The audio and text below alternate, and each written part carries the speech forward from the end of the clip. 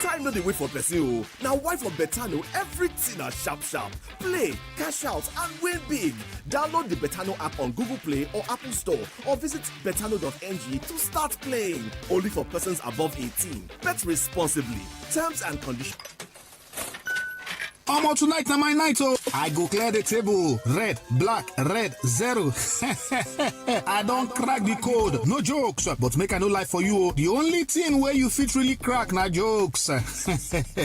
You dey play? Make we bet. If you like casino games and enjoyment, then make I tell you something wey go interest you. You fit win big on top Betano Casino, where enjoyment full ground. Betano give you access to over 5,000 exciting slot games on top Avatar plus mega jackpot every single day. Whether you be person wey just dey try your luck small or you just like the casino experience, Betano get varieties wey fit your style. Everything dey simple, smooth and entertaining. To start playing, just download the Betano app on top Google Play Store or Apple Store, or make you visit betano.ng. E no hard at all. But make we make this one clear, Betano na strictly for persons 18 years and above. Please bet responsibly. No go carry wetin pass you. Terms and conditions apply. So remember, na enjoyment to the talk, na discipline we dey promote, and na premium casino experience Betano dey bring give you. Download today, play responsibly. Betano.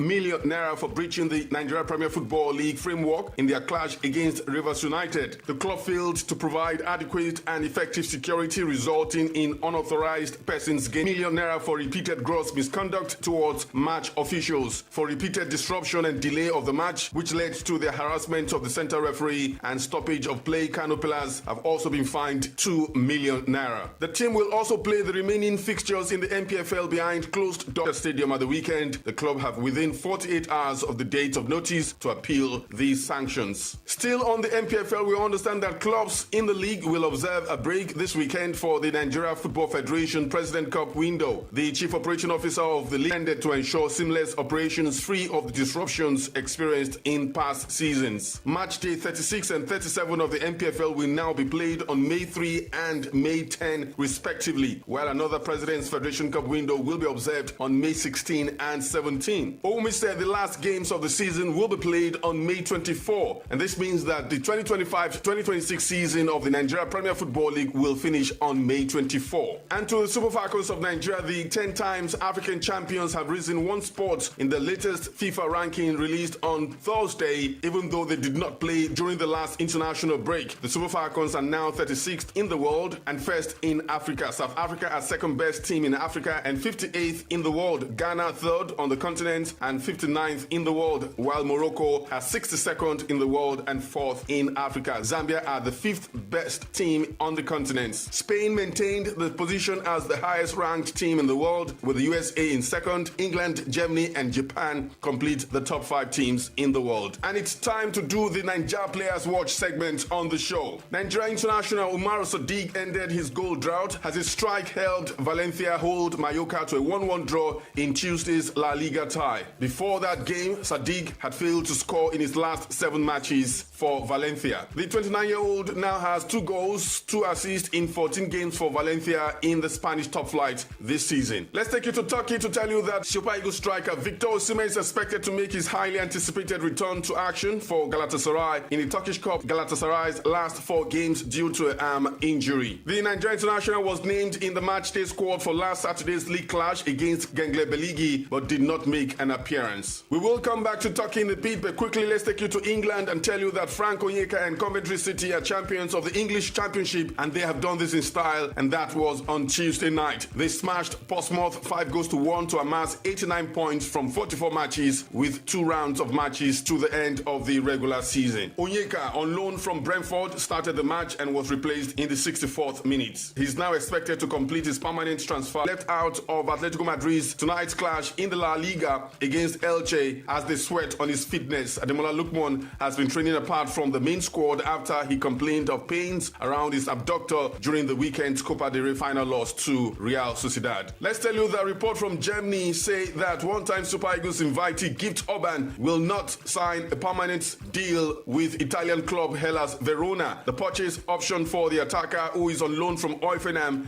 will likely not be exercised by the Italian club, who are doomed for relegation relegation, according to the report from Germany. Gift Orban is Hellas Verona's top scorer this season with 7 goals, but hasn't found the back of the net in nearly 3 months. Orban is under contract with Hoffenheim until 2029. To Scotland, Rangers defender Emmanuel Fernandez has continued to be a subject of interest from clubs across Europe. Ahead of the summer transfer window, Fernandez has caught the eye with his impressive performances for the Light Blues this season. The centre-back arrived the Ibrox from English League One club Peterborough United last summer. The 24-year-old was named in the Scottish Premiership PFA team of the season last week. Premier League clubs Chelsea, Arsenal, West Ham United and Everton have all been linked with Fernandez. Dutch giants Ajax Amsterdam and Feyenoord are also reportedly interested in the player. We also understand that there is interest from Bundesliga giant Borussia Dortmund and Bayer Leverkusen, and in Belgium, Pro League outfit Club Brugge are also pursuing Fernandez. Rangers are expected to demand around 35 million euros for the Nigeria international. In Germany, the Football Association has rejected Hamburg's appeal and confirmed a 2-match suspension for Super Eagles winger Philipp Otele following his recent sending off in the North Derby defeat to Werder Bremen. In a ruling announced on Tuesday, the DFB upheld the original decision, meaning Otele will miss league fixtures against Hoffenheim on April 25 and Eintracht Frankfurt on May 2. And back to Turkey, Trabzonspor striker Paul Onuachu has again attracted interest from an unnamed Saudi Arabian club just weeks after rejecting an offer from the Middle Eastern country. The 31-year-old has been the subject of transfer speculation this summer following his impressive form in the Turkish Super League this season. Last month, he was linked with a Saudi club that was ready to triple his salary, but the Nigerian forward turned down the offer. According to this latest report, he's again been listed by another Saudi club as a potential summer transfer, with the new suitors reportedly willing to offer him 4 or 5 times his current salary at Trabzonspor. All right, a very quick break at this point in time on the show. Stay with us. 360 Sport will be back with other sports.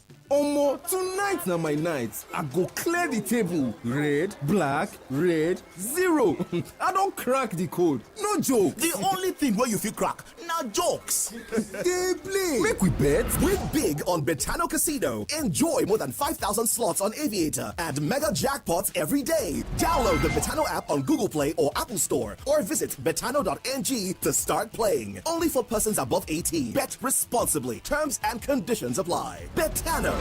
360 Sports. In basketball, Nigeria's D-Tigers have been drawn with European powerhouse France, Hungary, and South Korea in the tough FIBA Women's Number 4 through September 13 in Germany. At the draw ceremony in Germany yesterday, the 2024 Olympic Games quarterfinalists D-Tigers were handed the group. The 5 consecutive African champions are no longer rookies, given their performance at Paris 2024 when they defeated Australia and Canada and only bowed out to Team USA in a game that the Americans sweated to secure victory. In athletics, the 24 athletes for Nigeria have been released, with the team set to compete in all 6 relay events at the 2026 World Athletics Relays in Gaborone, Botswana. Team Nigeria will contest the men's and women's 4x100 meters and 4x400 meters, as well as the mixed 4x100 meters and mixed 4x400 meters relays, marking full participation across all relay disciplines at the championships scheduled for May 2 to 3, 2026 in Gaborone. The event also forms part of the qualification pathway to the 2027 World Athletics Championships in Beijing. Time for another break on the show. When we come back, we will delve back to football. Do stay. Last boss. Enter with your change, oh. Driver, wait, oh. Today, do fast now. Boss, no fit leave us, Joe. Make we bet. Time no dey wait for person o. Na why for Betano everything na sharp. Play, cash out and win big. Download the Betano app on Google Play or Apple Store, or visit betano.ng to start playing. Only for persons above 18. Bet responsibly. Terms and conditions apply. Betano. Omo, tonight na my night, oh. I go clear the table. Red, black, red, 0. I don't crack the code. No jokes. But make I no lie for you, oh. The only thing where you fit really crack na jokes. You dey play? Make we bet. If you like casino games and enjoyment, then make I tell you something wey go interest you. You fit win big on top Betano Casino, where enjoyment full ground. Betano give you access to over 5,000 exciting slot games on top Avatar, plus mega jackpot sport every single day. Whether you be person wey just dey try your luck small or you just like the casino experience, Betano get varieties wey fit your style. Everything dey simple, smooth and entertaining. To start playing, just download the Betano app on top Google Play Store or Apple Store, or make you visit betano.ng. E no hard at all. But make we make this one clear, Betano na strictly for persons 18 years and above. Please bet responsibly. No go carry wetin pass you. Terms and conditions apply. So remember, na enjoyment to the talk, na discipline we dey promote, and na premium casino experience Betano dey bring give you. Download today. Play responsibly. Betano.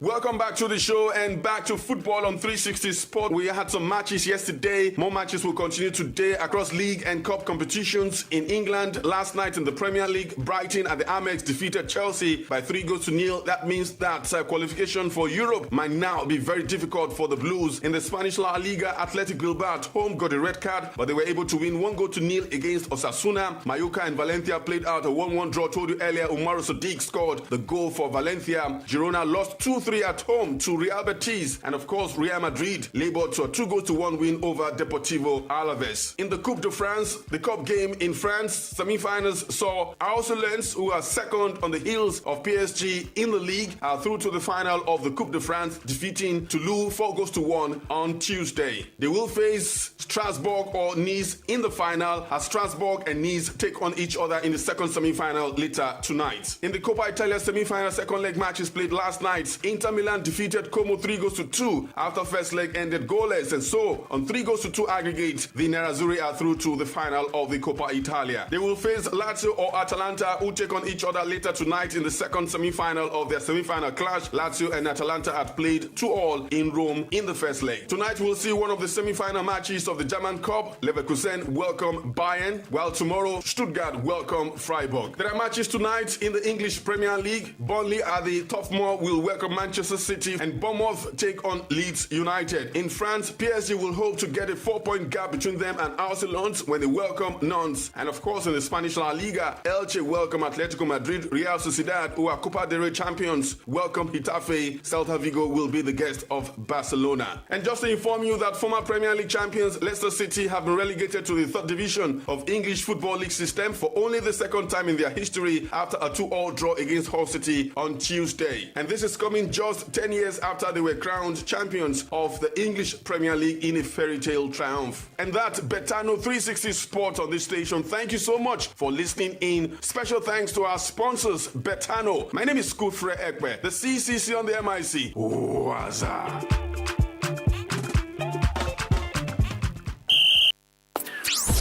What if the internet had a voice? What if we knew exactly what you love to listen to? What if we understood your vibe? Your voice, your opinion. Today, 95.1 FM.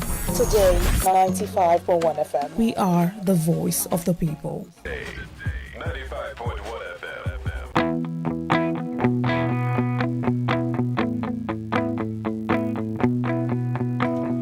FM. All right.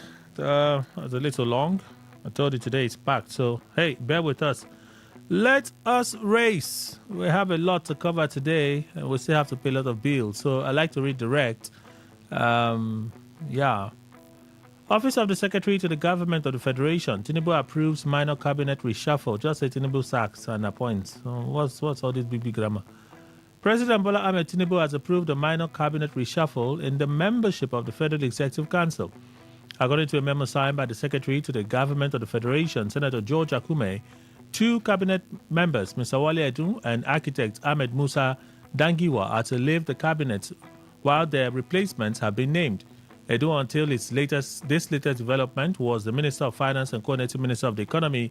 He's been directed to hand over to Mr. Taiwo Oyedele, who is now to take over as Minister of Finance and Coordinating Minister of the Economy. Oyedele was formerly Minister of State in the ministry. Also, Mr. Mustafa Rabe Dama, PhD, has been named as ministerial nominee and minister designate for the Housing and Urban Development Ministry. The memo also directed Dangiwa to hand over to the Minister of State in the ministry. The memo stated that all handing over and taking over processes should be complete on or before close of business Thursday, 23 April 2026. That will be tomorrow. Explaining the president's decision, Akume says These changes are aimed at strengthening cohesion, synergy in governance, as well as achieving more impactful delivery on the economy to Nigerians through the Renewed Hope agenda. He said the president, in approving the cabinet reshuffle, has fully exercised his powers as conferred on him by sections 147 and 148 of the Constitution, Federal Republic of Nigeria as amended. The president thanked the outgoing ministers for their services to the nation while wishing them the best in all their future endeavors. The president, Akume noted, equally assured all cabinet members that the process of reinvigoration shall be continuous. Well, I saw Edu's farewell message to Tinubu. I read the television this morning. I'm like, yeah, good riddance. Even the sack of Wale, good riddance. Let's move on. The one that they are brought in now, what's he supposed to do? Well, they talk about Edu getting sacked has been swelling for a while now. It didn't just start today. It's been on for a while now. Even at the time when Doris Uzoka Anita was appointed as Minister of State for Finance, it was suggested, it was said, rumored at the time, that Edu had been stripped of most of his responsibilities as Minister of Finance. I kept tracking it. And then while we're waiting for confirmation of that, the president went ahead to move Doris Anita to another ministry and brought in, that was the move actually. Perhaps we didn't get it. But that was the move. The move was, now I'm thinking about it, that was the move. The moment he moved Anita, he brought in Taiwo Oedele because he was prepping Taiwo to take over from Wale Edu. It was just a question of time before, pulling the plug on Edu for Taiwo to become the Minister of Finance. Oh, that's quite clever. Well, you see, that's why he's the president of the Federal Republic of Nigeria. He has to think fast. Anyway, so this was viral a few days ago. I think more like 2 days ago.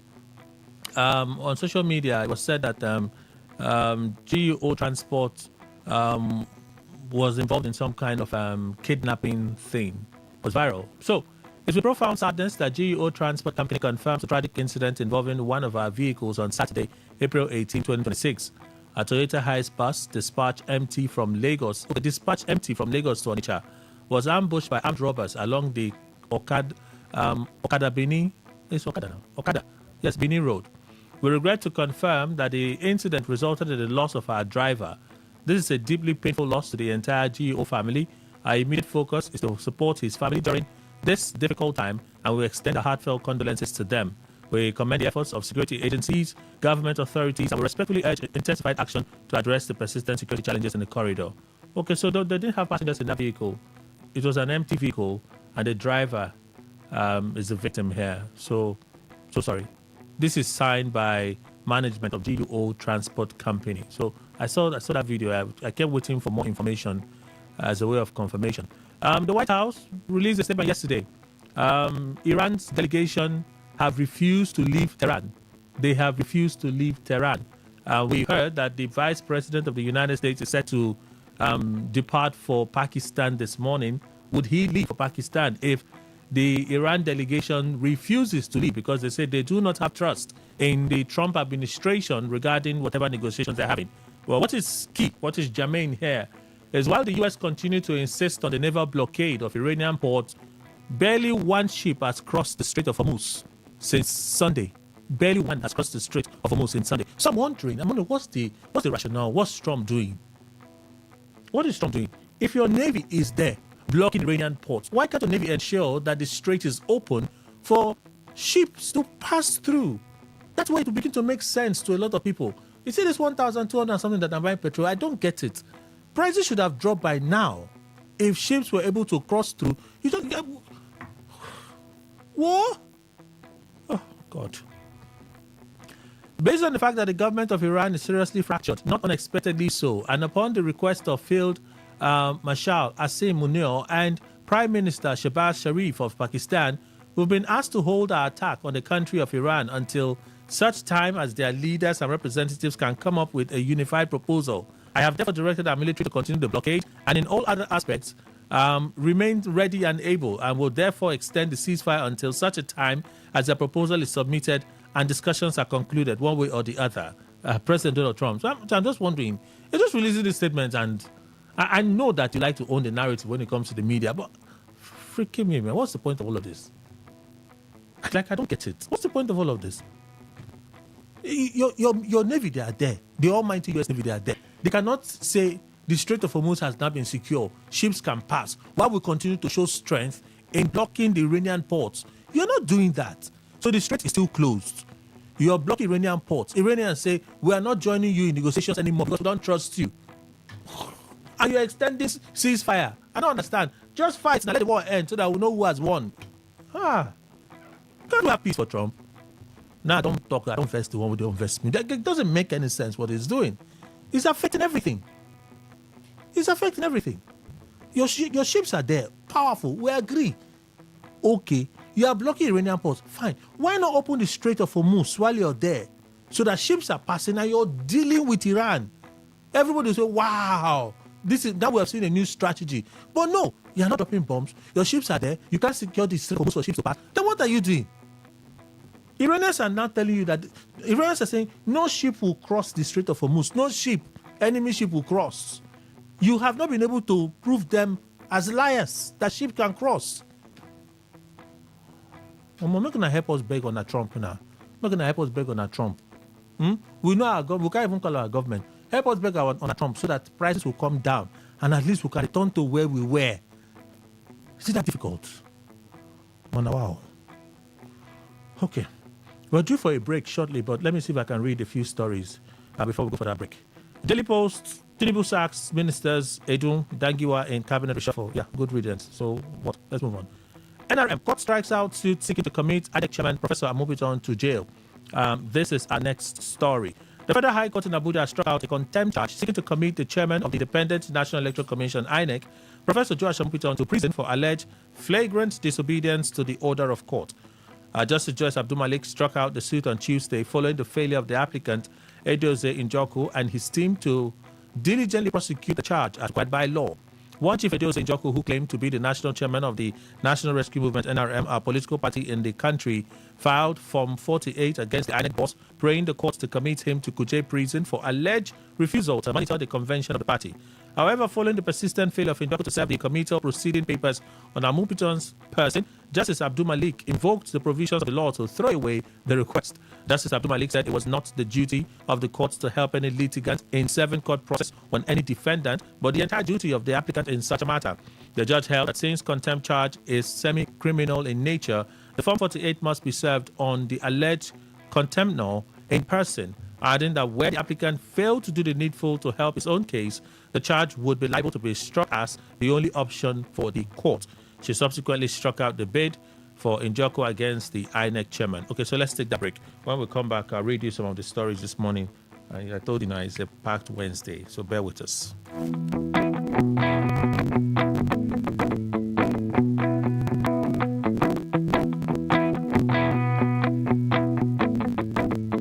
Port Harcourt, are you ready? Today, 95.1 FM, the voice of the people.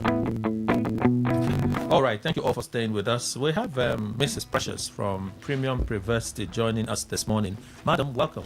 Thank you. Good morning, Kelly. Good morning, Port Harcourt. I know you have missed me. All right, so tell us what you do at Premium Privacy. Yeah, I know a lot of people have those persons who want to study the likes of medicine, law, courses that you need to score above 250, and they are unable to get through the cutoff. Also note that some of these persons who are talking about, this isn't their first time writing JAM, this isn't their second time and all of that. And some persons may be depressed at this point, but we provide alternative to JAM programs, alternative to JAM UTME programs that give students direct 200 level university admission to study in any university and any course of their choice without writing JAM UTME. That is to say, those persons who wrote JAM UTME and were unable to hit their cutoff, this is a good news for you, because we're giving you programs that you can gain your direct 200 level university admission to study in any university and any course of your choice without needing your JAM UTME results.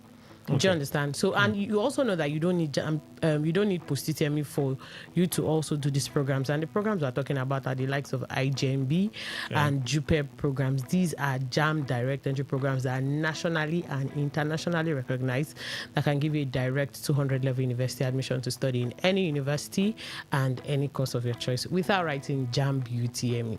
All right. Before we proceed, your address and phone numbers. Okay, our office is number 14 Railway Close behind Nightel, D-Line Garrison. Number 14 Railway Close behind Nightel, D-Line Garrison. You can call us on 0706 786 6444. 0706 786 6444, or you call 0703 263 4708. 0703 263 4708. So let's talk about the programs that you do now. You just mentioned them, but let's get a bit more perspective. Okay, so we do IJMB, that is Interim Joint Matriculation Board, and is moderated by Ahmadu Bello University Zaria. That does not mean that you're going to go to Ahmadu Bello University Zaria alone. Remember, I said these programs are nationally recognized. We also have JUPEB, Joint University Preliminary Examination Board, and is also moderated by University of Lagos. These are alternatives to JAMB programs. A lot of people do not know that in Nigeria we have two types of JAMB. We have the JAMB UTME and we have JAMB Direct Entry. JAMB UTME is the one they just concluded that gives you 100 level admission. That's the one they did last weekend. Yes, exactly. When you're done with JAMB UTME, you're going to write post-UTME and you're going to 100 level. And then we also have JAMB Direct Entry. Now, for you to be able to do JAMB Direct Entry, it means you have a prior certificate that you're using to apply. Because remember, for JAMB Direct Entry, you don't need JAMB UTME. You also do not need post-UTME to do JAMB Direct Entry. You have to have a prior certificate, or either you have a diploma or you have an A-level certificate like IJMB and JUPEP. Now, these are the certificates you need. And that's you're not going to year one. You're going to 200 level. 200 level. Exactly. It's a JAMB Direct Entry program, so you're going to 200 level. And these programs we're talking about, they run for 9 to 10 months. And then they are giving you direct 200 level admission. So for those persons that maybe did not hit the required points or the cutoff mark for JAMB this year, if you should enroll for the program, come next year. You're going to be meeting your mates in 200 level. Okay. Exactly. So that is a lot of good news. So you don't need to be discouraged no more. Maybe because you're discouraged, you didn't hit the required mark and all of that. You should enroll for these programs now. And then come next year when your friends are going into 200 level, you're going to be meeting them in 200 level. So you see that you did not miss out on anything. Okay. So how authentic are these programs? Okay, so I also want the audience to know that these programs, like I said, they are nationally and internationally recognized. Just like I've just explained, we have JAMB UTME. These programs are endorsed by JAMB. They were introduced by the federal government to help cushion the effect of university admission, because yearly we have situations like this where either students do not pass JAMB or they don't pass post-UTME, and for some reasons they are unable to gain admission into the university. So the programs like A-level programs like IJMB and JUPEP were introduced. Remember that for A-level programs like IJMB and JUPEP, you do not need to write JAMB UTME. You also do not need to write post-UTME. Okay. So you're just going straight into the university. So the federal government introduced these programs as an alternative to JAMB programs, JAMB UTME programs. And then we'll also have JAMB endorse this program, because of course you can take it to any university in Nigeria and you can get your direct 200 level university admission. You can also use it to study abroad for those persons who would like to study abroad also. So it is still JAMB that gives the admission? Yes, it is a JAMB direct entry admission. Okay, and that direct entry, like you said, takes you to 200 level. Takes you to 200 level. Okay, so let's talk about registration and accommodation for Premium Privacy. Okay, registration is on now, and of course I will encourage those persons who would like to do the program to register now. That registration is on. It's good you start from scratch when we're starting, because we wouldn't want a situation where people are coming midway into the program. Okay. Right, so registration is on. For now, there's no deadline. So you may want to... Unlike the last time you were here. Yeah, exactly. There's no deadline for now. So registration is open, and all you need to enroll for this program is just your O-level of 5 credits, including Maths and English. And then you also need to have your NIN and make sure that there are no name discrepancy, because we have that a lot. Okay. You see, some persons, either the name in their NIN differs from the one in their O-level and all of that. So you can get that sorted anyways while you enroll enroll for the program. You also need to have, of course, 2 passport photographs to enroll for the program. Now, for people coming far and near, we provide accommodation for you, because what I'm also emphasizing on near, we've had parents who would say, okay, I want my child to stay in the hostel. I don't want distractions and all of that. So exactly. So we also provide accommodation for people far and near. So maybe you're listening to me, you're outside Port Harcourt and you're interested in this program. You wrote JAMB, you didn't pass your JAMB, or you didn't hit the required score for your admission. Remember that we're talking about alternative to JAMB UTME programs that can give you a direct 200 level university admission to study in any university and any course of your choice. Are there guarantees for the candidates? Okay, so first, they should know that I'm going to emphasize again on the fact that these programs are nationally recognized. Okay. They are endorsed by JAMB. That is why it is a JAMB direct entry program. Okay. Because a lot of people don't believe that you can gain admission into 200 level without writing JAMB. So these programs are nationally recognized. Outside the fact that these programs are nationally recognized, Premium Privacy have decided to go extra for candidates who enroll for the program in Premium Privacy, because this is our 9th academic session, and remember the program is a yearly program, so that goes to say we've done 9 academic sessions and we've graduated. This is our 9th set now, so we've had students who have done the program graduated from different universities. Now we've decided to go extra for candidates because one very peculiar problem is sometimes these students, they are able to pass, but for some reasons they are unable to gain admission. Right. Yes. It's either you pass your positemi or you do not pass JAMB or whatever it is. But there are some people who also, maybe sometimes they may be able to hit the point, but maybe for one reason or the other, they are unable to gain admission. I don't know, whatever it is. But we've decided to go extra for candidates who do the program. We've partnered with fleets of universities to make admission a lot easier for students who do the program through Premium Privacy. All right, so your phone numbers again and physical address. Our offices are number 14 Railway Close behind Nightel, D-Line Garrison. Number 14 Railway Close behind Nightel, D-Line Garrison. You can call us on 0703 263 4708. 0703 263 4708, or you call 0706 786 6444. 0706 786 6444. Final words before you go. So maybe you're listening to me now and you didn't pass your JAMB or you didn't write JAMB at all this year. First, I want everybody listening to me that there's no age limit for this program. Whether you're a stay-at-home mom and you said, okay, I wanted to be done with kids before I go into the university, this program is for you. I want to go back and I want to study a different course from what I did in my first degree, the program is for you. Whatever it is, hence you're above 16 and you're done with secondary school, you can enroll for this program. These are programs that give you direct 200 level university admission to study in any university and any course of your choice without writing JAMB UTME. So maybe you didn't pass your JAMB UTME. It's not a problem. You do not need it for this program to be able to gain your direct 200 level university admission. Registration is on now, and all you need is just your O level or 5 credits, including Maths and English. You can call us on 0706 786 6444. 0706 786 6444, or you call 0703 263 4708. 0703 263 4708. Thank you very much. Thank you so much, Mrs. Precious. Let's return to our conversation. Stay with us.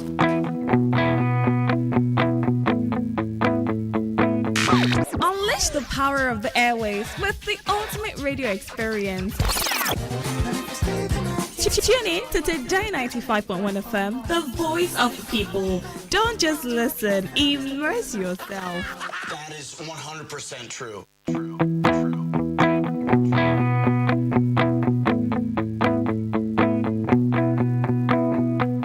All right, let's continue. Today 95.1, thank you for staying with us. Let's race now.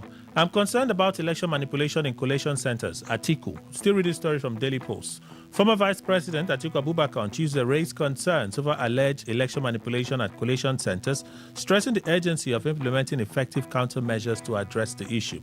He made a remark when he met with members of the Coalition for Democracy movement led by Dr. Jibrin Shehu Mustafa while discussing issues focused on strengthening electoral integrity and nationwide political coordination. On X, Atiku puts it this way. This afternoon, I met with the Coalition for Democracy movement led by Dr. Jibril Shehu Mustafa, who outlined their nationwide structure and commitment to supporting our cause, especially as it is the move credible and also protecting the votes. That's what I see here. I highlighted growing concerns about election manipulation, especially at collation centers, and stressed the need for effective countermeasures while expressing gratitude for their support and commending their consistency, assuring them that their sacrifices will not be forgotten and history will remember their role in defending democracy. All right. ADC slams FG over poor military funding. It's a good story, but we'll come back to it a bit later on. Tribune newspaper, Adelabu set to resign as Power Minister for Oyo governorship contest. The Minister of Power, Adebayo Adelabu, has announced readiness to resign from President Bola Ahmed Tinubu's cabinet in the coming days to join the race for Oyo State governorship seat.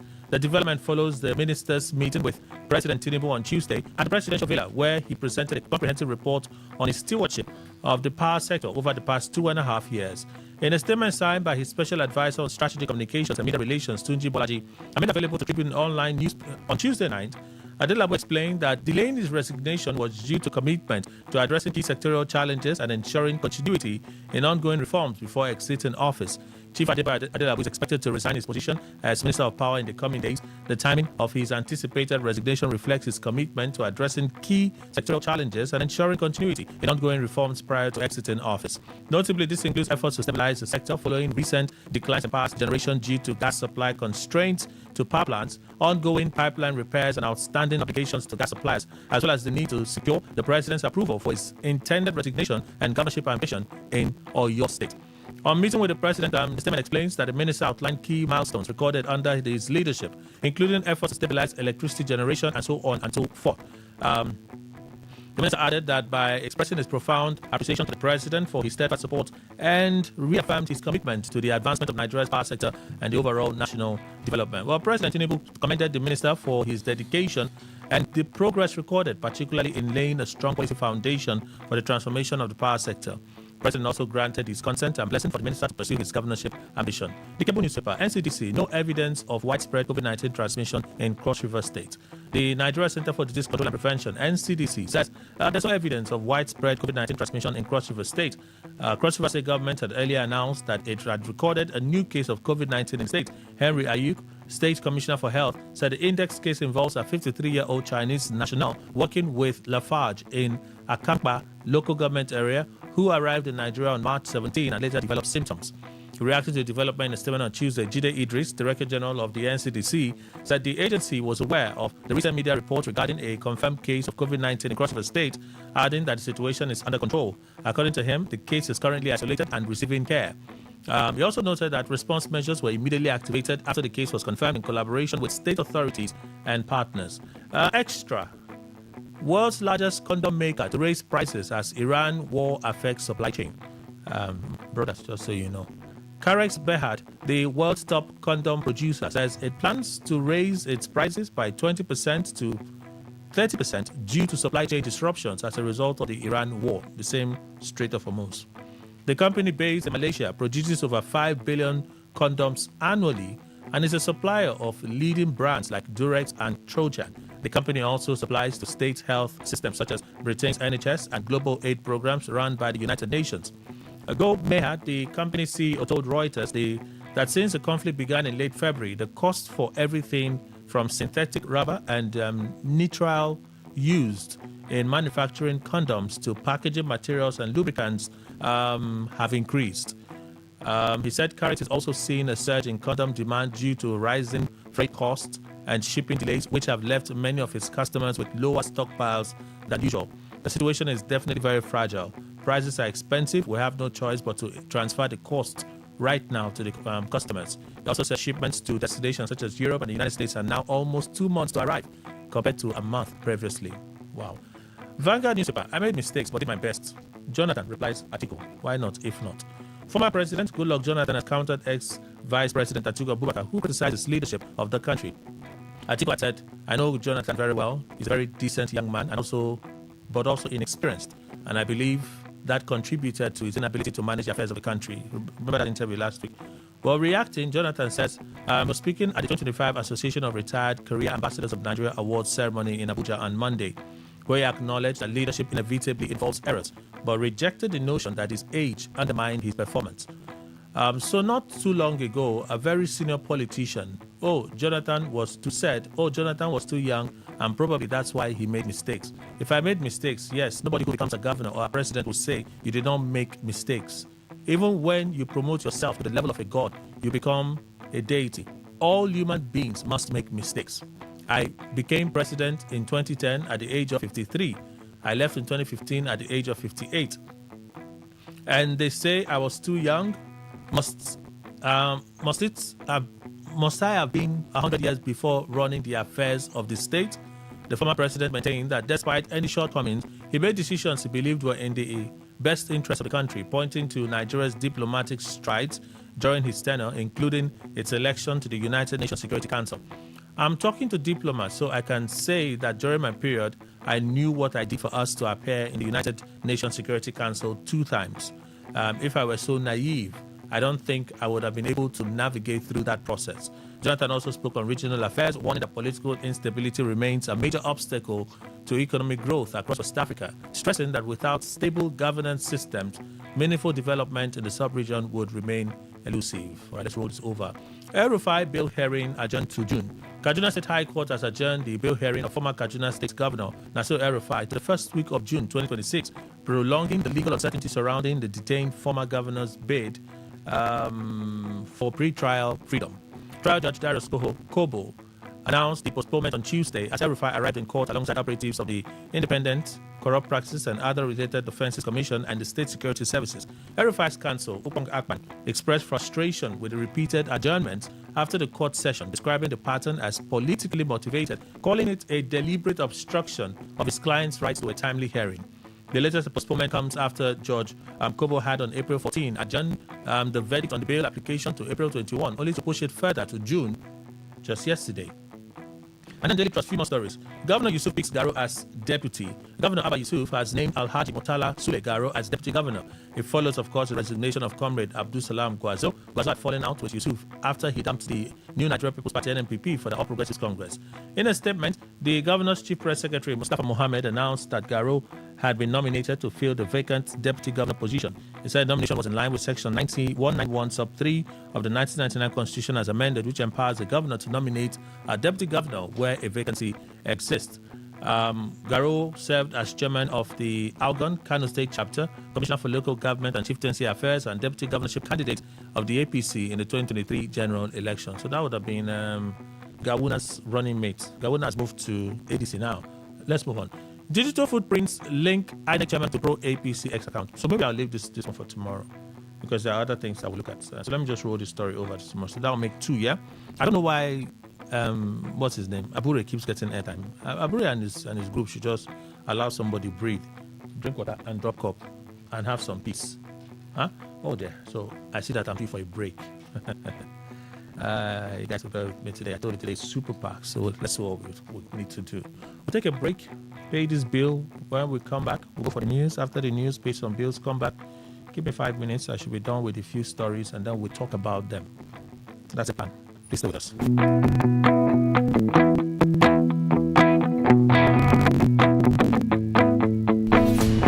Stay informed, stay ahead. Tune in to Today95.1 FM for the latest news and exciting sports updates. Your trusted source for everything you need to know. Today95.1 FM, the voice of the people.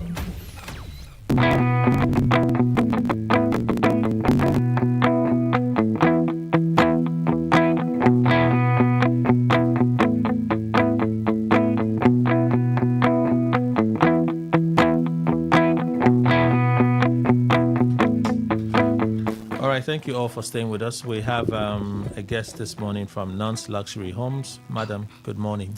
Good morning, sir. All right, kindly introduce yourself and tell us about Nance Luxury Homes.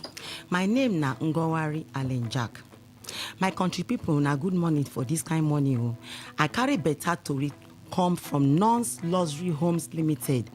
ogbonge promo wey go sweet una for belle, and na just 5 minutes drive from airport roundabout. Like I say, my name na Ngowari Alenjak. We dey introduce Flourish Estate wey dey for Imogu near Ketu filling station, Omagwa, with fantastic promo price of 2 million naira. Our installment payment na 2.2 million naira. This land na correct investment.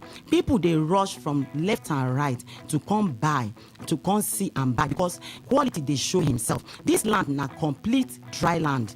As rain dey fall, na if na come, na go say na table land, not be waterlogged land. Nothing like say you go buy today, tomorrow problem go come dey. We dey give una better assurance, say nothing like that go happen in the future.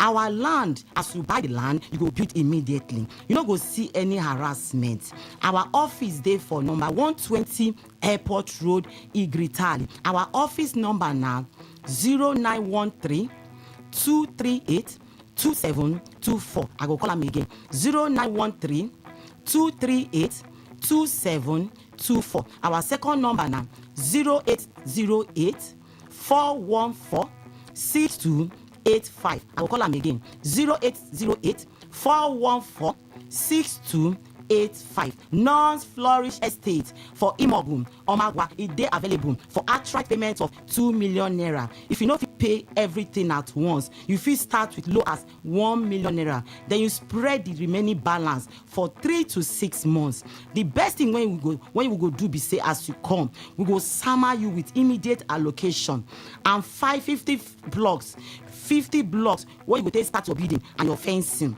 We get another package again, what they call Non's Garden Estate. It dey for Omagwa, near AP filling station, near AP Junction, Agwawura. Now 5 minutes drive from airport roundabout and 3 minutes drive from Alu. Now to buy and to build. Our price now 2 million naira. Our installment payment now 2.2 million naira. If you fit pay small, if you pay small of 1 million naira, then you spread the remaining balance for 3 months. You don't need to fear anything at all concerning us, because we sure for you. We value you well, and our land no dey enter water. We be family real estate. We take you like ourselves, so assurance cover you. We dey tell you, say make you call our number, and our number now 0913 238. Can you slow down with the numbers? Okay, sir. 0913 238 2724. I go call them again. 0913 238 2724. Our second number now 0808 414 6285. I go call them again. 0808 414 6285. Our office address there for number 120 Igritali, 120 Airport Road, Igritali, Port Harcourt. No make landlord they use it to take cash out to. Land na asset, while rent na money taker. Our inspection days now Monday to Saturday from 10 a.m. to 4 p.m. Remember, say the land when you buy today, they increase for value within just 1 month. That also when you they do, that akawo when you they do, gather that money, come our office, I will carry you go there. If you come our inspection, if you come our land, you go find out the people don't already done they do. Engineers don't they do survey, everything don't they gym. And I go on tell you again, say we not get any hidden charges, so no community wahala. Just come and see and buy, and you start up your building immediately. Our office number now 0913 238 2724. 0913 238 2724. Our second number now 0808 414 6285. I will call them again. 0808 414 6285. The longer you dey wait, my people, the more you dey lose time. Remember, our land now 5 minutes drive from airport roundabout, and the land get better road access. So no allow soap enter your eyes. So when you dey look for cheap land, follow who no road. We dey wait for na Jim. Our number again, our office number again now 0913 238 27 24. I go call am again 0913 238 2724. Our second number now 0808 414 6285. I go call am again 0808 414 6285. We dey give only free deed conveyance and instant allocation. That's free deed of conveyance. And instant allocation of 50 blocks. These 50 blocks now for you to start up your building immediately.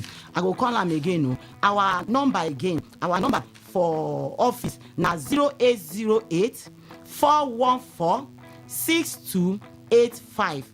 I go call am again 0808 414 6285. Our second number now 0913 238 2724. I go call am again 0913 238 2724. North Flourish Estate for Imogun, Omagwa. It dey available for outright payment of 2 million naira. If you no fit pay all, you go stretch am for 3 months, and your first payment na 1 million naira. The best thing wey you go do be say we go sama you with immediate allocation and 50 blocks wey you go take start your building, and na just 5 minutes drive from airport roundabout. The second ogbonge estate we dey call am Non's Garden Estate, when be 5 minutes drive from airport roundabout and 3 minutes drive from Alu. Na buy and you buy and you build. And our outright payment now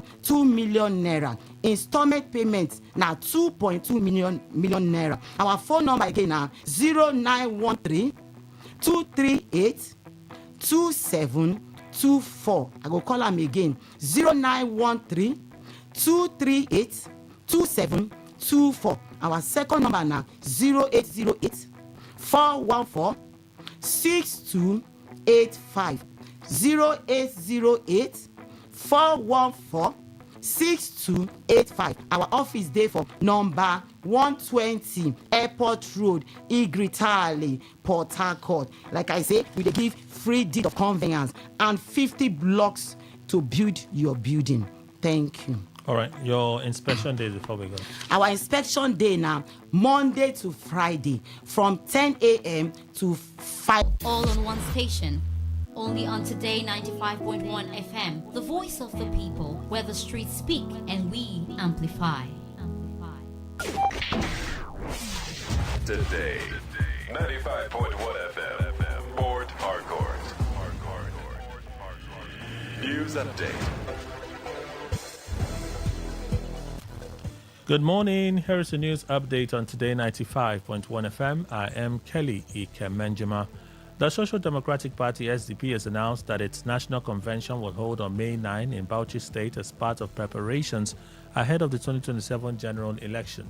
The party's National Working Committee, NWC, made a disclosure in Abuja describing the event as a key step in strengthening its internal structures and electoral readiness. National Chairman Professor Sadiq Gombe said the convention planning committee will be chaired by Usman Bukaji, with former House of Representatives member Mulikat Akonde serving as deputy chair, while Gaza Befwi will act as secretary. He added that Independent National Electoral Commission INEC recently conducted a verification exercise at the party's national secretariat, reviewing its leadership structure, financial records, membership register, and nationwide presence. Gombe said the SDP has met all statutory requirements under the Electoral Act and expressed confidence in the party's growing strength ahead of the 2027 polls. A 3-member panel of the Court of Appeal in Abuja has dismissed the appeal filed by Julius Abure challenging his removal as national chairman of the Labour Party, affirming earlier decisions that recognized Nadi Usman as the party's legitimate leader. The appellate court upheld the January 21 ruling of the Federal High Court, which reaffirmed the Supreme Court's judgment that nullified Abure's claim to the party's leadership. The Supreme Court had earlier voided the convention that produced him as chairman and directed the Independent National Electoral Commission INEC to recognize Usman-led leadership. Delivering the lead judgment, Justice Oyejogi Onyiwumi held that the lower court acted within its constitutional powers in directing INEC to recognize the duly constituted leadership and agreed that the caretaker arrangement headed by Usman was a doctrine of necessity to fill a leadership vacuum within the party. The court also criticized Abure for abuse of court process and forum shopping, describing the appeal as lacking merit and amounting to a waste of judicial time, and consequently imposed a 10 million naira cost against him. Reacting to the judgment, Senator Nenadi Usman described the ruling as a victory for democracy and the rule of law, commending the judiciary for upholding justice in the face of attempts to undermine its authority. Nigeria has recorded a fresh case of COVID-19 in Cross River State, prompting health authorities to begin profiling and tracing individuals who may have had contacts with the infected patient. The state's Ministry of Health confirmed that a Chinese national who tested positive for the virus has been isolated, while contact tracing efforts are underway to prevent further spread. The Commissioner for Health, Henry Ayuk, disclosed the development in Calabar, describing it as the state's first significant COVID-19 case since 2022. He said the patient arrived in Nigeria on March 17, 2026, and is believed to have contracted the virus locally after the 14-day incubation period, with symptoms reportedly noticed on April 10. He added that health teams have been deployed where the patient lived and worked to contain any possible transmission. Meanwhile, the World Health Organization WHO coordinator in Cross River State, Yewande Olatunde, has advised Nigerians to maintain health precautions, noting that COVID-19 has not been fully eradicated globally as new variants continue to emerge. On the foreign scene, the British government has announced plans to fast-track its clean energy transition following a spike in oil and gas prices triggered by the US-Iran conflict. Energy Secretary Ed Miliband is expected to outline new measures aimed at rapidly expanding renewable energy infrastructure, including the large-scale deployment of solar panels and wind turbines on government-owned industrial and railway sites.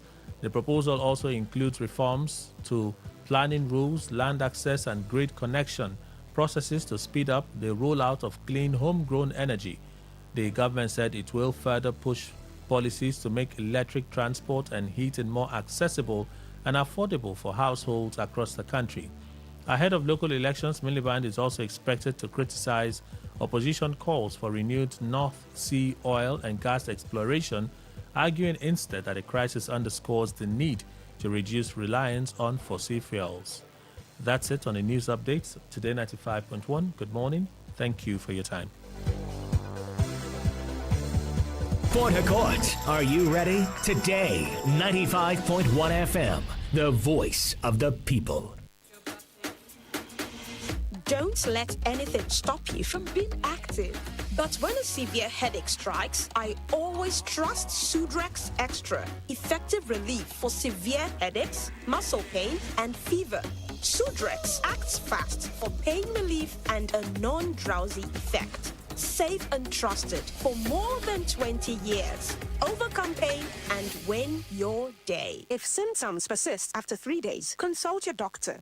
Waiting they create, party for mouth. Waiting they cause, they let you rejoice. Terra Cubes. Terra Seasoning Cube turns your meals into a masterpiece. Unwrap joy, unleash taste. Hey, come cook with Terra Cubes. Come cook with Terra.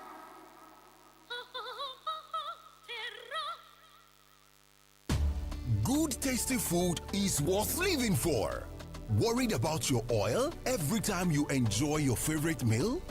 Introducing Golden Terra Smart Balance Oil.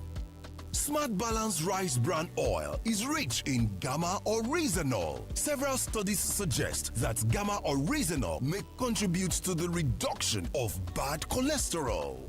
Golden Terra Smart Balance Oil. Good food, no worries. Good tasty food is worth living for. Worried about your oil every time you enjoy your favorite meal? Introducing Golden Terra Smart Balance Oil. Smart Balance Rice Bran Oil is rich in gamma oryzanol. Several studies suggest that gamma oryzanol may contribute to the reduction of bad cholesterol. Golden Terra Smart Balance Oil. Good food, no worries. Say no to the ordinary. Embrace the extraordinary, because we are the voice of the people. Voice of the people. Today, 95.1 FM. Today, 95.1 FM. Please listen to this infomercial.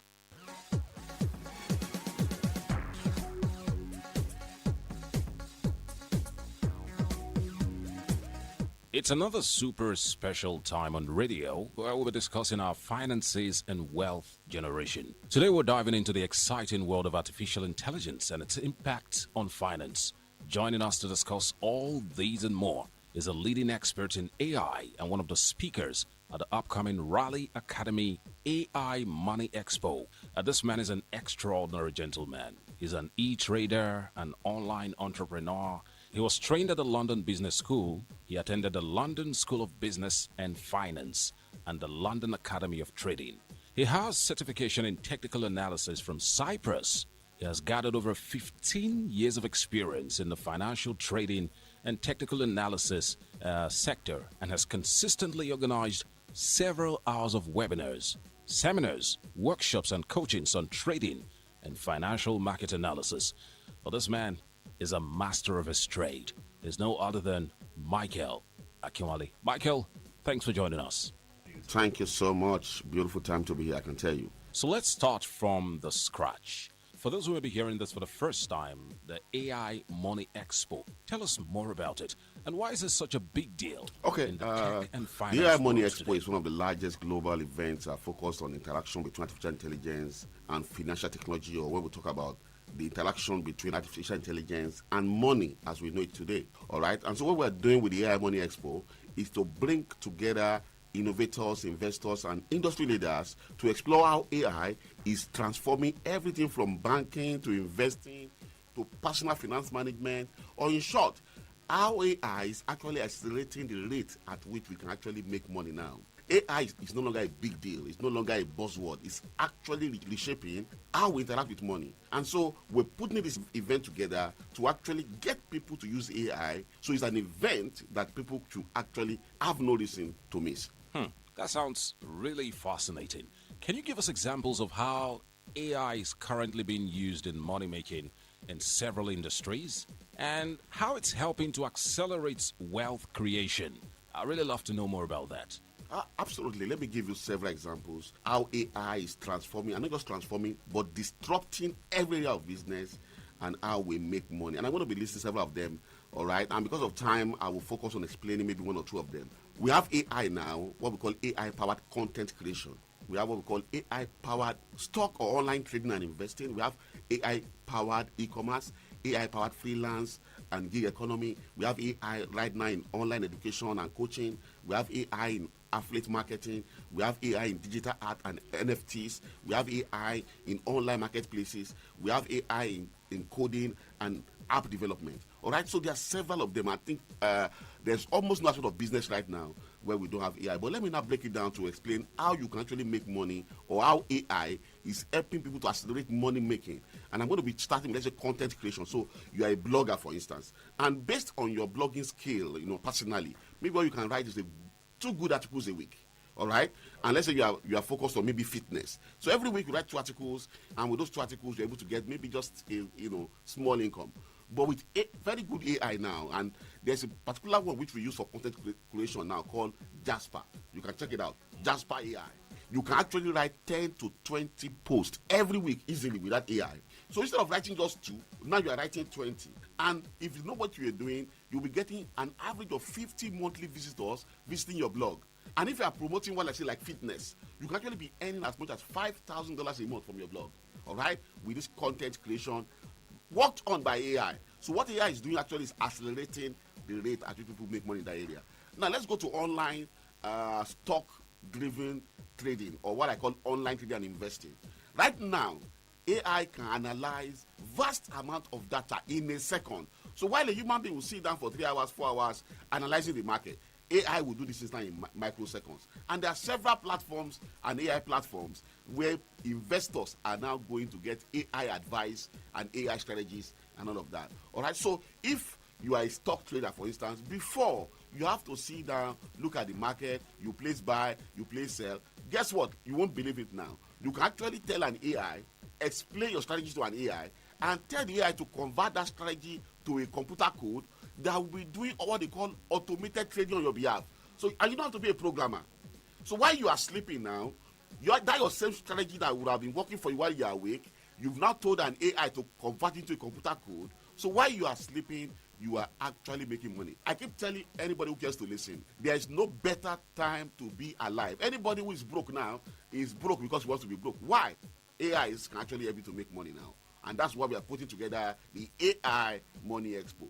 Come and discover how in all these businesses you can begin to use AI to make money faster.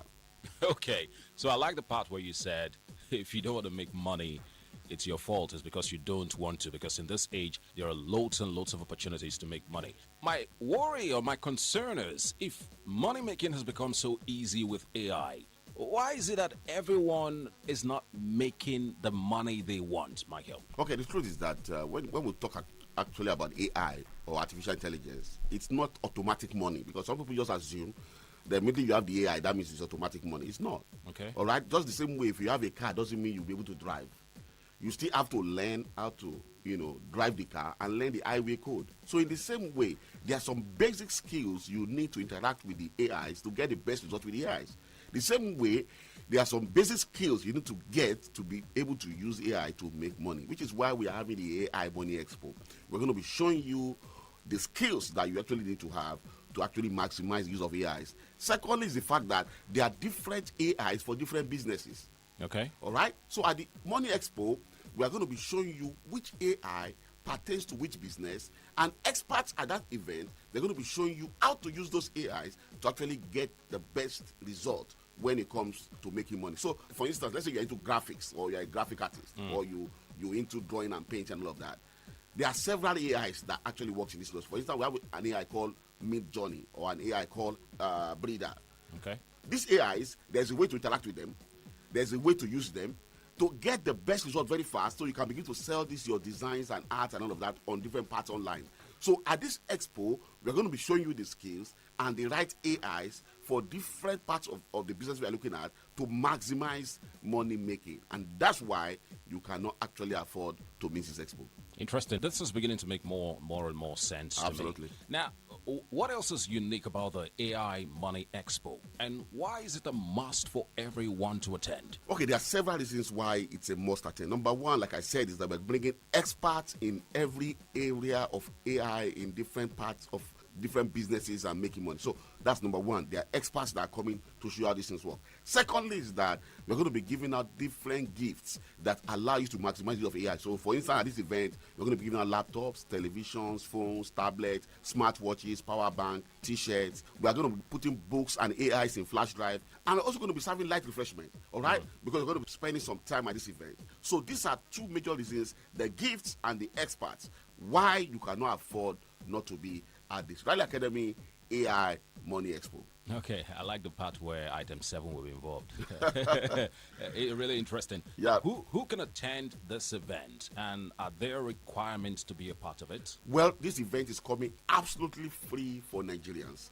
Anybody listening to me right now, you are interested in how you can use AI to maximize your life and money making right now, you have to be at this expo.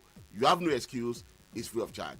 Secondly is that as long as you need the knowledge and the skill to begin to use AI to make money now, be at this event. There's no requirement. You can be a businessman, you can be an employee, you can be a lecturer, you can be a student, a man, a woman, retiree, even housewife.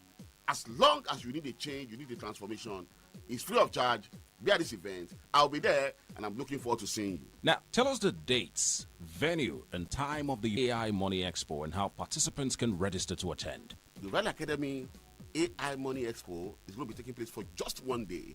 One very important day right here in the city of Port Harcourt. And the date this event is going to be taking place is this week Thursday, the 23rd of April, 2026. Remember that again, this week Thursday, the 23rd of April, 2026. And the time is going to be at 10 a.m. prompt. 10 a.m. prompt. The venue of the event right here in the city of Port Harcourt is going to be at Kasoni International Hotel and Suites. Kasoni International Hotel and Suites. Number 6, Presbyterian Close, off Stadium Road, opposite RCCG, right here in the city of Port Harcourt. Castle International Hotels and Suites. Castle International Hotel and Suites. Number 6, Presbyterian Close, off Stadium Road, opposite RCCG. If you're on Stadium Road, you can actually see the Castle International Hotel right from Stadium Road. So it's a very popular place, I can tell you. You cannot miss it. It's very important that you register for this event so we know you are coming. And guess what? So we can prepare for you. And the register is very simple. Send an SMS to a phone number, then your seat will be reserved. So take your phone right now. Let me show you how to register. If you want to register to reserve your seat to be at this AI Money Expo, send an SMS to the word PH1. PH is short for Port Harcourt. And the number to this phone number 091 6466 0000. Let me take that phone number again 091 6466 0000. Let me take that phone number again 091 6466 0000. Let me take that phone number again 091 6466 0000. Thank you. Now, Michael, what else would participants benefit at this expo? Well, like I told you earlier, the event is already power packed. We already have free gifts. We already have experts that are going to be there. All right. But like our Cultural Rally Academy, there is still a lot you're going to be getting. Number one is that the first 100 people to register to be at this event, you're going to be going home with what we are calling the AI Business Education Library. The Rally Academy AI Business Education Library. In this library, we have videos, we have materials that can allow you to begin to learn more about AIs when you get home, because education is a continuum. It doesn't really end. So, and the more you develop yourself, the better you become and the more you are earning. All right. So that's the first thing. Secondly is that we're going to be giving out big cash prizes. When it comes to these businesses, you need some little capital to start. So for every participant at this event, we're going to be giving out as much to the tune of 1.5 million naira. Let me say that again. We're going to be giving to the tune of 1.5 million naira to participants at this event for them to start their businesses. And apart from the 1.5% bonus, which goes for everybody, we're going to be giving out special bonuses to a few people also. People are going to be going to 150% bonus, 175% bonus, 200% bonus. So it's an event that is knowledge packed, information packed, and also gift packed. So begin to register right now. Be at Real Academy AI Money Expo, and I can tell you, the year is still a little bit fresh. We can make this year 2026 a very great year.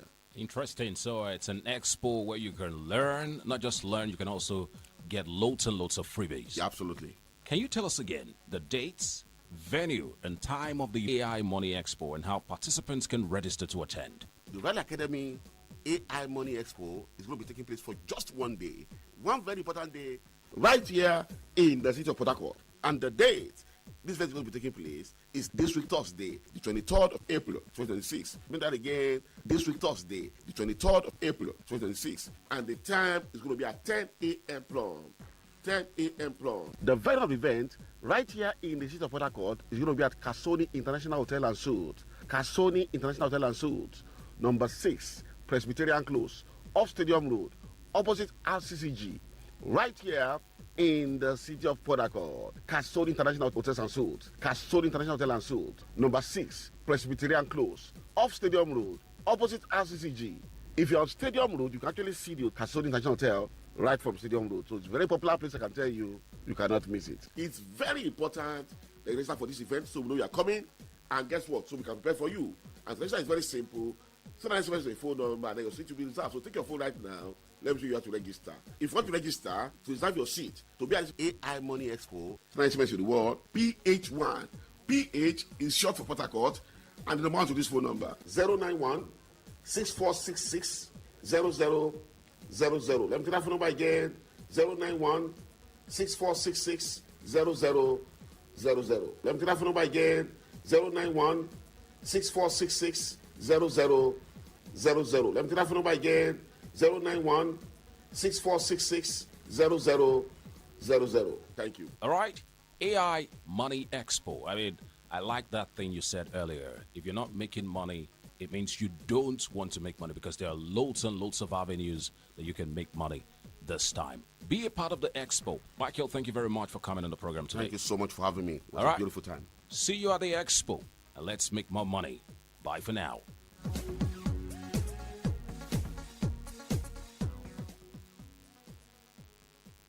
And that was a paid infomercial.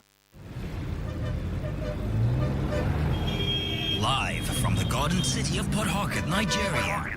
This is Today 95.1 FM.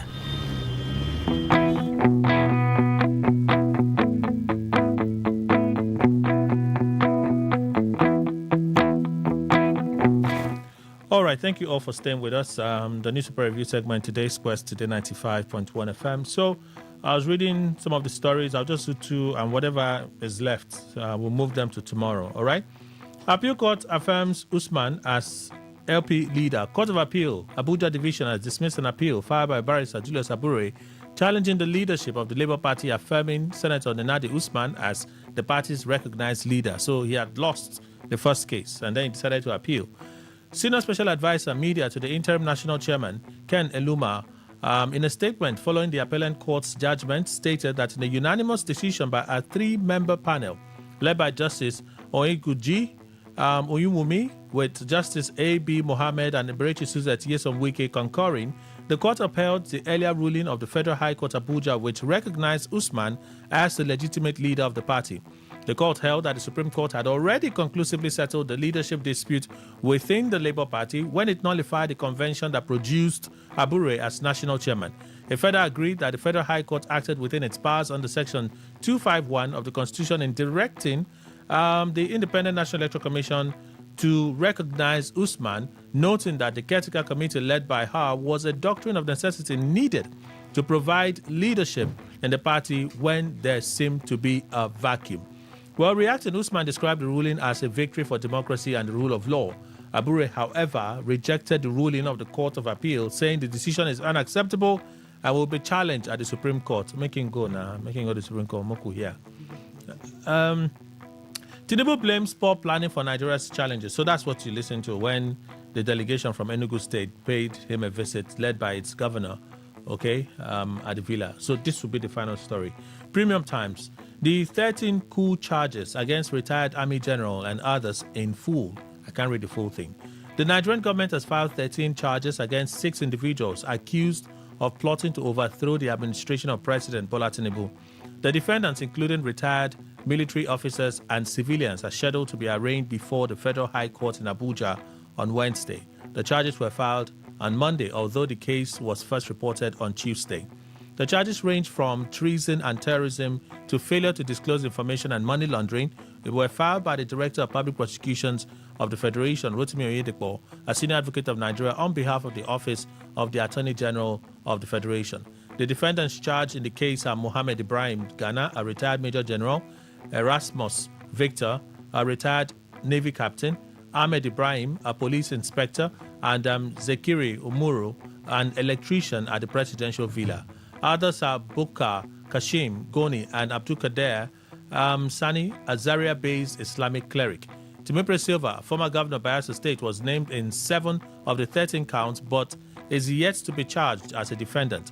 The prosecution said Mr. Silva, who served as the Minister of State for Petroleum Resources during the immediate past administration of the late former President Muhammadu Buhari, is on the run. Mr. Silva, alleged to be the financier of the coup, denies the allegation in the press statement last year.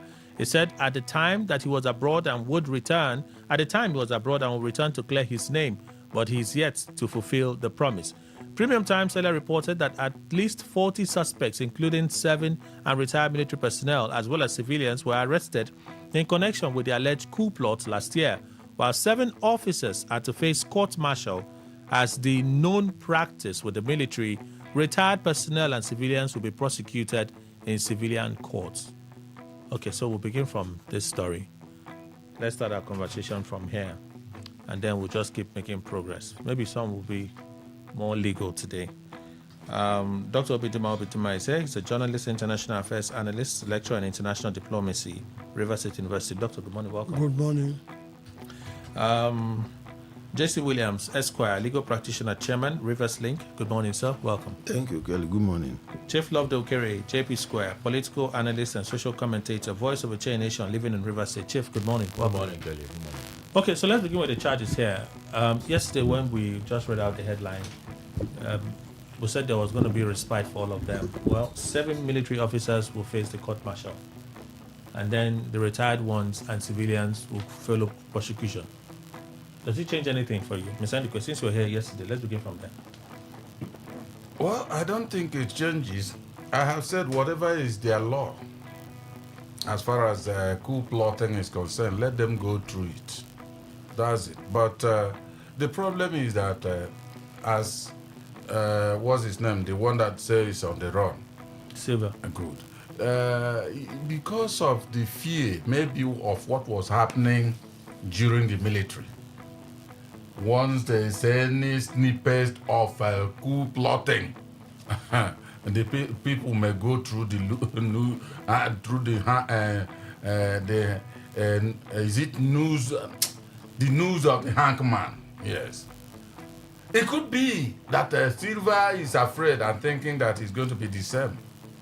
You see, I always wish people to, if anybody says you stole, for instance, it's not angels that could be accused. It's humans. Come and defend yourself.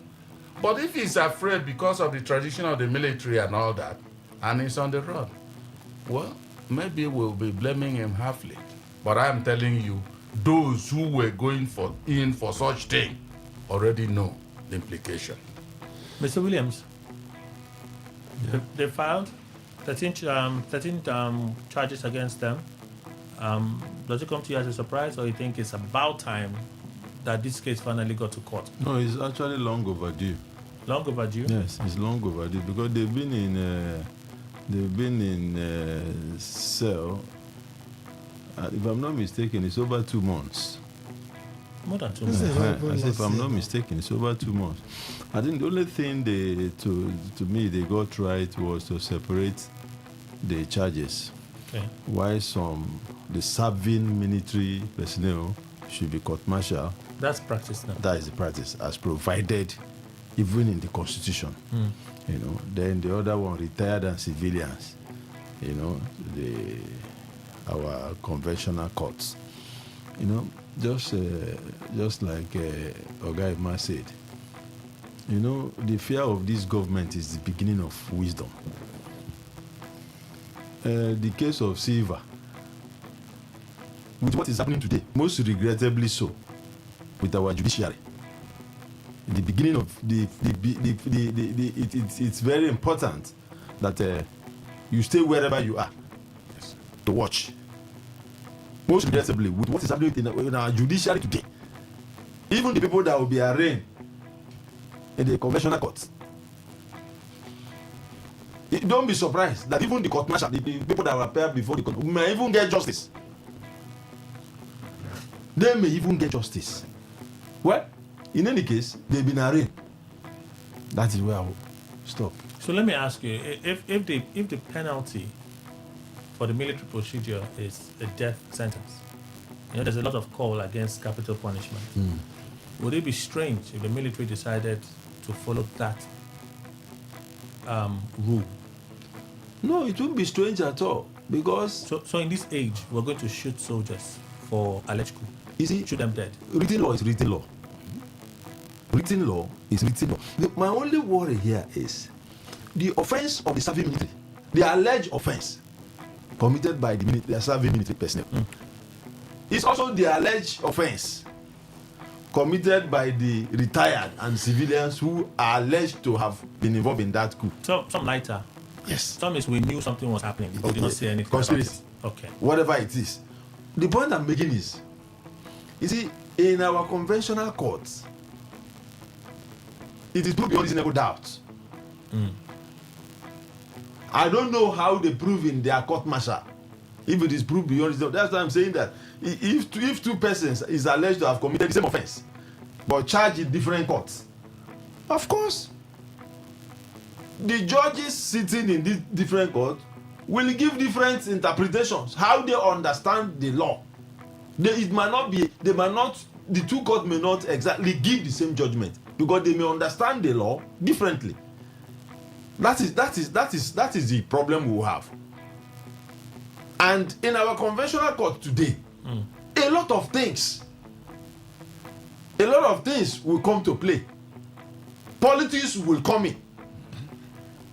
Like in the case of Timi Prisivana, if he enters this country today and he's arraigned, it will shock you that in prosecuting him, politics will come in. So that is it. That is the problem. Dr. Bitima. Yes. I think, first and foremost, what is the reason for anyone to attempt to take over government? There are two things. There are two reasons. One could be personal ambition, very selfish ambition. Two could be very bad governance. That the people, and it is actually seen and known that people are disenchanted, people are not happy with the government. Both the soldiers and civilians, they are human beings. They are all Nigerian human beings feeling the same pain. Because some of them, even the military, appear to be frustrated with the system because they cannot even apply their profession because of corruption, bad governance, stealing, fixing the security well, what they're supposed to do. They get angry. So a government should also go back and review why this attempt to take us off.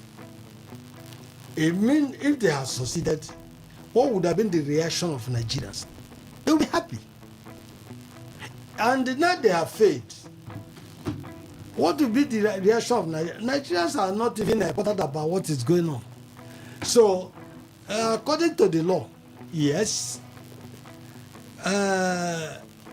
if you attempt to take over government in an unconstitutional manner, these are the things that prescribed by law. But with the situation of Nigeria today, I don't think that even if they are convicted, that they will be executed immediately. And this will take years. I don't think they will be executed because this country is so polarized, and they know that it is a civilian government. Are you saying execution for the serving personnel? Yes. Okay.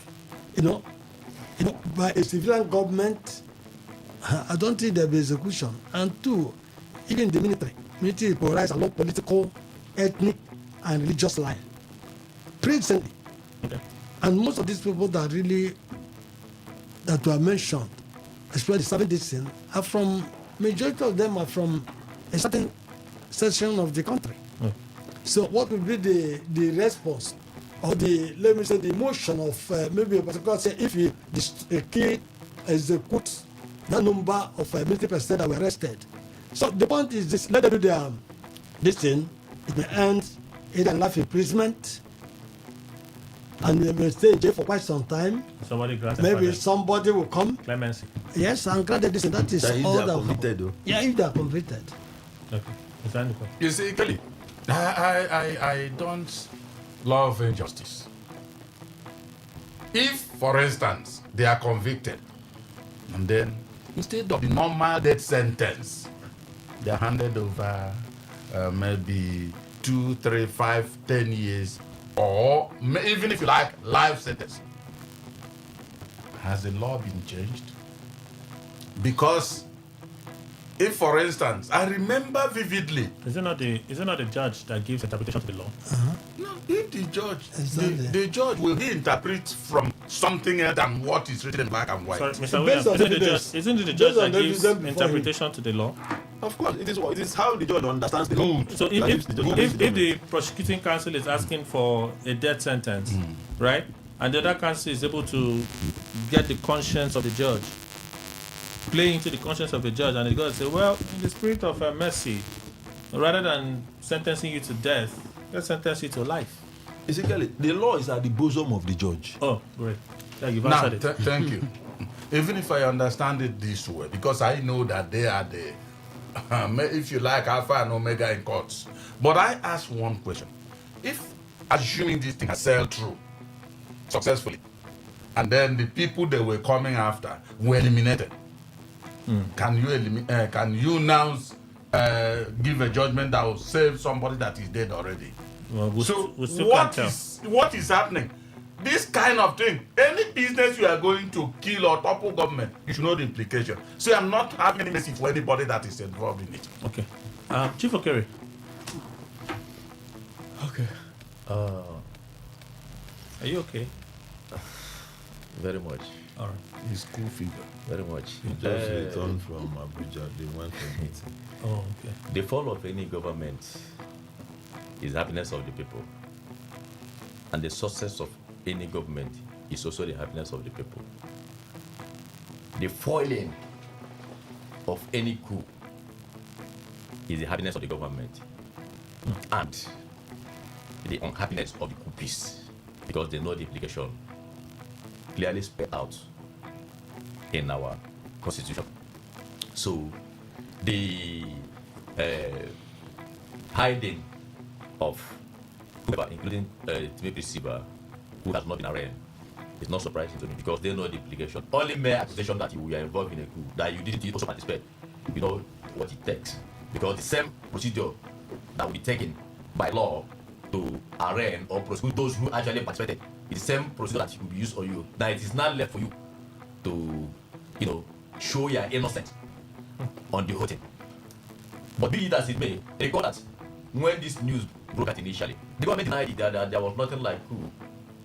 It was after some time that they now came up with a statement to say, yes, there was actually some attempt to topple the government and some persons were arrested, including military, retired, and civilian who were involved. And for me, I don't have much to say about it because if they had succeeded, they would have enjoyed it. And by now, the order would have changed. Our order would have completely changed. Exactly.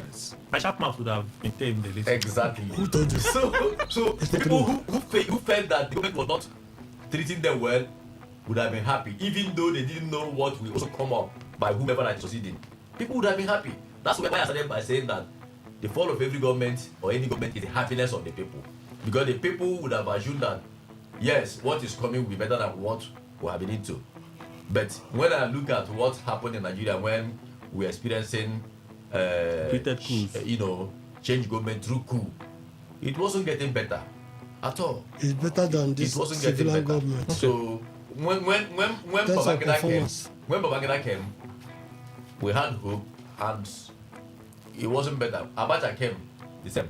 Even including when Murtala Mohammed, Agi Rosi, Yakubu Gowon, in those days, this we are getting from bad to worse. Okay, because if the reverse was the case, perhaps Nigeria would have been better than what it is today. All right. So for me, anyone who was involved or who is pronounced to have participated in that coup, the person should go and prove his innocence or be punished for it. Okay.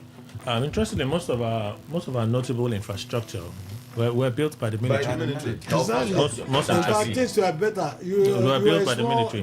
Let's move on. Let's move on from this issue. The council to El-Rufai made a statement, and I find it. When I saw yesterday, I was a bit stunned. His bail, whatever, has been done to June. He remains in the custody. There are two courts here. One of those courts had granted him bail, so he needs to perfect that one. But this other one that is related to alleged money laundering, right? Is the one that says, as a former governor, releasing you would interfere with the investigation. So on that note, remain in the custody of the ICPC. I'm like, I beg. Maybe I don't understand it. There are many governors with allegations like this, and they are granted bail. So, is it beyond what we see legalese, or really is what a lot of people like myself suspect that them go stress them? Mr. Williams. Kelly, sometime last week, I don't know whether you saw that, El-Rufai from the prison or from the correctional center or from the holding of wherever ICPC. ICPC's cell, detention. El-Rufai raised an alarm. That they will rearrest. That there is an attempt to keep him till after the ADC primaries. He said it. So what played out yesterday was just a confirmation of what the alarm El-Rufai had earlier raised. So I wasn't surprised when his counsel reacted the way he reacted. One thing, Kelly, I was in court 2 days ago, I won't mention the name of the judge. And then a particular counsel or a particular lawyer was trying, he didn't want his matter to go on, was just playing games.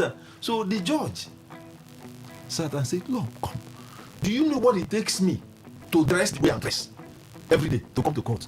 When I dress like this, what that should mean to you that I am for a serious business. I don't like dressing like this, but when I, as in he wrote, you know how judges, he said, when I dress like this and I come to court, I have come to do my work. So at the end of the month, whatever they pay me, I know I earned it." University said that judge said so. You see, but it's unfortunate.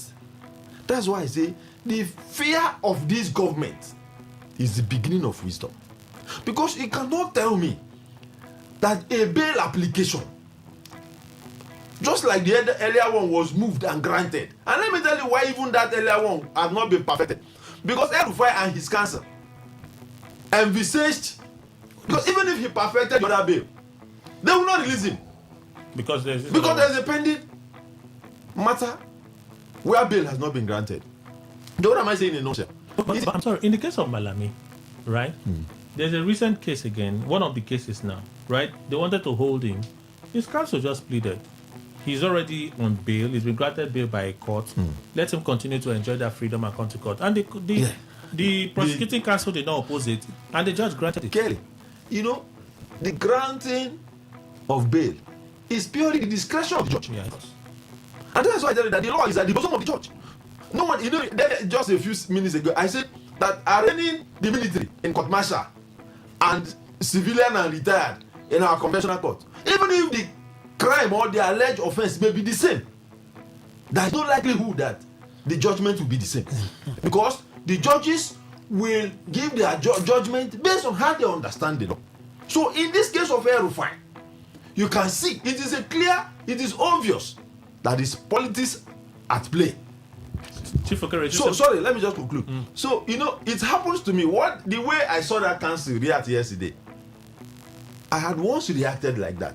You know, when you prepare as a lawyer, all through the night you studied, preparing for your case, just for you to go to court to present your case, and then you hear this kind of, this is an adjournment, not May, June.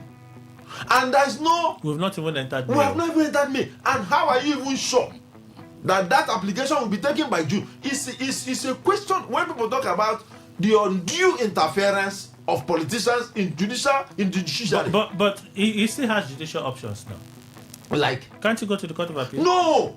You can only go to the Court of Appeal if the lower court refuses. So... refuses your application. He has to remain He will remain there until the High Court delivers ruling one way or another. As long as that ruling has not been delivered, you cannot go on appeal. Okay. All right. Chief Okere. Kelly, if you have made up your mind to fetch an infected firewood, be prepared to welcome lizards and other insect feeding animals within your habitat. But not human being. Let me be properly distinguished. Yes. You see, El-Rufai is playing politics at different level, very high level. And he knows, and you and I know that if El-Rufai should be in the position of Ahmed Bola Tinubu, he will do the same to anybody who comes his way. I am one of those who told people that right from the first day that El-Rufai was picked, I told people that El-Rufai will not come out of this hook until after election. Possibly, he may be at even the general election. Except he has decided to play down on some of the decisions he has taken politically. You see, El-Rufai doesn't it show that they are afraid? No, who don't? That's this. You see, just will I say the fear of this government is the beginning of wisdom. Not just this government, though. No, me, I said this government. You said so. I'm extending. He's expanding. I'm expanding it. The fear of any government in power. Yes. Any government, even if it is the smallest government in your community, and it's formed to be a government. Perhaps in Africa and some European nations. Anywhere all over the world. No, perhaps in Africa and some European nations. This is my opinion. Yeah. You do Anywhere all over the world. You do have a right to reign. Otherwise, we can add Trump the will do certain caveat. things he's doing and going and Trump cannot do like that everything in he wants to America. do in America. Chief okay. See, Chief okay. Don't mention Trump. What you do, my sir? Sorry, I will not mention Trump. I will not. Apologize. For me, the first question I will ask myself is the offenses or the offense that El-Rufai is alleged to have committed.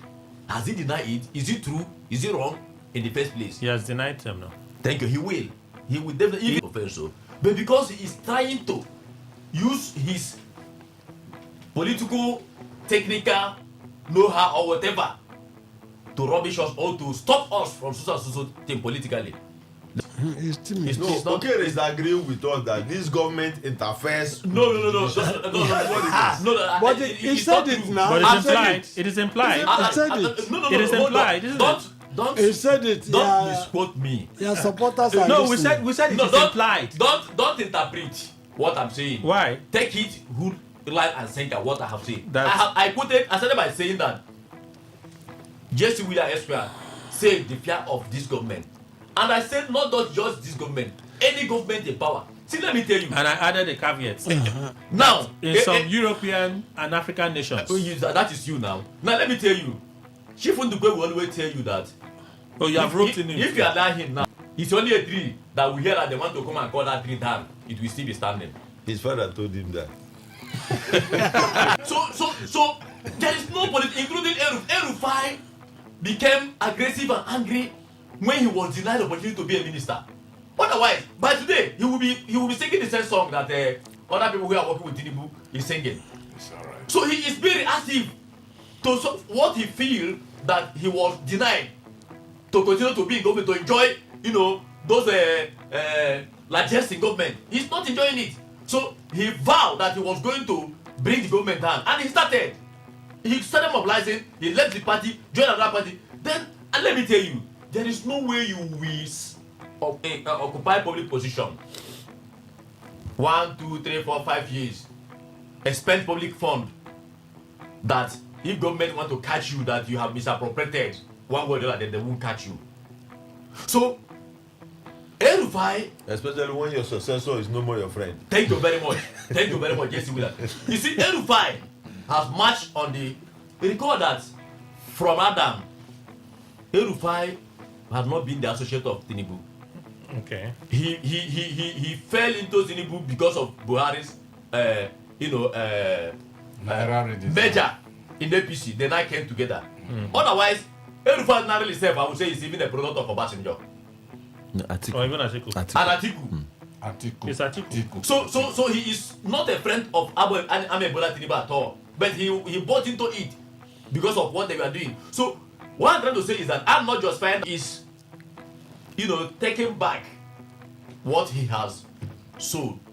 So let him also come out of it, because he knows what to do to come out of it at the appropriate time. That's the only way I can conclude it. I like Dr. Because you are trying to confuse me now. You really try to rearrange it. You try very hard to rearrange it. Yes, you are trying to bring the legal logic. That's a clear 80% performance. The way you rearrange it. Yes, it is quite. I mentioned Trump. I will not mention Trump. No, she apologize.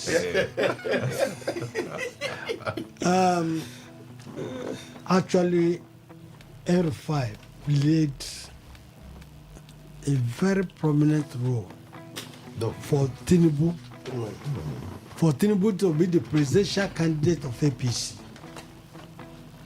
In fact, without El-Rufai leading the Northern Governors Forum to Buhari, Tinubu would have gotten that ticket.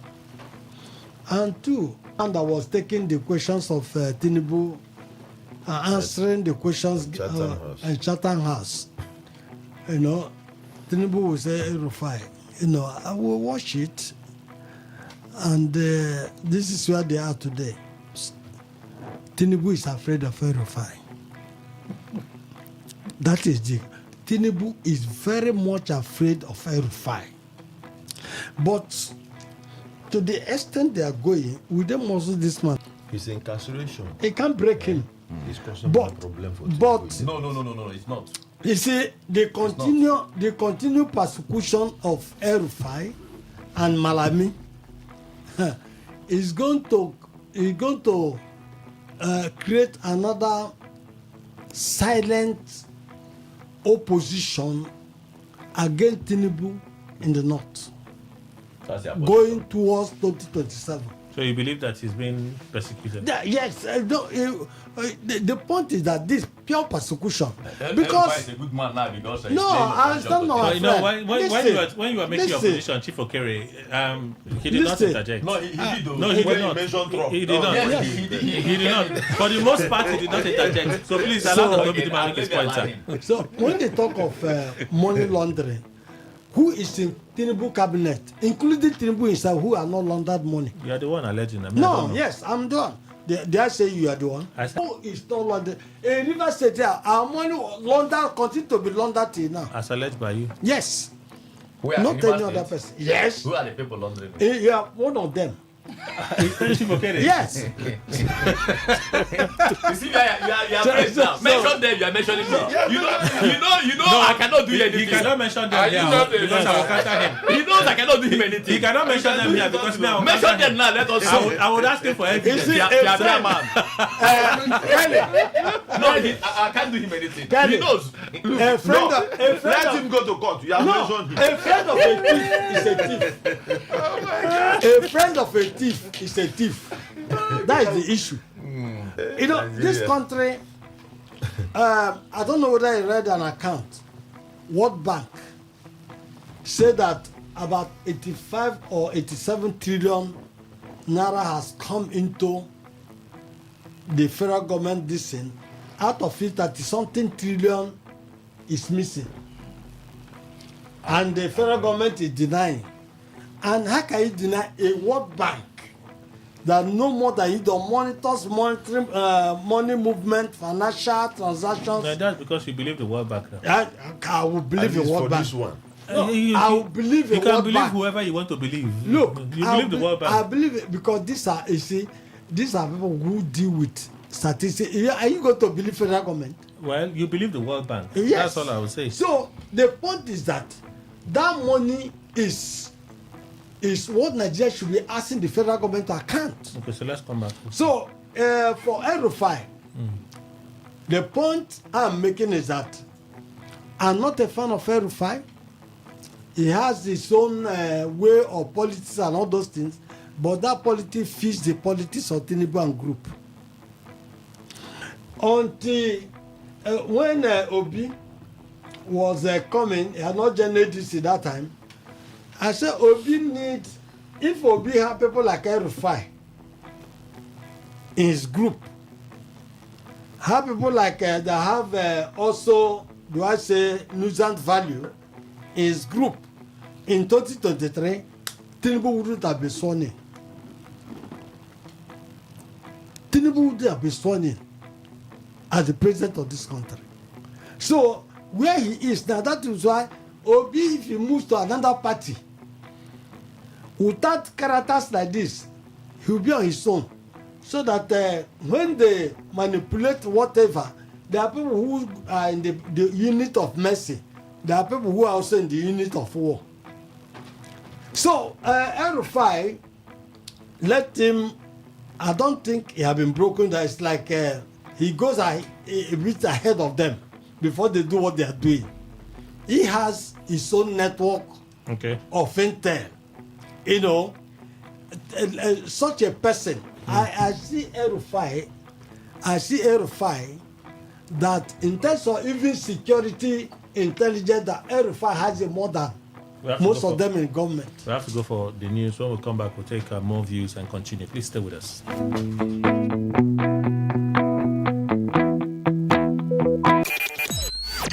Talk radio. I listen to a lot of talk radio. 95.1 FM. Good tasty food is worth living for. Worried about your oil every time you enjoy your favorite meal? Introducing Golden Terra Smart Balance Oil.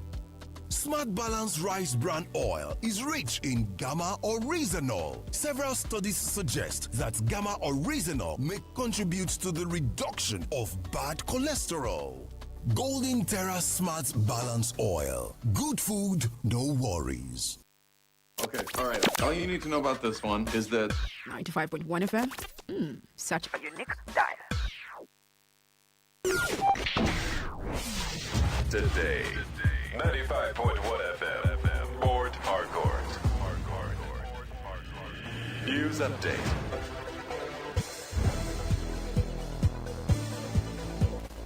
Good morning. Here's a news update on Today 95.1 FM. I am Kelly Ikemenjima. The head of Department, Medical Imaging Technology, School of Medical Imaging Technology at the College of Health Management and Technology, Egba Ifeanyi Chukwu Nwachukwu, has been suspended. In a letter by the Provost of the River State College of Health, Science and Management Technology, Peace Chigozirem Amadi, it said the suspension takes immediate effect. According to the letter addressed to Egba Ifeanyi Chukwu Nwachukwu and copied to all relevant authorities in the college, including the Chief Security Officer, it was revealed that suspension follows the current developments in the department and students' agitations in the Department of Medical Imaging Technology.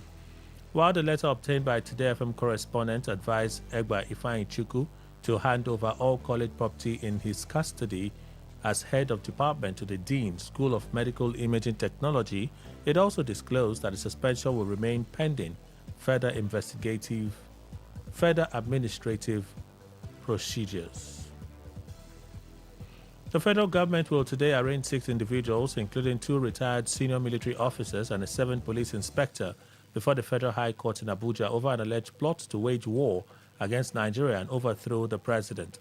The defendants, retired Major General Mohammed Ibrahim Gana, retired Naval Captain Erasmus Victor, Inspector Ahmed Ibrahim, Zekiri Umoru, Buka Hashim Goni, and Abdul Kader Sani are billed to appear before Justice Joyce Abdul Malik. Also named in the charge but said to be at large is former Minister of State for Petroleum Resources, Timepre Silva. The defendants are facing 13 counts bordering on conspiracy, attempt to commit treason, terrorism, failure to disclose security intelligence, financing terrorism, and money laundering. The charge filed by the Office of the Attorney General of the Federation and signed by the Director of Public Prosecutions, Rotimi Oyedepo, Senior Advocate of Nigeria, accused them of offenses ranging from alleged attempts to overthrow the government to terrorism-related financing. According to the prosecution, the defendants allegedly conspired in 2025 to levy war against the states to overpower the President of the Federal Republic of Nigeria. They are also accused of failing to report alleged knowledge of a planned treasonable act involving one Colonel Mohammed Hassan Maji and others. The government further alleged that the defendants, knowing that a treasonable act was intended to be committed, did not give information thereof with all reasonable dispatch to either the president or a peace officer. President Bola Tinubu has declared that democracy in Nigeria will survive despite intimidation, assuring that his administration remains committed to building a stronger nation. The president made the remarks while receiving a high-level delegation from Enugu State, led by Governor Peter Mbah at the State House. He also commended Governor Mbah for efforts to tackle insecurity and improve healthcare, education, and infrastructure in the state. President Tinubu thanked the delegation for their support, noting that testimonies of growth and infrastructure development from various states validate the impact of his administration's economic reforms. He commended governors for effectively utilizing resources released to subnational governments, resulting in improvements in healthcare, education, infrastructure, and citizens' welfare. The president observed that the political realignment in favor of the ruling APC has been largely driven by the outcomes of economic reforms, adding that Governor Mbah aligns with the APC following sustained federal support for Enugu State. On the foreign scene, U.S. President Donald Trump has announced the extension of a fragile ceasefire with Iran, citing a request from Pakistan, and said he's awaiting what he calls a unified proposal from Tehran. That decision comes as a 2-week truce nears expiration and diplomatic efforts appear increasingly uncertain. Trump said the ceasefire would remain in place until Iran submits a proposal and negotiations are concluded one way or the other. He also confirmed that the U.S. military blockade of Iranian ports will continue despite the pause in fighting. At the same time, White House has postponed a planned visit by Vice President J.D. Vance to Pakistan, where a second round of talks involving Iran was expected. A spokesperson for Iran's foreign ministry said Tehran has not yet decided whether to participate in the Pakistan talks, adding that it will only engage if discussions are deemed productive. That is the news update on Today 95.1 FM. Good morning. Thank you for your time. Port Harcourt. With gratitude to God for a life well spent, we, the families of late Chief Opuda Kaladokubo Jack, late Chief Taribi Kaladokubo Jack, and Chief Ndasiye Ekine House in Kula Kingdom, Rivers State, the Royal House of late Chief Ojako Okabo in Ikeduru, Imo State, jointly announced the transition of our late brother, uncle, cousin, father, and grandfather, Dr. Melford Michael Jack, who was aged 76. Burial arrangements: Thursday, 23rd April 2026, 5 p.m. to 7 p.m. Service of songs at Plot 598 Eagle Island, Port Harcourt. Saturday, 25th April 2026, 8 a.m. for the Lisa Abodima to be received by family, friends, and well-wishers. 10 a.m. to 12 noon for the licensed stage at Caribbean Haven for viewing. 12:30 p.m. commendation and open-air service at Jack's compound. 2 p.m. interment at the Bonima Cemetery. Reception follows immediately. This is jointly signed by Alabo Professor S.E. Dagogo Jack, Kaladokbo the 6th, and Adolphus Michael Jack for late Chief Taribi's family.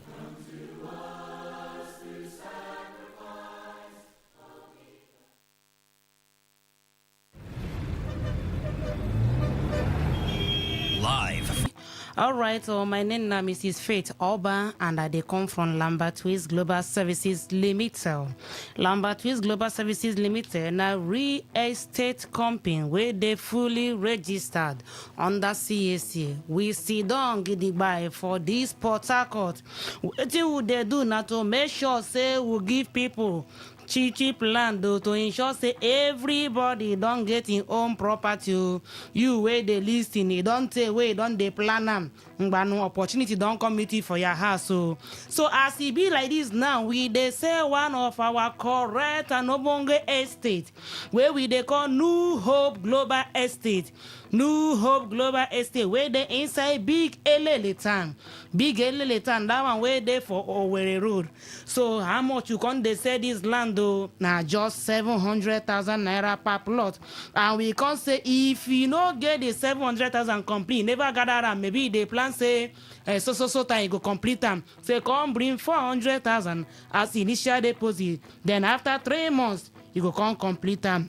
Now me will say anywhere where they now they listen to us. You where they hear me this morning. Now you are the call or say call our number on 0803 528 1205 0803 528 1205 0803 528 1205 or 0708 253 0000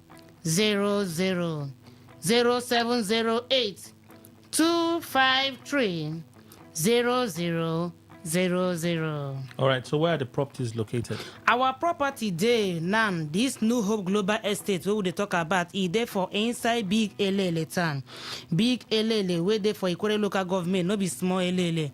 And then apart from this package where they say buy one plot for 700,000, come pay 400 in case the money no complete. We still get other packages, so we get one where they say if you buy 4 plots, we can summer you 1 plot Ajara. That means say if you buy 4 plots, we will give you 1 plot free. Or if you buy 5 plots straight, then the money go come reduce. Instead of 700,000, you go come they buy them at a price of 550,000 naira. So if you are buying 5 plots, you are buying at a price of 550,000 naira per plot. And then the good aspect of this our property be say, apart from this small money wey they use dey pay to get this land, we don talk and say you no dey pay any other additional charges, Adam. That one mean say the registers of your plan na free of charge we dey give am. The deed of conveyance na free of charge we dey give am. No agency fee, no bush entry, no inspection fee. As you carry your leg now waka come meet us for our office wey dey for Kings Plaza, wey dey for that big elele o, wey we dey share boundary with Access Bank. If you don reach there, na free we go carry you with our own vehicle go show you this site. You go use your two korokoro eyes see wetin I dey talk, say no be just say I wan talk. The land fine, the land dey dry. Call our number on 0803 528 1205, 0803 528 1205, or 0708 253 0000, 0708 253 0000. When are your inspection days? Okay, our time for inspection now from Monday go restart today. Monday from 9 a.m. in the morning, our office don't open for business. You go reach 5 p.m. in the evening. We there they wait for you. So between Monday and Saturday, any of the days where you want come, just let us know. We go there office that arrange the wait for you. Then as they come by this land, one thing where you go carry for mind say this land where we talk about say he get better document. Waiting with they call certificate of deposit. Now in this land gate, that one means as we buy this land, we don't carry our leg go register this land for Ministry of Land, so that when you buy this land, you no go get any katakata. When you buy this land, if you go your house, go relax, go sleep, because you know say waiting you buy na genuine land. And then if you can invest, come buy plenty, so that as time they go, you go dey sell am. As you buy this land now, say make you keep am. You know say you no go so close give am make him wear. You know they cook food give am. You know they put am fuel. Him go just there. You say you go dey relax. The land go dey increase money for you, because now waiting we dey call return on investment. So we dey say make you call our number. Make you call us on 0803 528 1205, 0803 528 1205, or 0708 253 0000, 0708 253 0000. If you don't dey ask, so say elele way far, waiting there for elele way, I want go carry my money go buy land. I want tell you say this particular land where we dey talk, e get obonge landmark. E get things wey go make your market sell well, and in case you invest for this land. Okay, now wetin I dey talk about say McDonald University, where they call Fadede University, is very close to this our land. They will don't they talk about and say Hakotwai Polytechnic, is close to our land. We go University in call, is close to our land. Even from Port Harcourt International Airport, is close to our land. Army Barrack, is for where our land is. So nothing you need to fear. So if you buy this land, you invest them. Now place to be say they develop fast. So even if you build houses or hostels, people there will go rent them for you. Then as he be say this land be now, we don't talk and say if you buy them, you know they pay any other money. And you know end there, we they do what they call instant allocation. As you buy your money complete, 2-3 days we don't do your paper. Since now we they done with our money, we can't give you, show you your land, can't still give you 2 bags of cement or 50 pieces of blood, so that you go use run your elephant to secure your land. Wait till you they wait for all these better thing while they talk. You can use your eye conscience.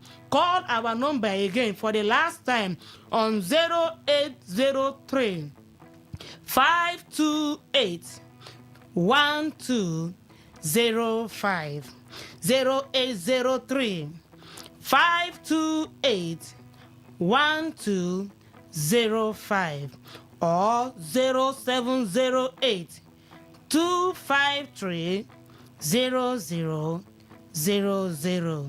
0708 253 0000.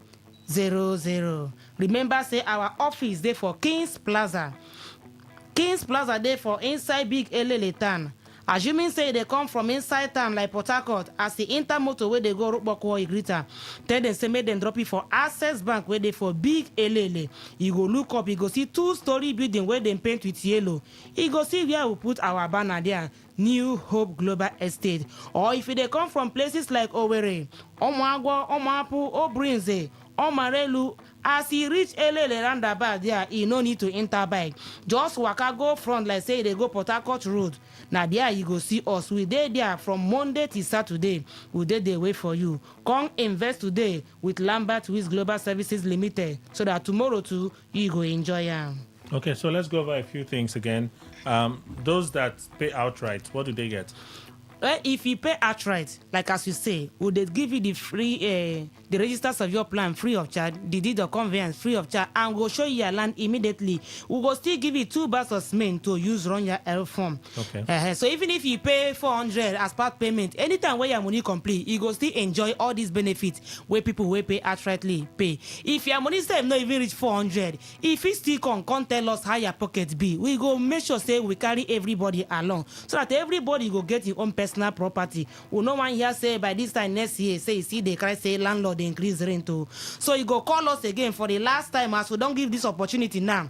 Call our number on 0803 528 1205 0803 528 1205 or 0708 253 0000 0708 253 0000.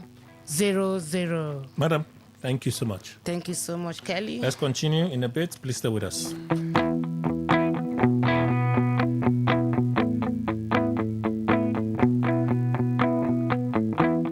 Radio has never been this good. Today, 95.1 FM, Port Harcourt. All right, panelists will return in a bit. Let's see if we can. Let's race through. Not see if we can. Let's race through some of your contributions for today. Let's begin with this one, beginning from the top. Warm greetings, Kelly and the panelists. Appeal Court ruled that ruled against Abure. Judgment, Abure will win, irrespective of the fact that the Court of Appeal predicated its judgment on the Supreme Court earlier judgment. Senior Elder Ngeri Notu, that's a contribution. Morning, Kelly, all the guests. I'm Gift Joseph. Police is telling us that we are free to record them on duty. Those who want to do that should use their head, because if they catch you, sorry is your name. Okay, he said I should help me beg these yellow network people. The poor network here is so annoying. So sorry, Gift Joseph. Democracy will survive despite intimidation. Tinubu, who is intimidating democracy from surviving, if not the ruling party, that do not want the opposition political parties to breathe? How will democracy survive when the ruling party is making everything difficult for opposition political parties to survive? Imagine Femi Gbajabiamila instructing ADC lawmaker to scatter the ADC. Sometimes I ask myself, what has Tinubu achieved since he came to power? Thank God, Ability Achuebu, you sent that contribution. Thank you. There's no justification for not granting El-Rufai bail. The government of Tinubu is deliberately keeping El-Rufai for just political reason. The president knows very well that being instrumental to the formation of the APC and its subsequent emergence in 2015, when the former President Buhari was elected. So the president knows the damages El-Rufai can do to him and his government in 2027. Therefore, President Tinubu won't allow him to be released or grant him bail until the general election in 2027. Pastor Sunday from Rumugbo, that's your contribution. We'll read others later. Okay. Kelly, it would be unfair to heap all the blame on President Trump because we don't know if Iran are keeping their part of the peace deal. For the sack of Edun, it was well-deserved sack, and I think the president should also sack himself for high level of incompetence. Simply goodness from Alakaya, your contribution. Verify and the emergence of APC in 2015. And when El-Rufai made that emphatic statement that he will pack back to Lagos, Tinubu know where he's coming from. Okay. I want to stop him. But can he stop him totally? I don't think. All right. Pardon me, I want to squeeze out a third reaction from Mr. Williams so we can excuse him for his next engagement and then we'll continue. Labour Party and Abure. Abure is still parading himself. He wants to go back to the Supreme Court for the Supreme Court to repeat themselves. Like, how do we allow, what's in my head?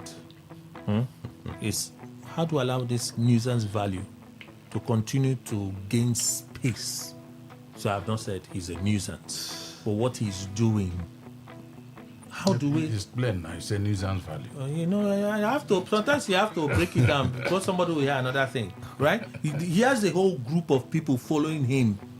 Why is Abure still doing this nonsense that he's doing? Is it Kelly? It is most regrettable. The Court of Appeal yesterday awarded costs 10 million. 10 million against him. But Abure is not my problem in this whole thing. A council is here. My problem is, you see, in law, no matter how frivolous your application may be before the court will hear it because it has been filed. It becomes a process before the court. Now the question is, why should a lawyer knowingly or knowing that this thing you want to file is not what you're supposed to do, just because you want to circumvent the process, just because you want to cause a hitch along the line, you go ahead and file these things? Even if Abure is a lawyer, Abure is not the one uttering those processes himself. A lawyer is filing it. So Abure, when you see people, it's like what is happening in ADC with Nafia, whatever they call Gombe. You will just understand where these people are coming from. Now, what baffles me is that these people, do they have family as in children? You see your father being known for this kind of lifestyle. How would people address you? The former minister of information when Buhari was there, Lai Mohammed, that he was trying to defend himself, that he was just merely saying what the government of the day wanted. So in the case of Abure, it is enough of this nonsense. It is enough. If Abure were not to be a lawyer, if he wasn't a lawyer, I wouldn't. This one is a lawyer. He is a lawyer himself, and being used as a tool to destroy a system. It is very wrong. And that Supreme Court he wants to go. I know. The Court of Appeal have said it all. Can they order that he be locked away? Well, such orders cannot be made. The only order that can be made is just this order of cost. I wouldn't cost against him. But I see one thing. It has happened before. I can't remember exactly.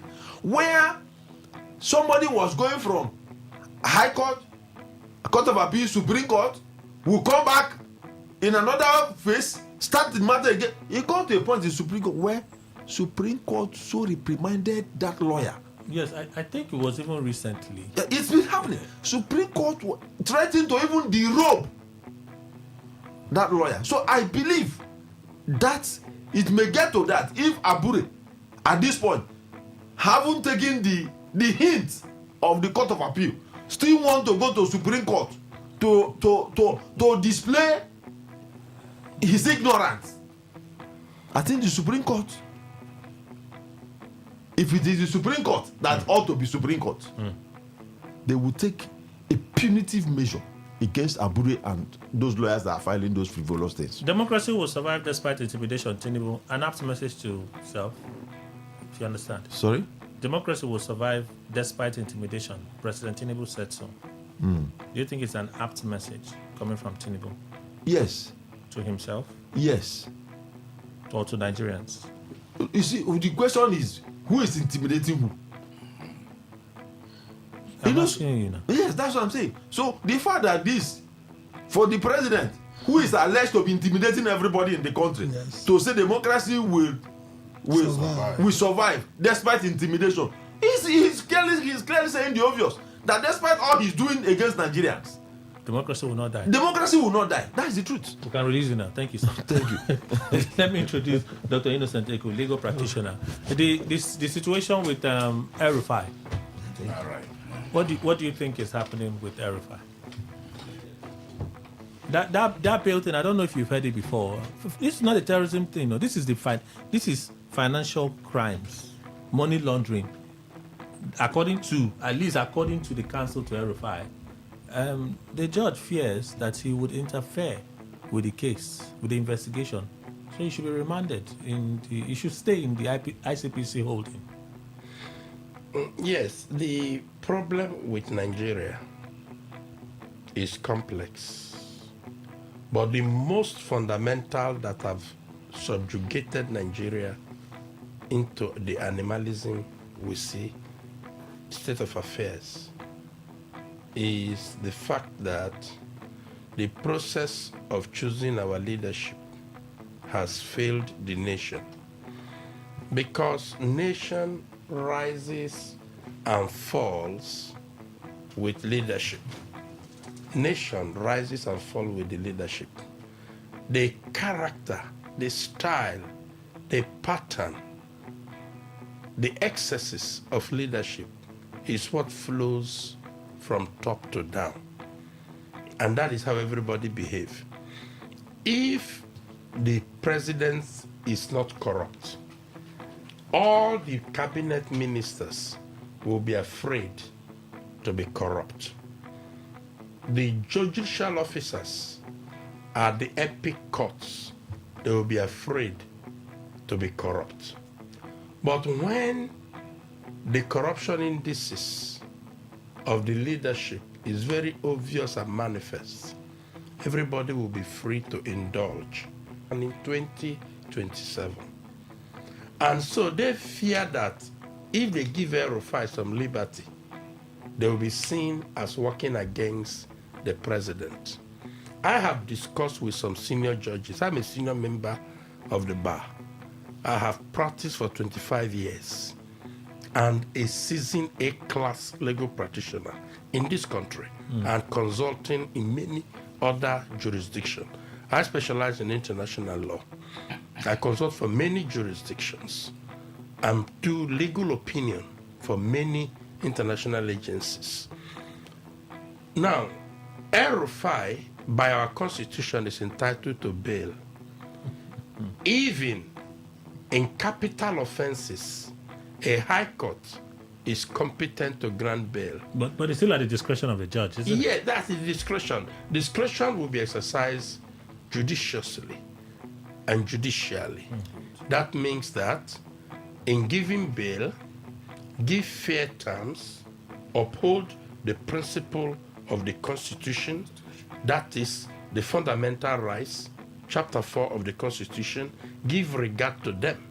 Under our jurisprudence, the fundamental right of citizens is placed above every other consideration. So the court was not being fair by refusing bail. And what I will call on the judicial officers is to remind them that they are not officers of Mr. President. They are also not officers of the ruling party. They are arbiters. They are officers of the Constitution of the Federal Republic of Nigeria that created the court. And what they are to uphold is not the tenet of the president or the pleasing of the ruling party, but the provision of the Constitution of the Federal Republic of Nigeria. Now, because this fight with El-Rufai is colorated like a political fight, El-Rufai, who indeed is the person behind Tinubu becoming president, because I can tell you with all authority that without the role played by El-Rufai and his northern ally, Tinubu would not have been president. The ticket had almost gone to Lawan. Yes, But El-Rufai and his ally were the people that refused the status quo they wanted to create and protested, went to Buhari, made last-minute conviction, And within an hour, the game changed. Tinubu ought to continue to be grateful to El-Rufai. Tinubu ought to continue to show mercy to El-Rufai, even if they have now, begin to have dispute and differences. And you know that El-Rufai... But he can't sacrifice his ambition. Yes, El-Rufai is supposed to be El-Rufai. angry because El-Rufai was humiliated, deliberately humiliated. His name was put as minister, and then they were instructed. They bounced him. Yeah, they bounced him, And even at the second time, there was a second attempt to return him. They still bounced him. It was a humiliation for the sacrifice. If El-Rufai was like somebody... Even though he said he didn't want to come back, and people Yes. pleaded with him Yes. to come back. If El-Rufai was like one of my friends I know, everywhere will be boiling. There will be war everywhere. Is it that guy? He will demand his last penny. Is it that guy? If not, heaven will fall. Everywhere will scatter. Everybody should die. That guy. Is that guy? Is that El-Rufai. Okay, then not the El-Rufai person. is very moderate. Okay. Very, very moderate. Mr. Ndukwe. Basically, when people often hear that I say authority supervises authority, that's just what is happening between El-Rufai and government. You see, I say government because he's a politician, a high-profile politician. I'm talking about El-Rufai. He can read Tinubu any minute he wants to. But look at it. No human stay without friction. And of course, friction is part of life. How to manage it, the adroit management of friction is what makes human society live very congruently. See, politics, when we talk about the authority, is residing in politics. Politics controls every section of the country. And the Tinubu is at the apex of that politics.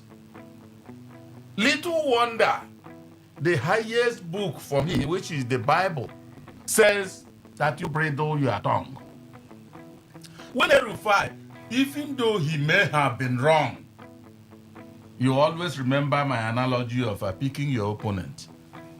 Make sure it's not the one that will drown you immediately. And if it is found out that it's going to be that one, please pull out from that fight you want to have with that opponent. Now, El-Rufai knows about... As a matter of fact, like Doc said, he brought in, I think Dr. Obi mentioned also that, he brought in Tinubu, even with this Yoruba phrase, Miloko and all that, wouldn't have given that to Tinubu. But it was El-Rufai who, in the first place, stood up and said, no, it must be from the south. First, all of them started looking at that way. While all the scramble was for it to go to the northeast and all the rest of them. But El-Rufai insisted. But I tell you, A can never change to be B. That was when they were operating on an arrow to a bird that is sharp-eyed. You hide. You know already the kind of people, and especially what happened before.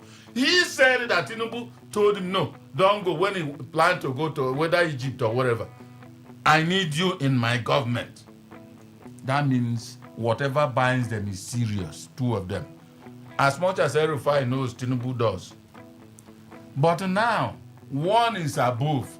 If you check, except those who are liberal-minded, once your friend leaves you from one step and goes to maybe 3 steps ahead, he will abandon you. Even the good money you people were greeting together won't happen. That's what I'm saying now. Depends on the type of friend. But I am telling you that whatever type of friend now, El-Rufai and Tinubu's friendship mirrors this kind of friend I'm talking about now. If not, they would have been together. So why will El-Rufai not keep quiet? They are hunting him, like I said. You see, he's a politician. All these things are legal issues have to be tried in court and whatever.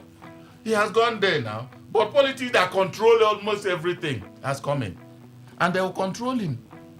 And especially remember, he now belongs to a unit, a group that is most toxic to this administration. ADC. They don't want to hear that acronym.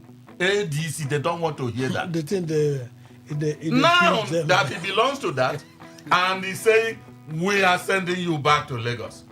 You want them to keep quiet so that they will be sent back to Lagos. It's not possible. Okay. Even El-Rufai would have done the same thing. Let me take a reaction to the drama from Abure. Well, Kelly, you see, politics. What's this?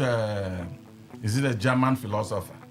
Karl Marx said that religion is the opium of the people. I don't know, their own is opium or not my own. So, you see, politics, they look at it as maybe alcohol that intoxicates. I don't want to go Babakia like outside. Just alcohol, ordinary alcohol, because if you take it too much, it will intoxicate you. You may not know what you are doing again.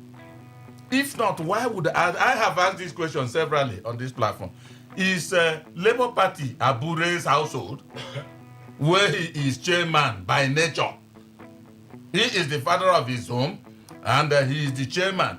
Is Labour Party the same thing?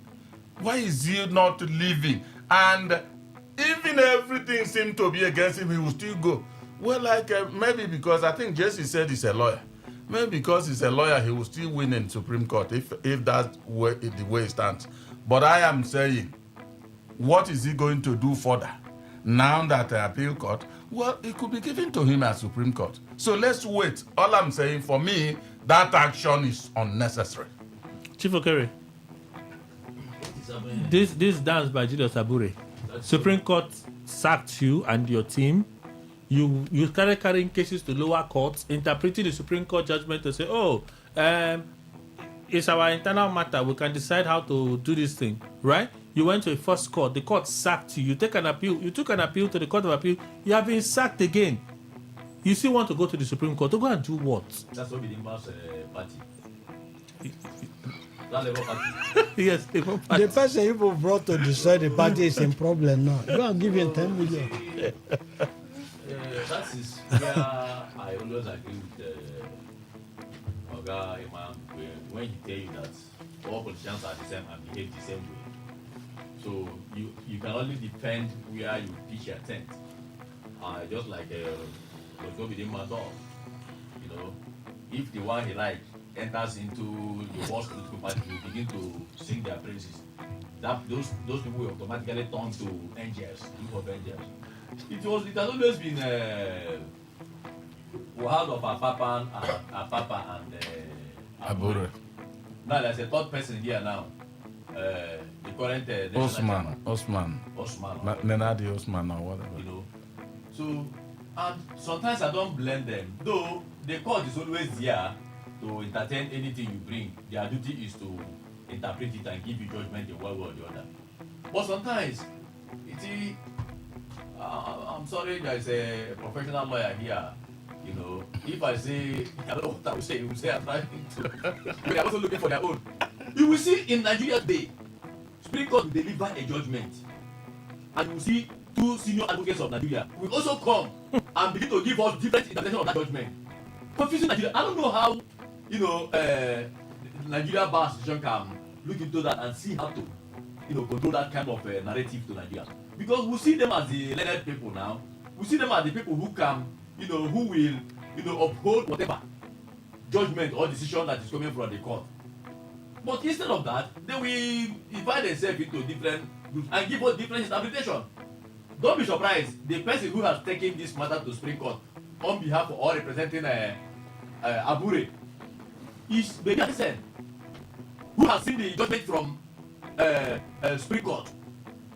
However, everything they are doing in this case is politics.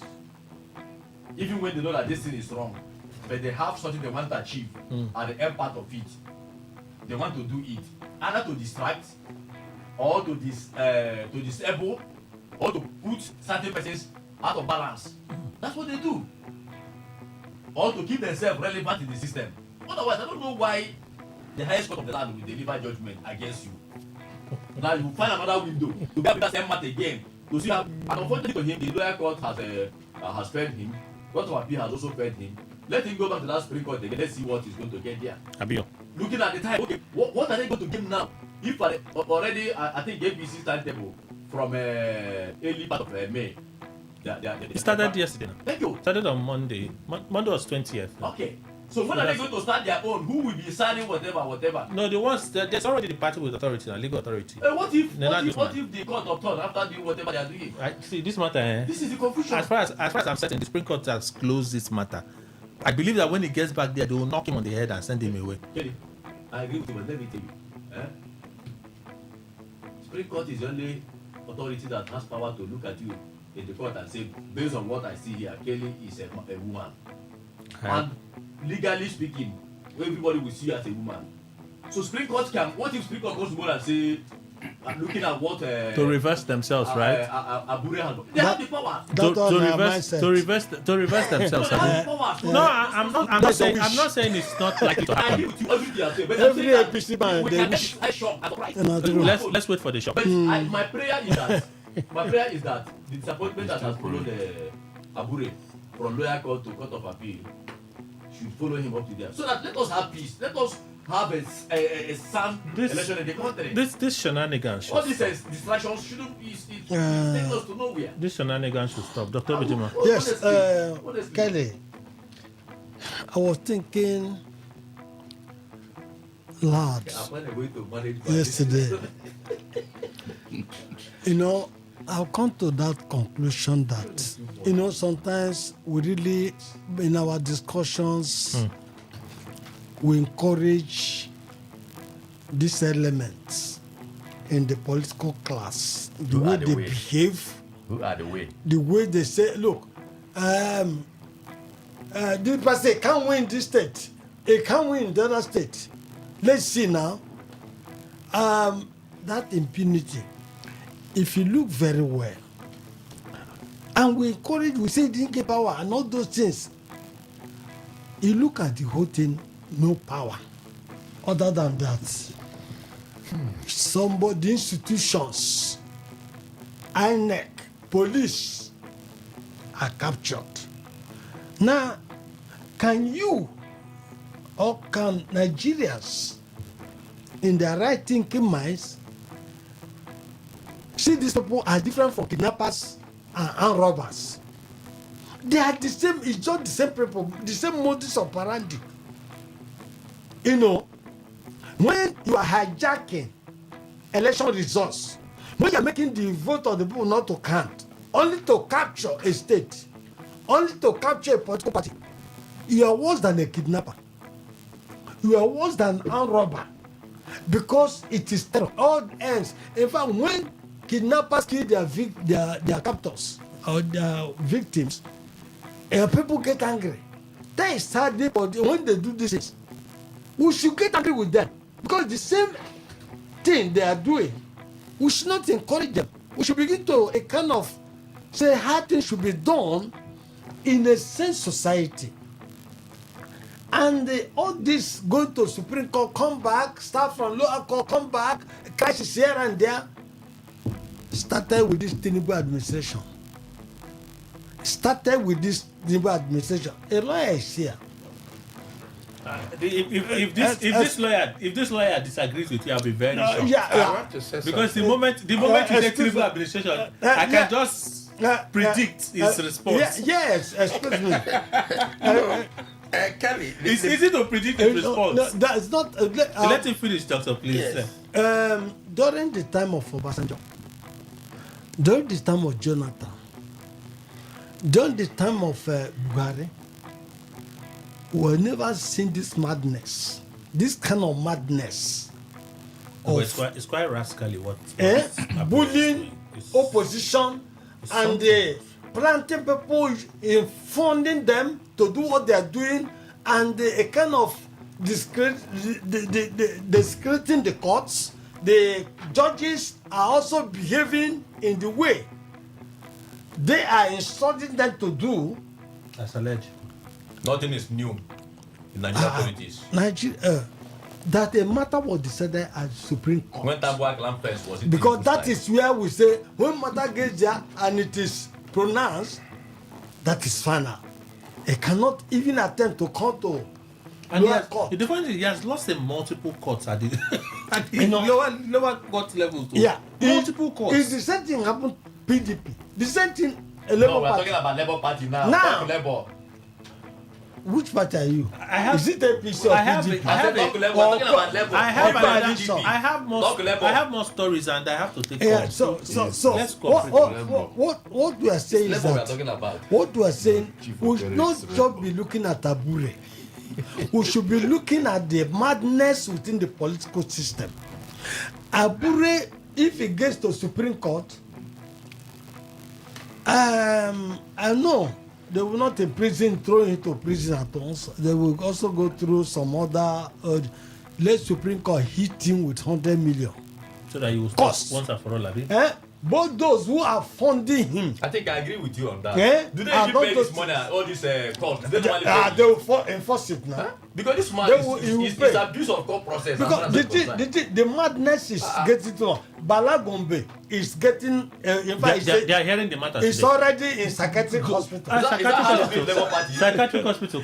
They are hearing the matter. Today is 22nd now, so the Supreme Court will hear the PDP and the ADC matter today. How will a country? If they hear that matter today, maybe next week we'll expect judgment. How will a country develop, move forward, and become like other very civilized society if this monster we are seeing in this country is not tamed? Look at River State. I'm angry. Yes. Look at River State destroyed. You've been angry for a while. Sorry. The point to note is to look at the foundation of the problem. The foundation of the problem.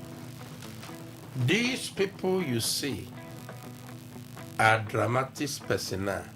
There is a drama behind the scene. That is what you should know. And that drama behind the scene is the federal government. You know, Labour Party was the party that was about to snatch power. They were about to win the presidency.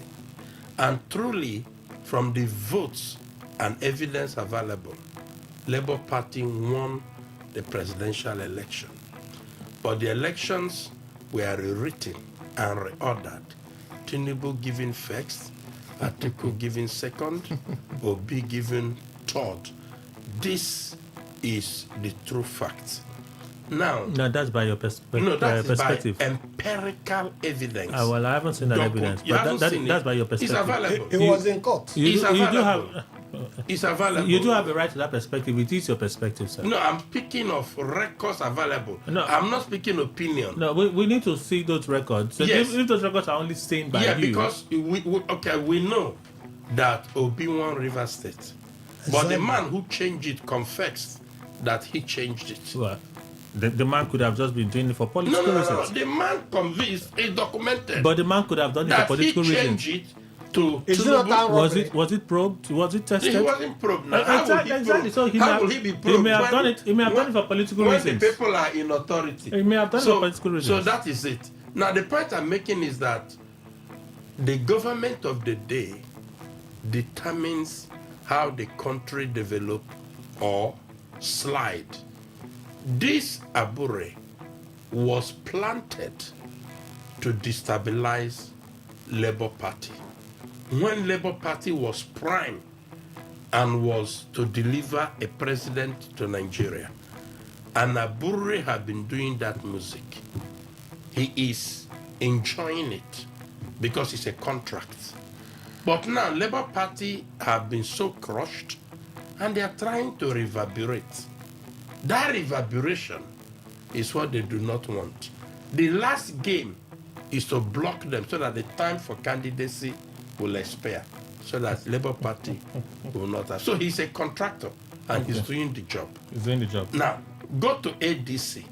What is playing out in ADC? I like us to just focus. We want to talk about the ADC issue over and over again. Okay. There are other things I want to talk about. So that is similar. I see this breaking. It's trending hot. It's trending hot on social media. Court moves against INEC chairman and Ayamu. The High Court of the Federal Capital Territory, Abuja, has issued a notice of consequences of disobedience of court order against the National Secretary of the People's Democratic Party, Samuel Ayamu, and the chairman of the Independent National Commission, Professor Joash Amupiton. The court in Form 48, dated 20th April 2026, cited by correspondent of the Punch newspaper, the court papers is trending on social media. and warns that they risk imprisonment if they fail to comply with its January 12, 2026 judgment dismissing Anyanwu's suit challenging his expulsion from the PDP. In the Federal High Court Abuja or in the FCT High Court, public notice in suit Anyanwu is listed as a respondent, while key PDP figures, including Damagum, representing the party's National Executive Committee, are listed alongside others as judgment creditors and applicants. Also listed in the matter is the INEC chairman Amupiton. The notice filed or title 448 warns of consequences if Alemiri. Take notice that unless you stop further disobedience and comply forthwith, obey the judgment order of the High Court of the Federal Capital Territory, Abuja, made on January 12, 2026. Give me a moment. Where are you? Which dismissed the suit of Senator Samuel Anyanwu challenging his expulsion from the People's Democratic Party. He will be guilty of contempt and will be liable to be committed to prison. Isn't it strange? When we talked about it, it was Anyanwu that took an appeal to the Court of Appeal that even opened my eyes to this. I hear that when the Court of Appeal ruled on a similar matter, they said the PDP had right to discipline their members. I heard the Court of Appeal made that pronouncement. So, is it that INEC is not aware? No. Is it that INEC is not aware that a court has upheld the decision of the PDP leadership expelling Samuel Anyanwu and yet goes ahead to recognize him as the party's national secretary? Let me begin with the court actually reached the decision, which means that Anyanwu is no more a member of the party and not an officer of the party. He's done with. But how INEC metamorphose to now still be dealing with Anyanwu as still national secretary, that metamorphosis is criminal. And that is why they brought this. And that is what I'm telling you, that there is a drama. The drama plays the music and the institution apply. The drama do not need to give order. Once the drama expresses its innuendo, everybody follows. So this case now, this ruling now, yes, would it compel INEC to respond, or would INEC say, "Oh, an appeal has been if done"? INEC doesn't comply, the INEC chairman can be committed to prison. Who arrested him? And they can make a consequential order that INEC remove his name from their portal. But where will be the drama? The drama is the presidency. No, where will he be if he's committed to prison? The drama? Yes. No, sometimes when courts are audacious, the drama bows. Read history. When you have people like Justice Caribe White. Yeah. The judiciary sets order. Yes. Judiciary sets order. They tame the president.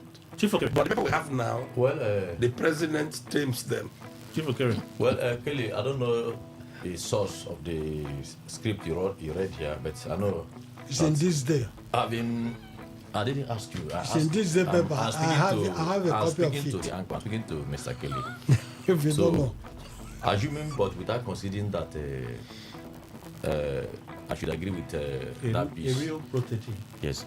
I want to believe that two groups were suspending each other. The group by Turaki and the other one by... Nah. I'm coming. The information when I traced back, yes, right? Yes. It was the Damagum NWC that expelled Anyanwu. No. It was Damagum. It's true. It's the Damagum NWC that suspended Anyanwu. Yes. It wasn't even before the convention. What they did at the convention was an expanded list. Yes. Well, to the best of my knowledge, it was a Turaki. After that, then Anyanwu also came. Anyanwu's group also came and suspended the other groups. Anyanwu was already after the expelled convention. before the convention. Yes, what came before the other now? No. Turaki group suspended Anyanwu, including Wike, okay. and the issue certificates of let's even take the next step, right? Anyanwu took a case to a court to say this suspension, this expulsion is null and void. Throw it away. Because say no. The party has the powers to do what they have done. Yes. In January. Yes. And upheld it. Thank you. So he has now taken an appeal. He has taken an appeal to the Court of Appeal, and I know that the counsel to the Turaki faction, Chris Uche, had written to INEC chairman last weekend for him to correct himself on this error. That is a position. Should I continue? No, that's not my position. It's fact. It's information in public domain. Don't worry. It's you see. That has happened. They have played that politics up to that point, and their target is Anyanwu.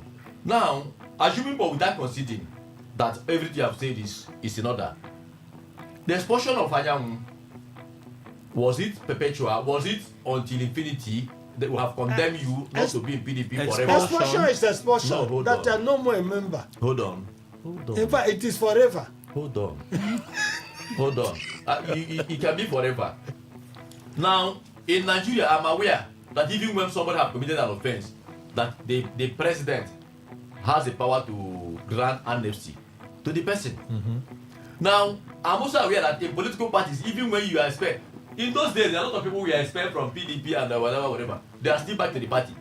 Assuming that what you are saying is in order. Now, the group who expelled Anyanwu, the same group, court have said you were illegitimate. No, I've just told you the group that expelled him. No, I'm telling you now. I disagree with that. The I told you it was NWC group that suspended. No, I disagree with you when you say it was that Damagum. expelled Anyanwu. It was Damagum. It was Turaki group. That No. If you go and check, if you go and No, you can read it. You read it now. when you see the parties in the suit, the creditors of the suit, the name you have there is not Turaki. It is Damagum. Kelly, I still disagree with you here. You can't disagree. No, I have the right to disagree. Where is the part? Where is the part now? Where is it? Sir, look at it. Where is it? Look at it. The man who I am presenting it to you. The man who announced Chief Love Anyanwu's I am expulsion. presenting it to you. I'm on the microphone. Oh, okay, you wanted the fact. I'm presenting the fact. The man. You don't want it anymore. Where is he coming from? Social media. Which is social media? Oh. It's The man who pronounced. Hold on, on. don't go with the man. The man who pronounced Anyanwu's expulsion alongside other members of PDP in the group was Turaki. In a press conference. Respectfully, sir. In a press conference. Respectfully, sir. Don't tell me that. Don't tell me that. I'm telling you. No, it's not true now. Yes. Chief Okere, Yes. respectfully, this is misinformation. What And you you are and teaching you are was to you issue are bigger than certificates. this. No. Kelly, don't do that around. I've given you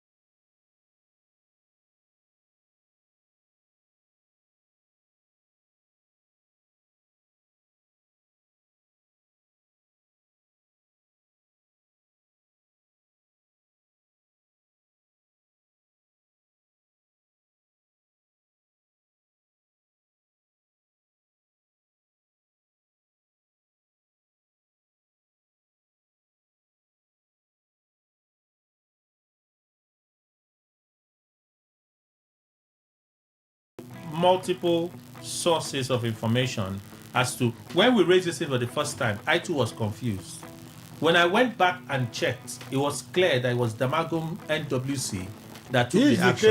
At the time Damagum took that action, Damagum was recognized by INEC as the acting national chairman of the PDP. All the parties agreed that it was Damagum. It was only when they went into that convention, right, before the convention, and the court said, no, do not proceed with the convention and so on. The things that came from that convention is referred to as a nullity. At least we know that so far. And that is also being challenged at the Supreme Court. So, if not for anything, if you don't want to believe anything, right, Anyanwu is the one that took a case to the High Court. His case at the High Court failed. He took an appeal to the Court of Appeal. It's not the Damagum or PDP that did. Anyanwu by himself went to the First Court of Instance. The court said, no, you have no merit for bringing this case. Thrown out. The party has the right to do. It is Anyanwu that did it. Okay, every other thing we have told you is a lie. Why would Anyanwu take a case to the court, to the First Court of Instance, and say this my suspension is illegal? No. Why would Anyanwu do it, sir? Should I talk now? Yes, please. Thank you very much. You have nothing to say. You have spoken as a journalist that you are, and you are reading based on the information that are before you. What may be playing out over there may be different. It may be completely different, because I am aware that there have always been court cases, multiple of court cases between the two groups, the two factions in PDP. this group will suspend this group will suspend this group, until it got to a point where even the court has nullified a Badam whatever that produced Turaki and the other groups. Now, I agree. You said it was Damagu group that suspended Anyanwu, and at the time Anyanwu was the secretary to that same Damagu group, and maybe they divided themselves to different groups. I am also aware that even the party, even when you are suspended, the party through the legitimate occupant of that position at this point in time can say, okay, whatever that has been done, we forgo it. We have given you amnesty. So the court say once you are expelled, nobody forever don't play politics again. You cannot be admitted in that political party again.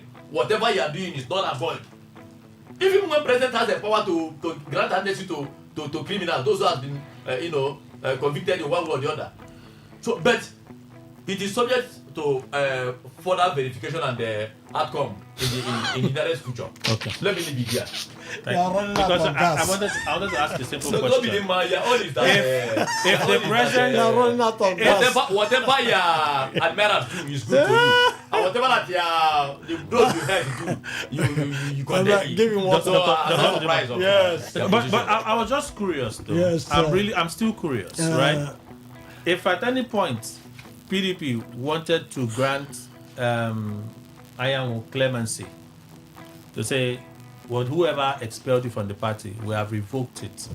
You remain a member of the party. It becomes an internal party affair. It would have been made public. That is membership. Membership, yes, position. Mm-hmm. Membership, which would still mean that INEC would have delisted him as one of the leaders of the party from their website. Yes. But INEC continues to recognize him. Like, what is INEC doing? Dr. Idima. Kelly, you say Nigerian politics has gone topsy-turvy. And I don't know when it can be reset. It requires serious purging.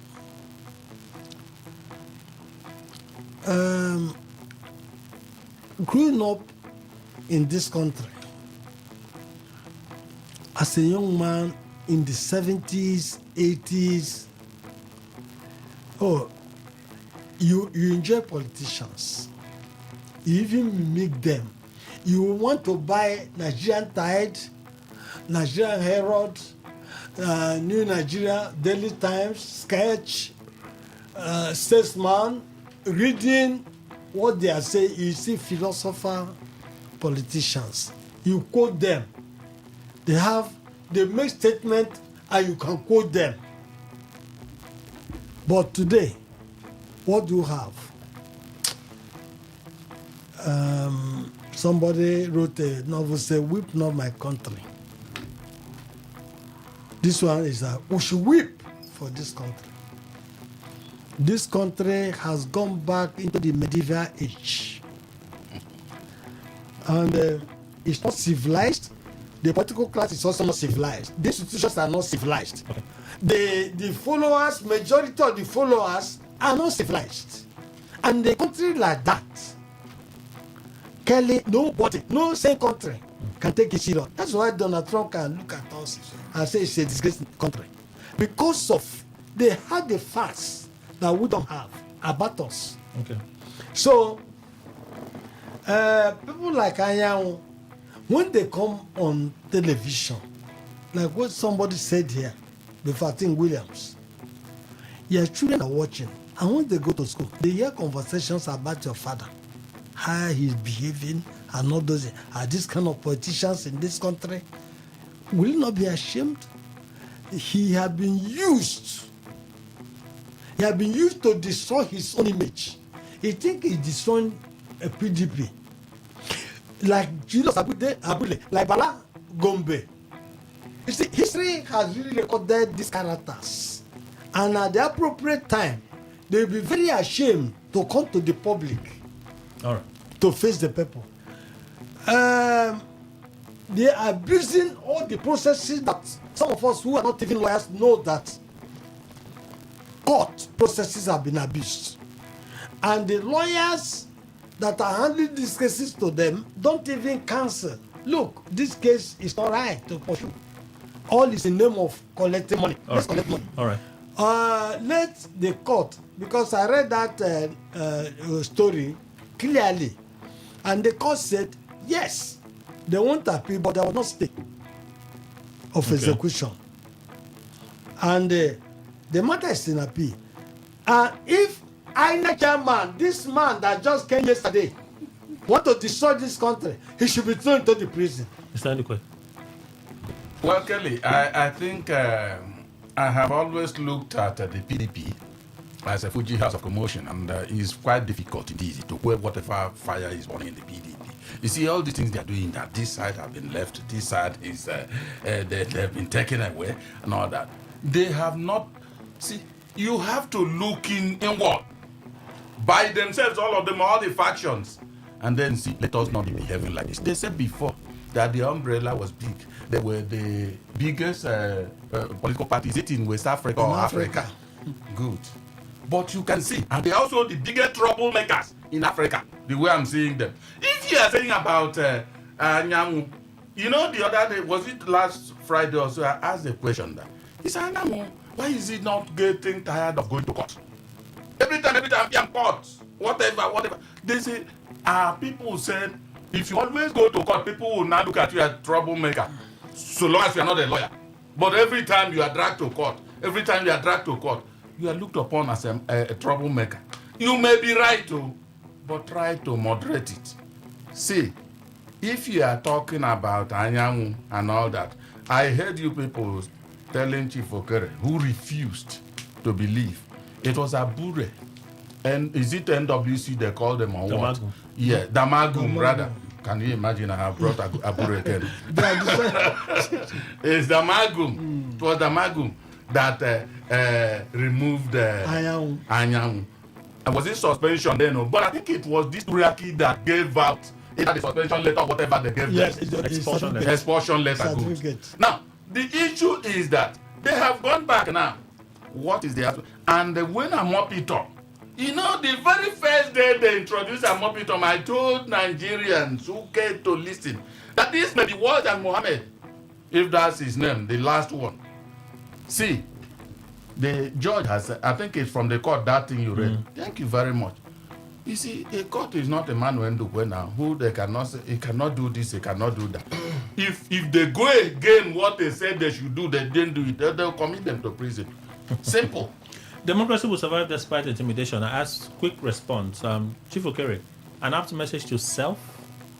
Democracy will survive despite intimidation. Tinubu, my question, is this an apt message to self? Well,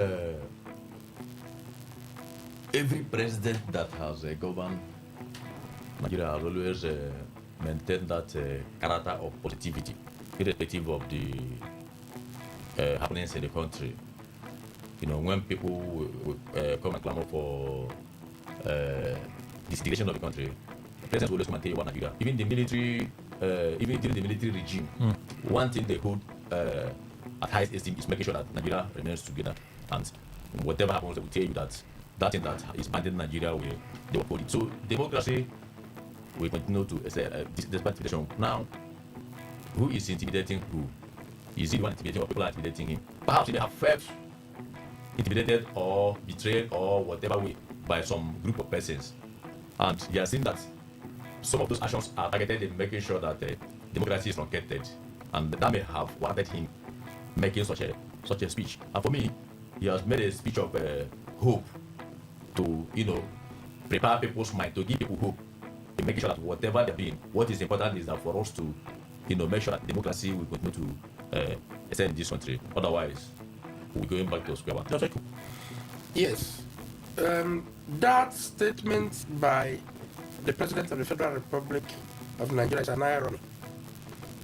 It's an irony.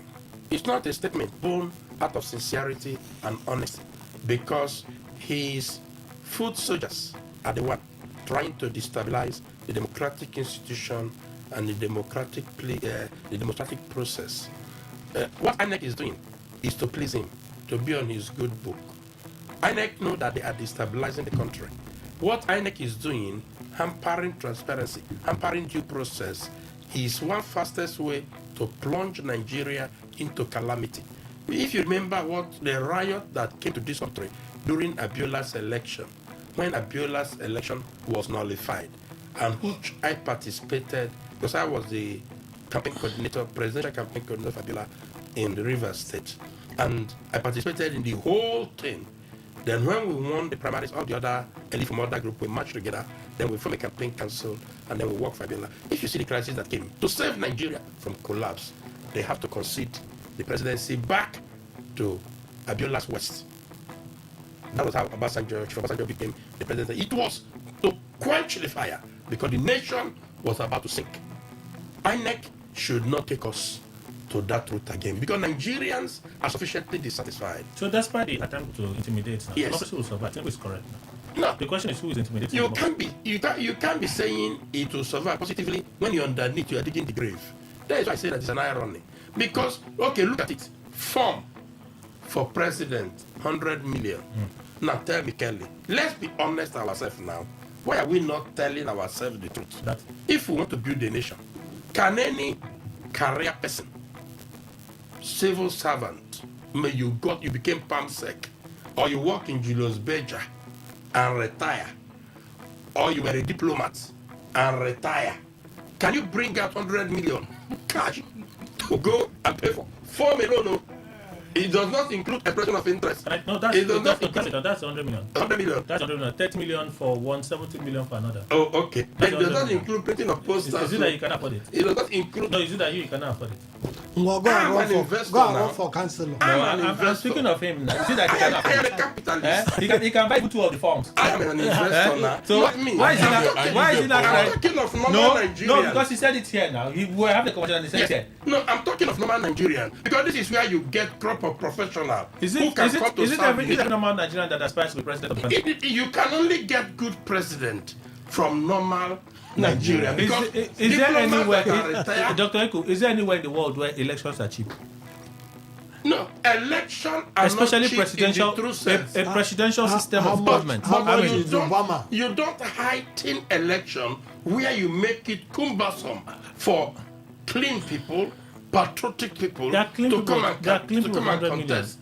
When you do this, you have already ostracized majority of goodwill, patriotic Nigerian from participating. Dr. Bidima, if you can do this thing, this is quick response, so I can take, even if it's 2 calls, read messages and close. It's already 16 past. Why are 11. No, I'm pleading with you so that you don't start giving me historical references. Yes, that's why we'll start. No, don't start from there. No, I'll start from history. Don't start from there. Democracy will survive despite intimidation. Yes, this is why I'm saying that historically, and going back to literature, democracy had never survived in the face of tyranny. No. So that one is true. What they are doing, intimidating the opposition, intimidating voters, intimidating INEC, cannot make democracy to survive. And institutionalizing rigging. Rigging. That's the INEC and the people now. So can never. You see what happened in 2023? They should never, in their wildest imagination, think that there will be a repeat of that, and the Nigerians swallow opposition. Nigerians swallow it hook, line, and sinker. Because when somebody is saying that he's going to deliver River State, Amechi cannot deliver River State, then you are intimidating the people of River State. Okay, so and that is an invitation to anarchy. Okay. To crisis. And when they take it to the national level, it's the same thing. They should not cause the kind of political conflagration that will consume a lot of them. Okay. So Tinubu, I don't know when he made that statement, whether he was taking a nap, and he had not been told the statement he made, because he may not have realized the implication of what he's saying. He's the one intimidating. Mr. Ndukwe. See, Kelly, my own will be very short. There is no democracy in Nigeria, so democracy cannot survive. Absolutely no democracy in Nigeria. Take, for instance, yesterday, a classic example. Bajabia told, what's his name, to scatter ADC. Is that democracy? Is that not And this is a high-level figure in government coming out. And if you ask him behind this, he will tell you he's a Democrat. And one can see the sign. You can see that for such an democratic it is. And so you cannot be talking about non-existing thing to accentuate something that is in existence. Okay, let me race through some reactions. Good morning, everyone in the studio. Louis from Rukboku. Tinubu said, okay, the economy is sick. And finally, President Tinubu has done the needful. Citizens are saying things are not okay from the date of fuel subsidy removal. But yet, he says some people are acting blindly as their own kinsmen also lament poverty. Thank you. Let me see. I can only take maybe one or two here because I've read some from here already. So, okay, let's listen to your voice messages. Then we'll go to Facebook, read a few. This one. Let's go. Kelly, good morning. About this INEC chairman saga. Kelly, I think why APC they are doing all this they are doing is because the opposition allowed them get away with everything they are doing. How can you have the calibers of men in ADC, yet APC keep suppressing them? From the electoral reforms and laws, all the abracadabra they did, they get away with it. Now INEC and S, they are getting away with it. What will it take opposition party to go to S, bring their expert, bring INEC expert, bring their own expert, let's do analysis, contest and confirm the truth? What will it take them? But they will allow it slide. They will allow it go. They will not do anything. After that, you hear another, they will jump into another issue again. Thank you. Good morning, Mr. Kelly and the big bros in the house. My name is Tony Chinonso from Port Harcourt, talking about Julius Abure of Labour Party and abuse of court processes. I'm not a lawyer, but the little I deduce from what this man is doing seems to me abuse and mismanagement of court processes. You start from lower court to appeal and then to Supreme Court. And Supreme Court gives judgment and you come back and you restart again, not the first, not the second, probably not the last. Is this not abuse? Well, and posterity will judge this man and they know it will be on record that they did this. May God help us in this country. Mr. Kelly, come on, the guys in the studio. I get everybody. My name is Ezekiel. You want to look at the replies that Jack and Joseph are taking. I think that at some point, leadership is not about the age, it's about the vision that you have for your people. You know, you want to look at other countries who have younger generation as their rulers or leaders. You see what is going on there. Abiy Ahmed of Ethiopia is about 49 or so. Look at what he's doing. Even if I'm talking about fact is 80 something. He's doing great. You want to go to Rwanda, who is more advanced? Paul Kagame, who is about 60 or so. He's doing well. So why is Nigeria all about the age? President Tinubu now, that is 74 as our age. Look at what he's doing. Look at where he has brought Nigeria to.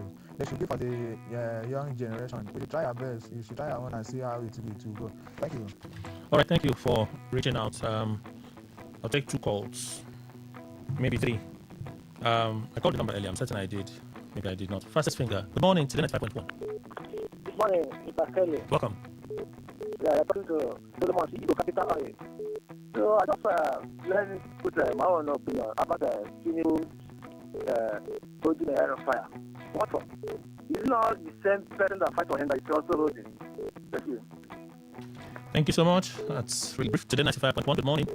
Hello, good morning. Welcome. Your name, where you're calling from? My name is I call you from Tanagos.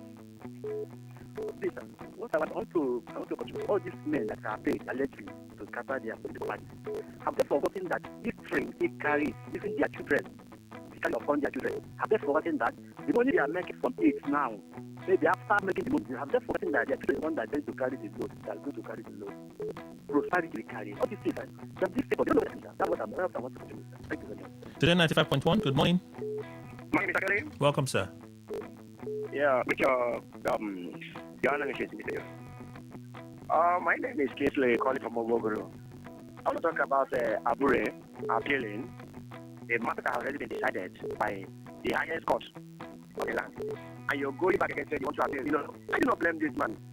All I blame is our judiciary system, who have allowed themselves to be, toyed with. If not, this man coming there, he's supposed to even be in prison. They should have arrested him. In fact, throw him in the prison. For coming back to drag the case that had already been decided, I don't just understand this thing. You know, it's as if we are playing too much in the country. Honest, I don't get it. All right. Thank you very much, brother. Final call today, 95.1. Good morning. Good morning, Mr. Pastor calling from Support. Please, I want to talk about Jesus Abure and the people that sponsor it. See, let me say this country. That's why these people, they don't sit, they call our leaders, this country will never go anywhere. Seriously, because it's very corrupt. Very corrupt. So, anything they talk about this country, they vote for no vote. Thanks. For the rest. Bye-bye. All right, thank you so much. So let's see. Oh, there are many messages here. Guys, will forgive me today, okay? Forgive us for today. Let me race through a few. This was yesterday, this morning. A very good morning, respected guest. The opposition party ADC telling us that Tinubu-led government has refused to release allocations meant for the Nigerian army. They're saying all this because they are not part of the government. Austin George from Umoma, your contribution. Oyema, SK Oyema, AK SKO, court adjourns Malam Erifai bail application till June, saying that as a former governor, he would interfere with the investigation, meaning that they have not concluded with the investigation before arresting and charging him to court. What a political drama going on. Do you know that a lot of former governors who face corruption charges were granted bail without this reason, like former Kogi State governor? I know. Good morning. Talking about democracy will survive. What an irony. Audio to Carlos singing tantrums. Another irony. Mr. Dennis, thank you. Friday, I woke up feeling somewhat frisky this morning, maybe because a certain Minister of Finance, who was more of a professor than a finance coordinating Minister of the Economy, is on his way home to see his kids. He once berated the borrowings of his administration after approving same. Oh yeah, he did. I have to leave here. Please forgive me. Okay, that's the final one. For 3 years, Adelabu Minister of Power did not improve on the power supply beyond what he made prior to his appointment. Rather, we witnessed more grid collapse than ever. I then wonder, what's he promising us as he exits office? Can you send that? Okay, I can't take everything. All right, I have to move. Oh boy, she has ended. Everybody, I apologize. Facebook, X, I apologize. It's 11:28. I have to end the show now. Lab Band Events presents Jokes and Theatre with Angel the Laugh. Guinness World Record holder. Performing Koboko Master, MC Bakara, Sam Dede, Dadis Pride, MC Monica, Kenna Iyala, GSN, Bunda Ihu, Dan Kodo, Fisa the British, Conboya Sinclair, Lady IB, MC JP, MC Eddie Young, Mr. Clever, I Comedy, AKD Comedian, music by Renew International Band. On the wheels of steel is DJ Incredible, DJ Ofori Williams, Demola DSA. Date is Friday, May 1st, 2026. Venue, Oak Park and Garden Event Center, 1 Stadium Road, Port Harcourt. Time 5 p.m. Tickets are available online at www.tellerafricaticket.com. For inquiries, call 0812-707-6048. Headline sponsor, Godwin Airteam Foundation, Caves Global Listen, Pop Cola, Gardenia Resort, supported by Active Playhouse, J Signature Hotel, Garden City Hotel, Renew Empire, and Teller Africa. Media partner, Today FM. 95.1 FM, Port Harcourt, voice of the people. All right, we have closed. Let me say thank you to J.C. Williams, Esquire, legal practitioner, chairman, Rivers Link, Dr. Obidima, journalist, international affairs, analyst, lecturer in international diplomacy, Rivers University. Doctor, thank you. Chief Love Dokere, JP Square, political analyst and social commentator, voice of a Che nation living in Rivers State. They don't call him, so he's busy. Chief, thank you. Dr. Innocent Eko, legal practitioner. Thank you, sir. Thank you. And Mr. Emmanuel Indukwe, in-house analyst. Thank you. Thank you very much, Kelly. Thank you, Nigeria. That's our show. Hola.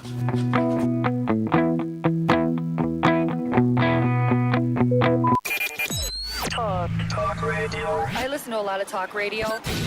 95.1 FM. Today, 95.1 FM.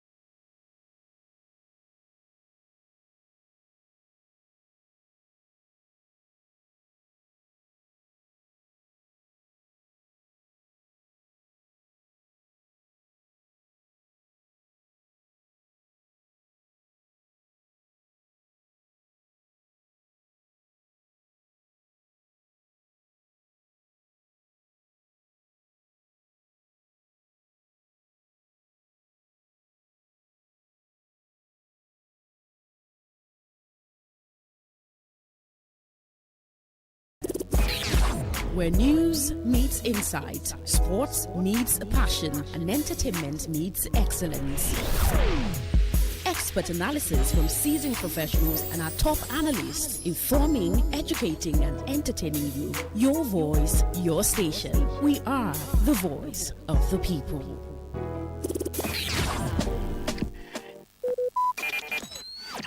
Talk radio. I listen to a lot of talk radio. 95.1 FM. It's boy K again. Yeah, it's boy K again. Oh. For the champion.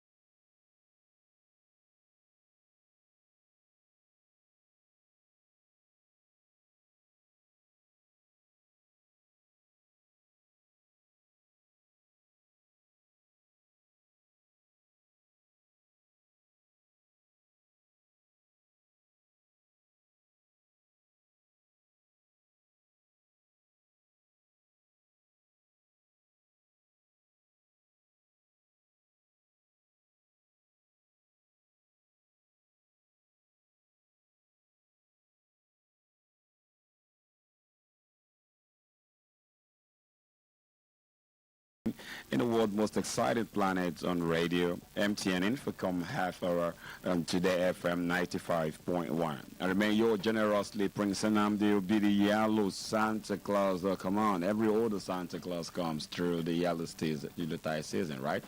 You have them during the Christmas era. But this Santa Claus stays with you all day, all time, everywhere you go, giving out informations, and then setting you all high, right? Okay, I know how you feel, right? Sure, I was actually out of the studio for the Easter period, throughout for the MTN Family Fun Fair that actually went down in Owerri for my territory. Remember, I cover 11 states, heading for events. So I did promise also that I'll be coming today live at the studio, and I'll come with your airtime. Then, of course, let you in on all the wonderful things we do have for you this period. Remember, April is kind of special to us. Yeah, so we don't joke with April. And, of course, a lot of messages have been trickling in asking, when are you doing your family fun fair again? I guess you all enjoyed it, right? Because we got lots of winners. The star prize was actually a tricycle, what we conventionally call keke, right? Then we had generators, we have TV sets, we have microwave, we had washing machines, lots of giveaway. Okay, not to worry. Port Harcourt, yours is coming on 1st of October. And then in Lorin, of course, I've been in Lorin on the 27th of May. That's in the Muslim festival period. That's the Leah period, like they do call, right? They said that's the biggest salad. So I'm going to be at Lorin for you. Then Calabar, I'm also coming. Warri, Enugu. The Yellow Santa Claus is also coming to you during October, August, and December. I'll be spreading the MTN Family Fun Fair all across. But the big one, it's here. Yeah, the MTN Innovative Program. That's called the MIP. And this is actually created for media practitioners. Now, you want to be good in all you do. I want to have to be a top-notch media practitioner. MTN have an extensive 6-month course put together for all media icons, actually Niger Delta. I want to have a lot of us going to that academy. Now, it used to be 20 persons every year, but for this year, it's going to be 25 persons that will be admitted into this program. Remember, it's all paid, all expenses, tutor fee, everything is paid by the #1 network. So you are trained, empowered, equipped to take your world. Now, of course, it's not just for beginners, it's for both practitioners, take them to the next level. Now, this actually help you improve your networking, also create huge access to some of the equipment you do not have, because as MTN will be providing for you as well. Now, the applications are all open. This year we're doing 25 persons, like I said, and it's symbolic because MTN will be 25 years this year. So the 25 person is to mark our 25th anniversary here in Nigeria. And we just want to say thank you, Nigerians, for without you we're nothing. I'm telling you, we're everything we are because you said yes to us, because you stayed with us, and we're never going to take you for granted. And that's why everything and anything we could do to put smiles on your face is over welcomed.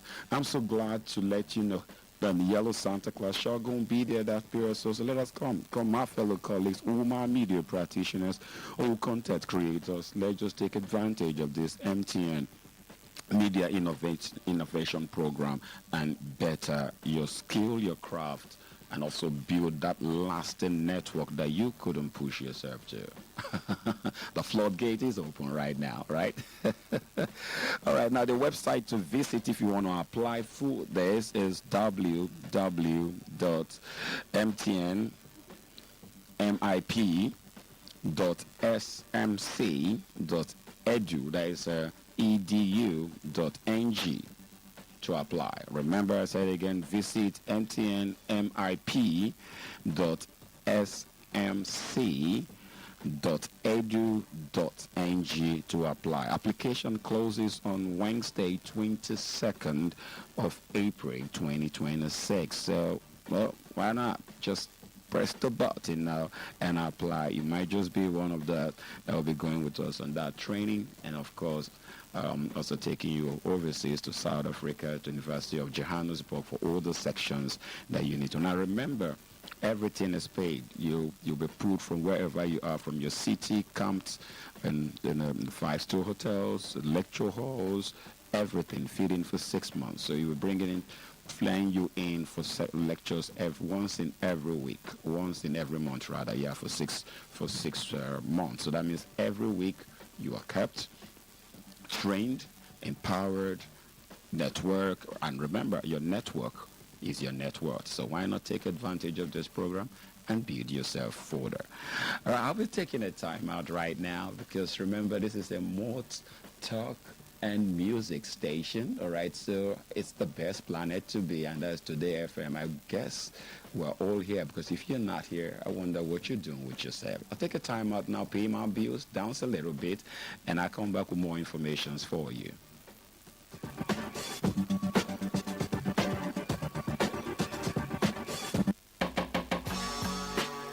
Looking for ways to save your data? It starts with your apps. Deleting unused apps helps, but there is more. Most apps have data saver modes. Activate them to control data usage. You can also go to settings to turn off auto updates. Lastly, close unused apps to save data when you ain't using your apps. These changes can make a big difference. For more information, visit your mobile operator's website or consumer.ncc.gov.ng for more helpful tips. Stay connected and enjoy smarter data usage. This message is brought to you by the Association of Telecom Operators and Nigerian Communications Commission. Ladies and gentlemen, I go by the name Boy K. And y'all got my homies right here now, man. My Lizzy. And y'all told it that I did it before, and right now I'm ready to do it again now, man. You know how it is when your lovers go so low. Are you ready? Okay, now let me tell you what it is. I'll make it all clear so you know what it is. Cause when we both started this, it was so easy. But right now, gonna make everything they go freeze. Why? Because you say you go day. I don't look for you, my baby, where you day. You know even get to tell me the place you stay. But remember the promise we made when we lay. Okay, now let me bring it close. Hey, you tell me say you go always there for me. You tell me say you go always fight for me. You even tell me say babe you go even die for me. And I see me, oh why me? You whine me, cause I see stand strong, cause if they pay me. I know fish shot people not leave me. Cause too many questions people they ask me. I've been waiting, yeah. Shaby, you know I've been waiting you for a long time now. Please don't fool me, yeah. I've been waiting, yeah. Shaby, you know I've been waiting for long. So don't fall my hand, don't go forget, yeah. All the promises you made, yeah. Don't go forget, yeah. All the promises you made for me, Remember the promise you made the first day, the second day, the third day, the fourth day, the fifth day, even the sixth day. I still stay. No matter the promise you made, I still stay. I don't try to stop you there, but you did replay. You did even try to put them up for delay. It can't be like Superstar Boy K dropping that joint ever. I don't know where to say. Each time I get to listen to your vibes, it takes me to that cloud where I don't want to come back. So now we're going to be bringing Superstar Boy K, one of our MTN ambassadors and superstars, MTN artists. And of course, MTN will be sponsoring the Street God Swag happening here in the beautiful city of Port Harcourt. But then again, I may not be the one, well, not me, I will not be the one to let the cat out of the bags because I don't have all those informations. So let's call the superstar himself. Let him let us in on all that we need to know that will be happening on the 30th of April, I think so, right? So calling Superstar Boy K, MTN team member. Yeah. Boy K, how you keeping? I'm good. Good morning, boss. Good morning, everybody. Good morning, Port Harcourt. Yeah, good to hear your voice again, Boy K. Last was in Owerri when you killed it all at the MTN Family Fun Fair. We're blessed to have you, son. Yeah, thank you, sir. Thank you very much. Nice to have you too, sir. All right, Port Harcourt has been asking, and they want to know what you're doing on the 30th of April. And you know when the brand is behind anything, it's big. So let us in on what is happening on the 30th of April. Okay, Port Harcourt, such a big one happening on 30th. It's called Street God Swag, and it's going to happen on 30th, so you don't have to miss it at all. It's a bomb, it's a mind-blowing stuff, it's going to be amazing. It's going to be a lot of fun, a lot of talent coming out from the street. Okay, now you said it's, now we would like to know the venue and time for this gig, the get taken as well. What do people need to do to access that venue? Okay, all right. First of all, let me just tell them about the Street God Swag. Street God Swag is an act of culture to display fashion and other talents like music, comedy, and dance. Just to put all this together. Remember, it is not a competition. It's just a way of bringing talents together and to let people know that truly the street got swag. And this is going to be happening at the Flash Beach House at number 6 Rumor Logo, Lakaya Road, Port Harcourt. Okay, that's even close to Today FM, so I think we'll just pack down and everyone there. So you better keep a lot of space for all of us coming through. No, but anyway, do you have what's the criteria to get people into the event? Okay. It's just simple. You can just get your ticket. Like we have the ticket, the regular for 5,000 naira. We have the VIP. There's two for 100,000 naira, and we have the couch for 250,000 naira. And your ticket, you can get your ticket online. You can get your ticket via www.eventbag.com. And also, you can also get your ticket at Subway Africana GRA. You can also get your ticket at Market Square, Iwofe. You can also get your ticket at Flex Lifestyles, Iwofe. I'll see if you're going to St. John's, towards the town hall. You can also get your ticket at Flash Beach House, Elekaya, which is the main event, the place for the event.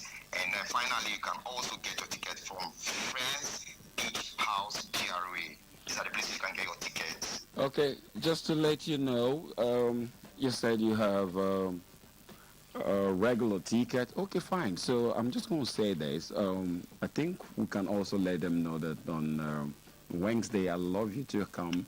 Okay, I think I have an event with the Asaba of Asaba. I'll be in Asaba for an event on Wednesday, but not a problem. I would love you to come with tickets, 5 tickets for Today FM listeners, and then of course on Monday as well, come with 5 tickets for Reading FM listeners as well. So don't worry, the Yellow Santa Claus will be paying for 10 listeners of these 2 radio stations, so they can just get free tickets and come catch that groove and swag up with MT and show their style, right? But then again, Boy K, are you just the only one performing, or you've got other artists performing to your alongside? Artists, we've got Mirankin coming, we've got Bouncing Blue coming, we've got MOD from Lagos coming, we've got so many DJ UB is going to be there, DJ Kenyo is going to be there, a lot of performing artists is going to come through on that day. It's going to be mind-blowing. Oh, I like the mind blowing, but don't blow up our station, right? So I think we would like to have you. Yeah, I'm definitely going to be out of town on Wednesday, but I still think we still have one more Wednesday before the 30th after last week, right? So if we do have, I'd like you come live on studio so that we can give out those stickers to our lovely listeners. They've been so faithful to us. All right, so Boy K, wishing you the best, and then we'll do this next week. I want to have it a physical chat, right? Let's know that. Let's even see your own swag now, shall we? Yes, sir. Coming to show swag. The street, get ready. We're going to show swag on 30th of April, so don't miss out. I won't be missing out, so thank you, Boy K. So you too, listening to me, sure you're not going to be missing out. The Yellow Santa Claus always got your back. Remember, every addiction is a bad thing, but addicted to MTN and Today FM is the best therapy for heart attack. Of course, we keep your heart safe, give you those information to set you on high. Yeah. So I'm about to make you happy now. Give out the first recharge card. Yeah. Give out the first recharge card right now. I know you've been waiting for it. It's fastest finger. Now the first recharge card today is 1978-3019-5291-5. I'll take that again. 1978-3019-5291-85533. There is 1978-3019-5291-85533. That's the first recharge card from the Yellow Santa Claus. Now I've been taking the time out, right? When I come back, let's listen to the Street Gods swag jingle. And then when I come back, I'll give you more information.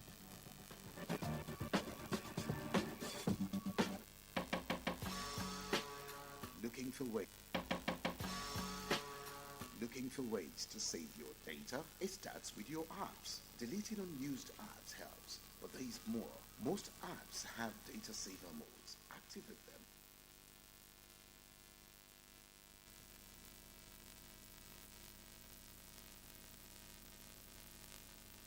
them. Say no to the ordinary. Embrace the extraordinary, because we are the voice of the people. Voice of the people. Today, 95.1 FM. Today, 95.1 FM.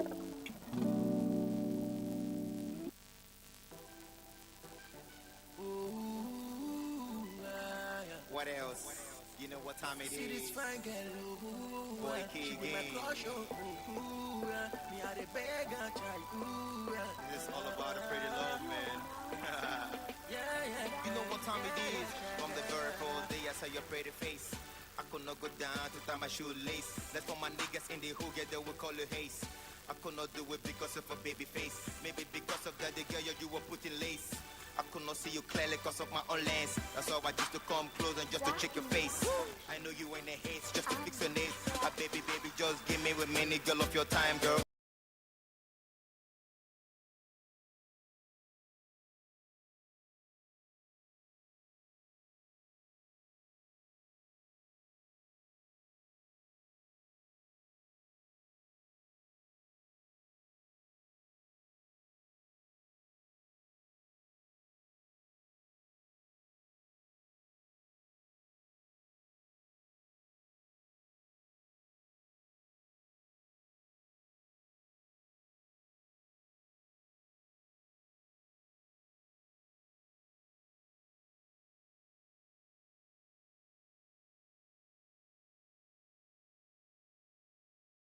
Higher Road, Port Harcourt. Red carpet begins at 6 p.m. Main event starts 7 p.m. Grab your tickets now. Regular 5,000 naira, stool 100,000 naira, and couch 250,000 naira. This is not just an event. This is a movement. This is the street culture experience with lots of packages to be won. Because on that night, the street will show who got swag. So grab your squad, bring your swag, bring your style, and bring your energy. This event is proudly supported by NTN, Angelo's Premium Drink, Flush Beach House, Duffy Burger, and Flex Wears. Street Go Back 2.0.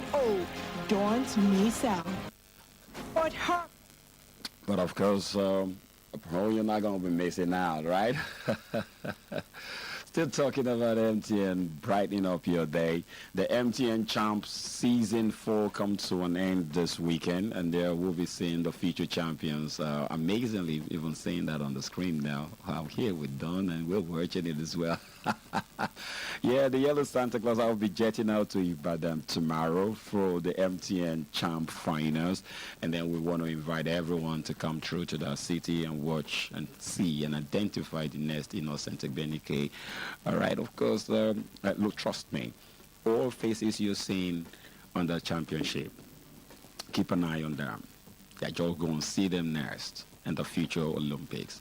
Now, the MTN Champ, it's a talent hunt championship for athletics, all athletics games. Now from there they were moved into the academy, the MTN Academy, where they will be trained, nurtured, diet, exposed to various athletic competition across the globe in preparation for the African Championship, and then of course the big one, which is the Olympics. So here we've got lots of winners. It started in Calabar, and then, of course, we're ending this weekend at Ibadan. It's actually the big one. It's big. We moved from Calabar, UGA Swain Stadium in Calabar. Yeah, the Yellow Santa Claus was there. We moved as well straight to Jos.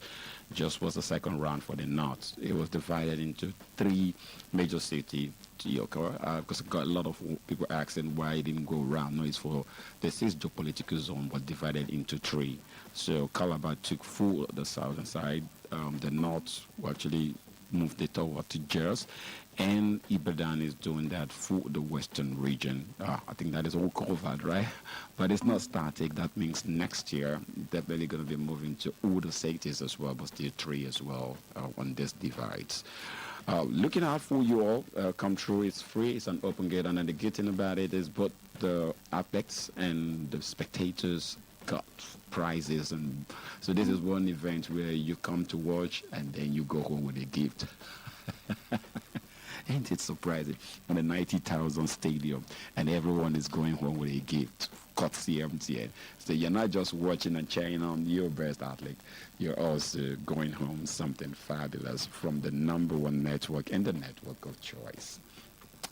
But anyway, this is all I have for you today, because I'm warming up to go pack my bags and jet out of town. And I'll bring you all the highlights from the Asian city of Ibadan, right? But let me give out the last recharge card this yellow morning. It's almost rolling into noon. All right, the last recharge card is 80354127 9482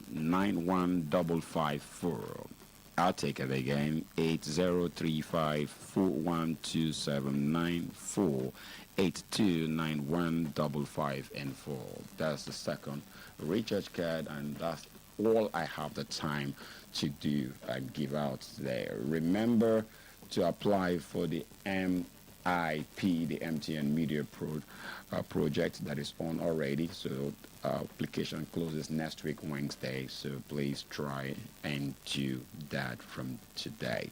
Also get ready for the Street Girl Swag. It's a big event also on the bill of MTN, and it's happening also in this month on the 30th of April, just like Boyke said. And I've also been paying for 10 tickets, 5 for Today FM, 5 for Reading. Okay, I'll make it 15, and then 5 for ROS TV. Okay, another 5 again for Silverbird. So for all my media platform where the Yellow Santa Claus operates, so you all have 5 tickets just to come be part of this. I did promise, right? On behalf of the production crew, many thanks to my soul sister, beautiful and ever smiling Dawn in the studio. Thank you so much for having me share your time. DJ Kenyo, what would my life be without you pressing the right button? They never know. They can't even tell how I talk every day, but someone is behind the right buttons, and that's DJ Kenyo. Well, be good to yourself. This is the Yellow Santa Claus, Prince Nnamdi Obi saying, stay out of trouble, stay only in one station, and be faithful to just one radio station, and that is Today FM, and only one network, MTN Nigeria. We love you, and I'll see you again next week. Bye, and God bless you.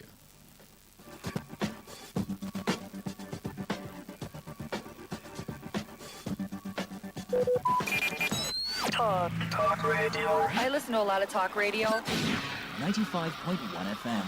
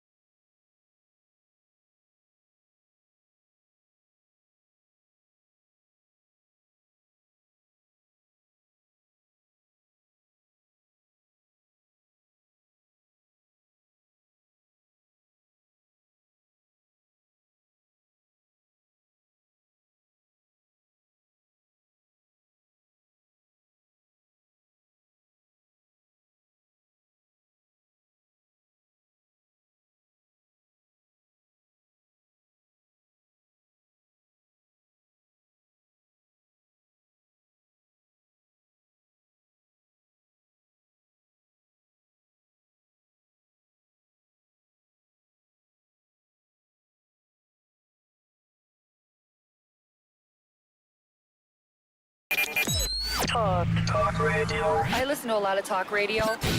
95.1 FM. Whether it's happening in Port Harcourt, South South, Nigeria, or around the world, we've got you covered. On air, online, delivering balanced news and unbiased analysis. Today, 95.1 FM. This is Today, 95.1 FM, Port Harcourt. News.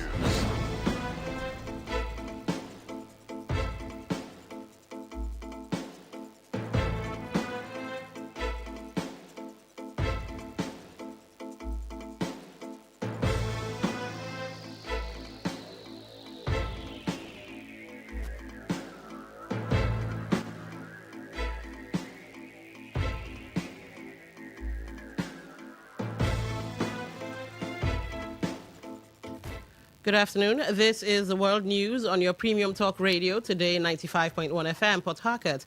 I am Dawn Wilson. The headlines.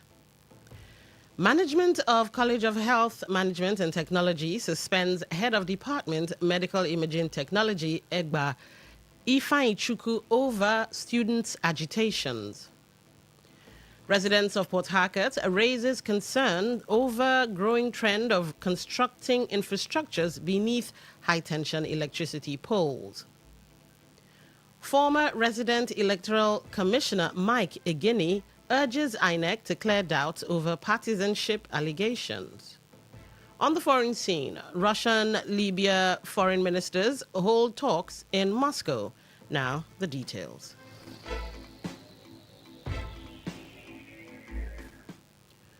The head of Department, Medical Imaging Technology School of Medical Imaging Technology at the College of Health Management and Technology, EGBA Ifeanyi Chukwu, has been suspended. In a letter by the provost of the River State College of Health Science and Management Technology, Peace Chigozirim Amadi, said the suspension takes immediate effect. According to the letter addressed to EGBA Ifeanyi Chukwu and copied all relevant authorities in the college, including the chief security officer, it was revealed that the suspension follows the current developments in the department and students' agitations in the Department of Medical Imaging Technology. While the letter obtained by Today FM's correspondent advised Ifeanyi Chukwu to hand over all college property in his custody as head of department to the Dean, School of Medical Imaging Technology, it also disclosed that the suspension will remain pending further administrative procedures. The students of the School of Medical Imaging Technology had raised allegations of extortion and fake educational qualification against the HOD EGBA, Ifeanyi Chukwu, and called for his removal. The development has led to several protests by the students. Residents of Port Harcourt have raised concerns over the growing trend of constructing infrastructures beneath high-tension electricity poles, urging landlords to reconsider such risky development. Today's FM's correspondent who monitored the situation across major roads and streets of Port Harcourt gathered that in several neighborhoods, the pressure for more housing has led some property owners to ignore safety precautions but decided to put lives and property in danger. Some residents who spoke in an interview with our correspondent expressed fear over the constant risk posed by the high voltage lines, noting that during heavy rainfall or strong winds, the cables often swing dangerously or appear too close to rooftops, creating anxiety among families living nearby. According to them, any slight faults could result in electrocution, fire outbreaks, or damage to buildings, pointing out that living under such power lines affects the overall well-being of residents.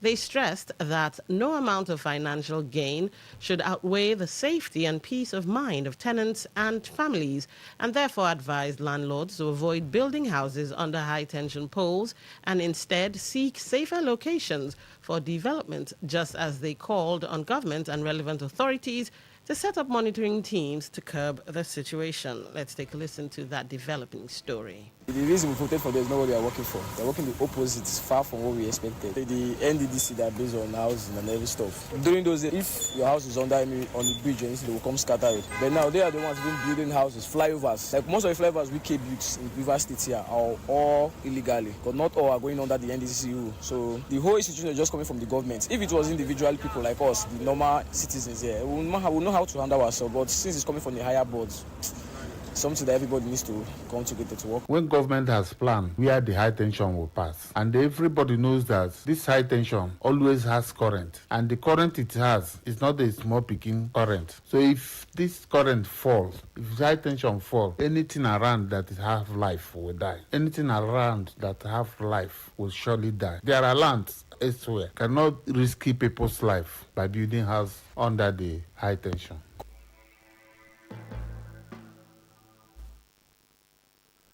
In another development, residents in Port Harcourt have lamented over the worsening condition of internal roads in the metropolis. Some residents who spoke to Today FM's correspondent referenced several internal roads riddled with potholes and stagnant water, which they said have made commuters, especially motorists and pedestrians alike, experience difficulties in accessing their destinations. While some residents expressed grievances about the attitude of government in constructing roads, others insist that the government and its intervention agencies take quick and swift actions towards bad roads. They insisted that without urgent intervention, the situation could continue to disrupt their daily lives and livelihoods. I think bad road is not just a negative effect for we pedestrians on the road, even those who are driving, because it causes major accidents. We have bad roads and issues like that in Mbolu and every other side, Rumokuta, Rumokoro, and these bad roads cause major accidents, and the government should do something about it. The government should carry out certain initiatives. They should add even people, because bad roads is not always about the road and the structure. Even dirty passengers eat on the road, they throw dirt on the road. So government should take this initiative, getting people to clean the road. The road leading from Adajoi to Chinda, the half of the road is very lapidated. So it costs so many things. The shops around there are not functioning any longer. Most of the shops has closed. Former resident electoral commissioner Mike Igini has described as very regrettable and most unfortunate the controversies surrounding the Independent National Electoral Commission, INEC, urging its leadership to urgently clear doubts over alleged partisanship to restore public trust ahead of upcoming elections. The controversy centers on allegations that INEC's chairman was linked to a partisan social media account that appeared to support the All Progressives Congress, APC, during the 2023 elections. Screenshots circulated across X showed the alleged account making a partisan comment, "Victory is sure," in response to a post by the ruling All Progressives Congress APC youth leader. Igini, who spoke in a live television program monitored from Port Harcourt, stressed that perception plays a critical role in electoral credibility, particularly for an electoral management body. The former Akwa Ibom REC also faulted political parties for failing to complement INEC's reforms, warning that provisions within the Electoral Act 2026 could undermine the credibility of the 2027 elections. Igini also highlighted the importance of a strong opposition in sustaining democracy, warning that there will be no hopeful future for democracy without a credible and institutionalized opposition. He also raised concerns about the growing role of the judiciary in determining electoral outcomes, cautioning that perceived weaknesses or susceptibility to political pressure could undermine the rule of law and threaten democratic stability.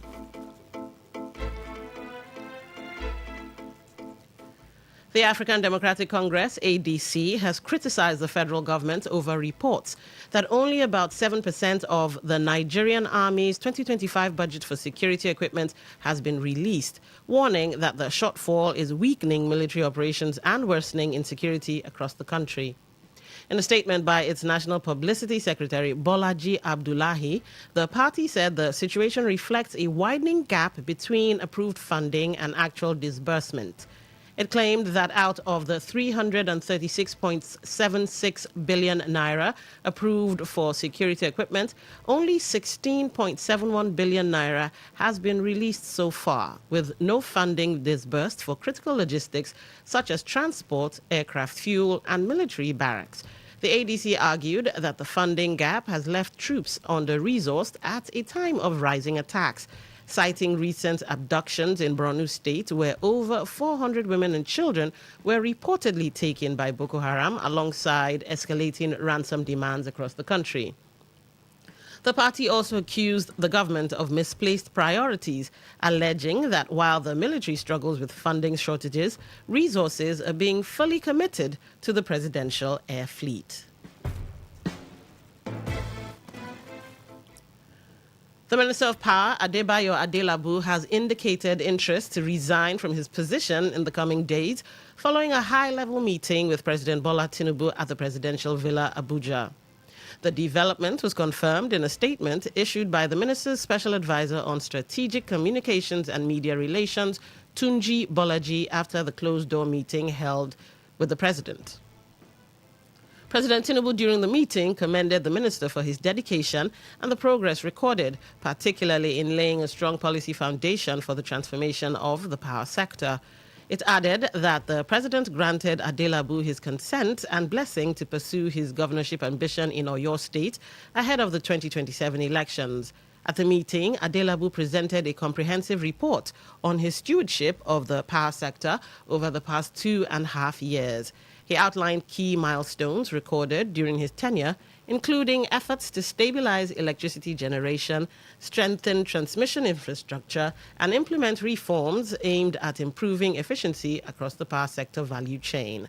A major highlight of the engagement was the presentation of the National Integrated Electricity Policy, NIEP, alongside its Strategic Implementation Plan, SIP, as well as the Medium to Long-Term Integrated Resource Plan for the power sector. The Oyo-born minister explained that the NIEP provides a long-term roadmap for achieving energy security, expanding electricity access, integrating renewable energy, and building a more resilient electricity system. You're listening to the World News on Today 95.1 FM, Voice of the People. After the break, more news, sports, and foreign stories. Stay tuned. Every day, every hour, when the big stories break, depend on our 24-hour news team to bring you the latest. Today 95.1 FM. Welcome back.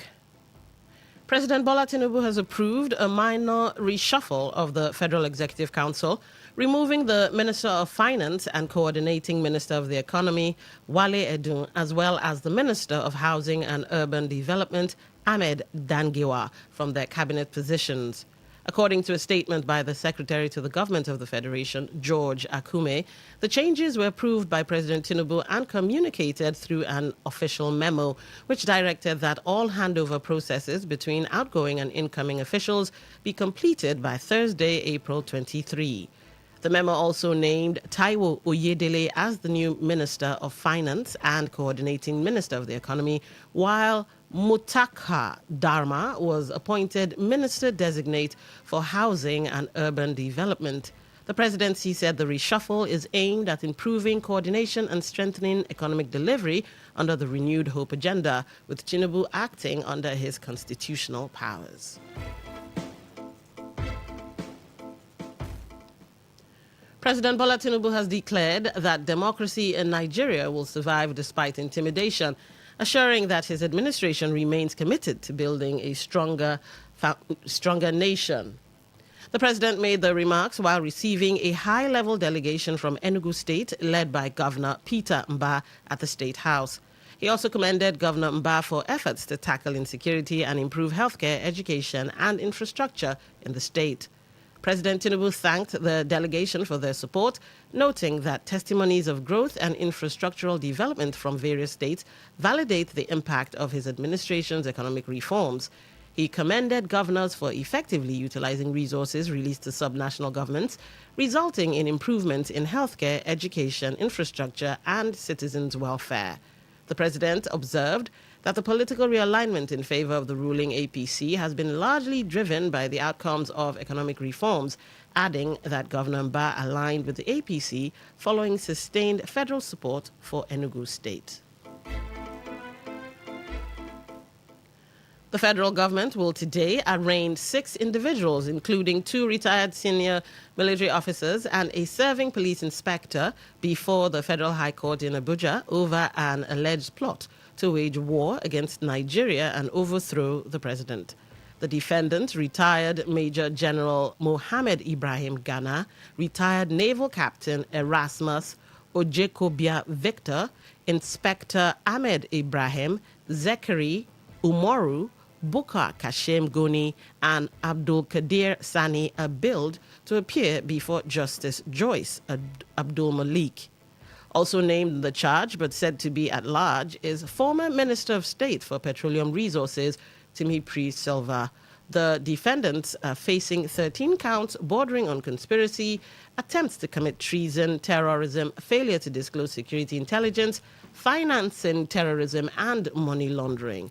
The charge, filed by the Office of the Attorney General of the Federation and signed by the Director of Public Prosecutions, Rotimi Oyedepo SAN, accused them of offenses ranging from alleged attempts to overthrow the government to terrorism-related financing. According to the prosecution, the defendants allegedly conspired in 2025 to levy war against the state to overpower the President of the Federal Republic of Nigeria.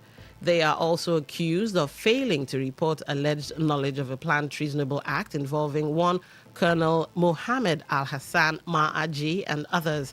The government further alleged that the defendants, quote, knowing that a treasonable act was intended to be committed, did not give information thereof with all reasonable dispatch to either the president or a peace officer, unquote.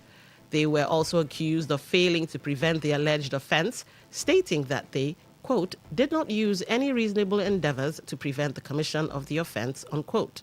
Inspector Ahmed Ibrahim and Zekeri Umoru were also accused of attending meetings allegedly linked to the plot in a bid to further a political ideology which may seriously destabilize the constitutional structure of the Federal Republic of Nigeria.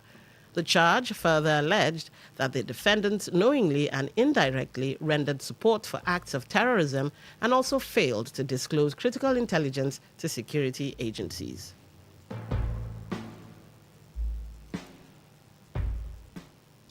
On the foreign scene, Russia has expressed readiness to assist Libya in restoring unity and national reconciliation. Russian Foreign Minister Sergei Lavrov disclosed this after holding talks with Libya's acting Foreign Minister Tahir al-Ba'ar in Moscow. Al-Ba'ar said the Libyan delegation plans to meet with Russian government officials to work on resuming bilateral agreements. Lavrov announced that Russia and Libya agreed to resume the work of the Intergovernmental Commission on Trade, Economic, Scientific and Technical Cooperation. Responding to questions about U.S.-Iran negotiations, Lavrov said that if both sides reach an agreement similar to the 2015 Iran nuclear deal, quote, that would constitute a major success, unquote. To end the news, here's a summary of the major stories.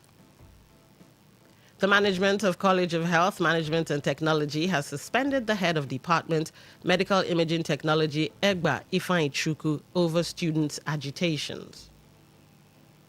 Some residents of Port Harcourt have raised concerns over the growing trend of constructing infrastructures under high-tension electricity poles. We told you that former resident electoral commissioner Mike Igini has urged INEC to clear doubts over partisanship allegations. And on the foreign scene, you also heard that Russian and Libyan foreign ministers have held talks in Moscow. That was the news as edited by Uchendu Ejiowo. For comments and inquiries, please call 0818-389-2850 or send your emails to news@todayfmlive.com. You can also You can read our stories on www.todayfmlive.com, Facebook at Today95.1fm, Instagram at TodayFM951, X at TodayFM951. You can also join our YouTube live at Today95.1fm. I am Dawn Wilson. Good afternoon and thank you for listening. Today's news, today's entertainment, today's sports, today's issues. Today on Today 95.1 FM, Port Harcourt. Talk radio. I listen to a lot of talk radio. 95.1 FM. Please listen to this infomercial. Herbal Heritage International, the Kokoroko, for herbal medicine, where they produce strong, correct medicine, they take it, they support with country healthcare system. Countryman, correct, bakelistic, ogbonge herbal medicine, they know they come out for public anyhow, like a big basket. Full ground, as every Christmas, have been boundary. Seeking a self-sabi medicine, we pass them. After all, monkey smart now, because tree near tree is a forest. Heritage International go use the technology of computer testing machine to see and know before attacking that your health condition wey don become ugbarugba for your life with the correct treatment. Therefore, whether definition or without definition, make you visit Herbal Heritage International offices wey near you. Herbal Heritage International. Now you. Hello and welcome to the program Roots and Herbs.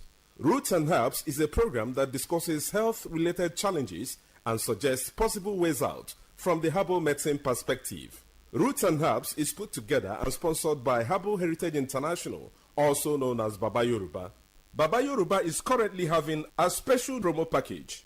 This promo package will give you the opportunity to enjoy 50% discount on all their products and services. This offer runs while the stock lasts. And at the same time, it will give you the privilege of meeting Baba Yoruba himself at number 24 Ikwere Road, Mile 1 by Education Bus Stop, Port Harcourt.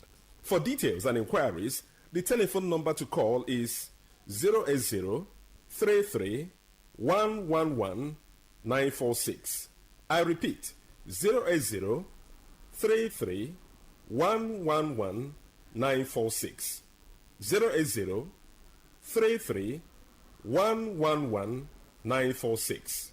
On today's edition of the program, our topic for discussion is male-related health challenges. And I have with me in the studio, Dr. Otumba Abiodun. Sir, you're welcome to the program. Thank you, Mr. Moderator.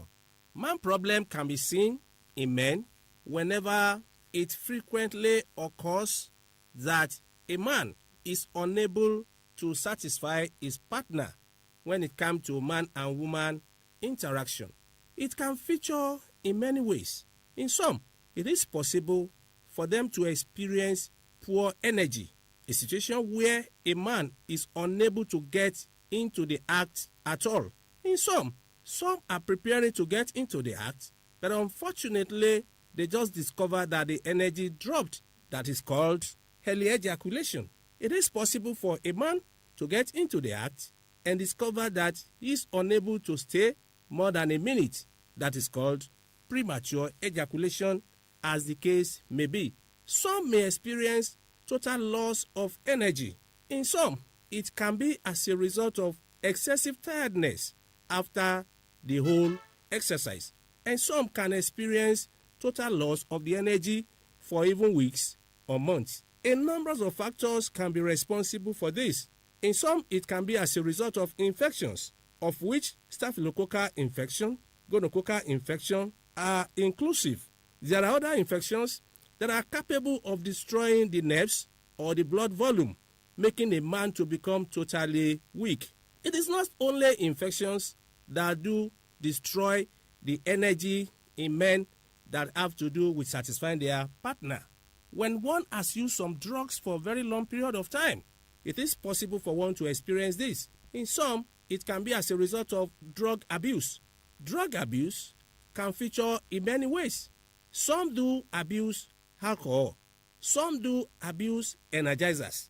People that are faced with sugar problem, that is, diabetes mellitus, if it is not controlled properly, it can weaken the nerves, and under that condition, a man may not be able to stand like a real man again.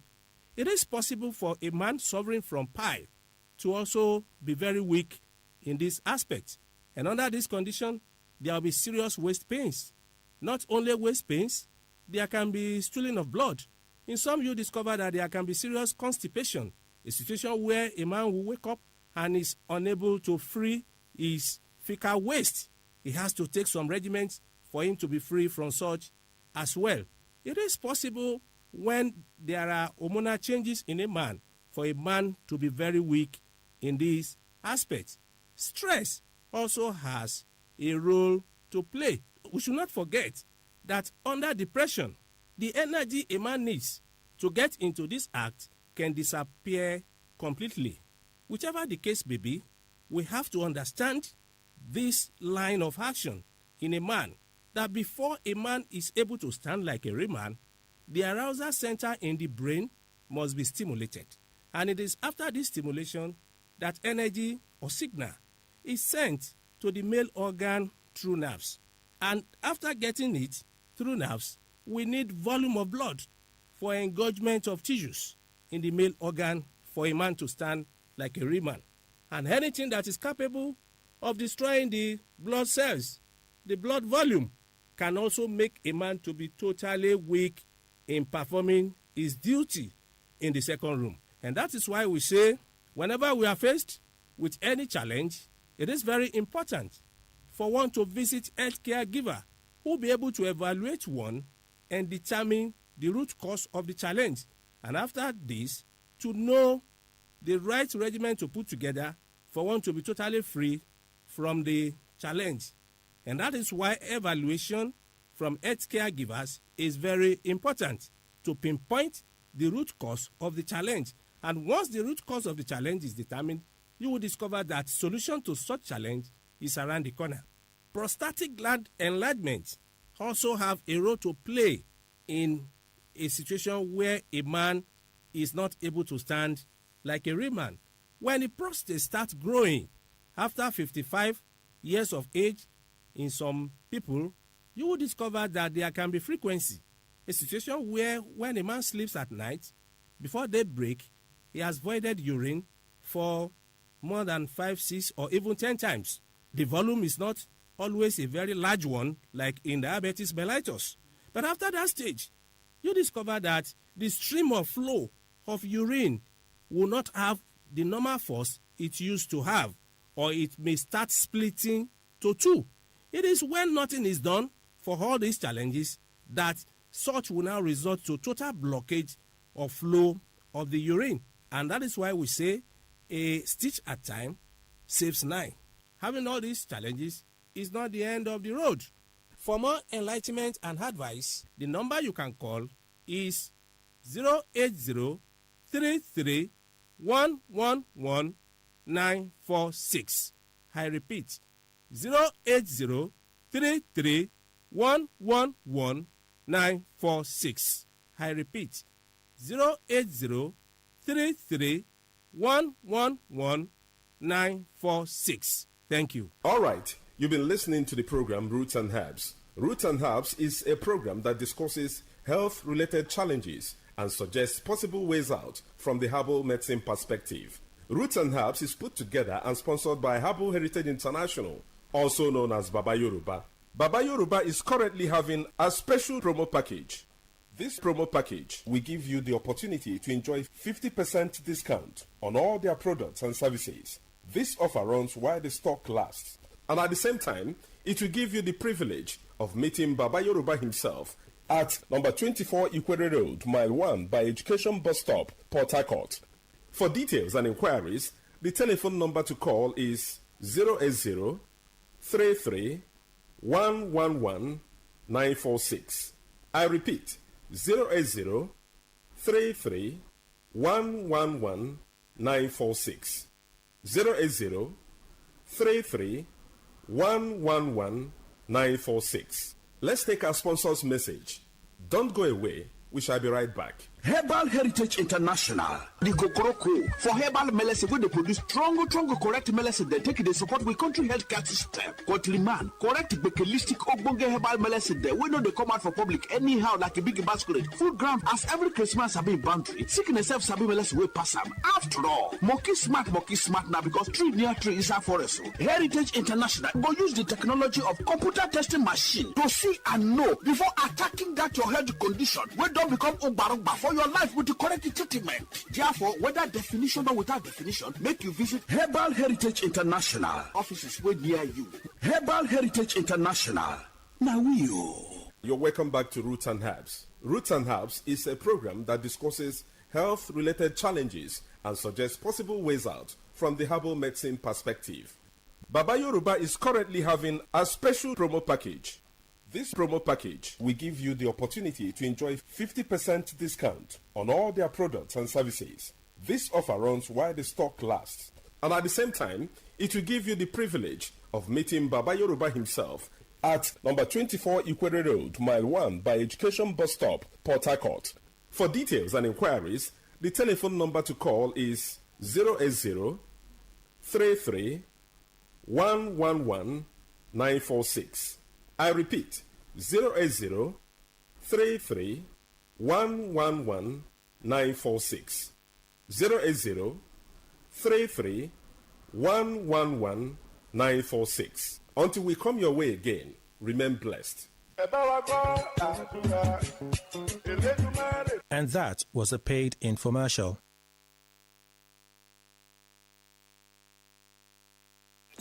Talk radio. I listen to a lot of talk radio. 95.1 FM.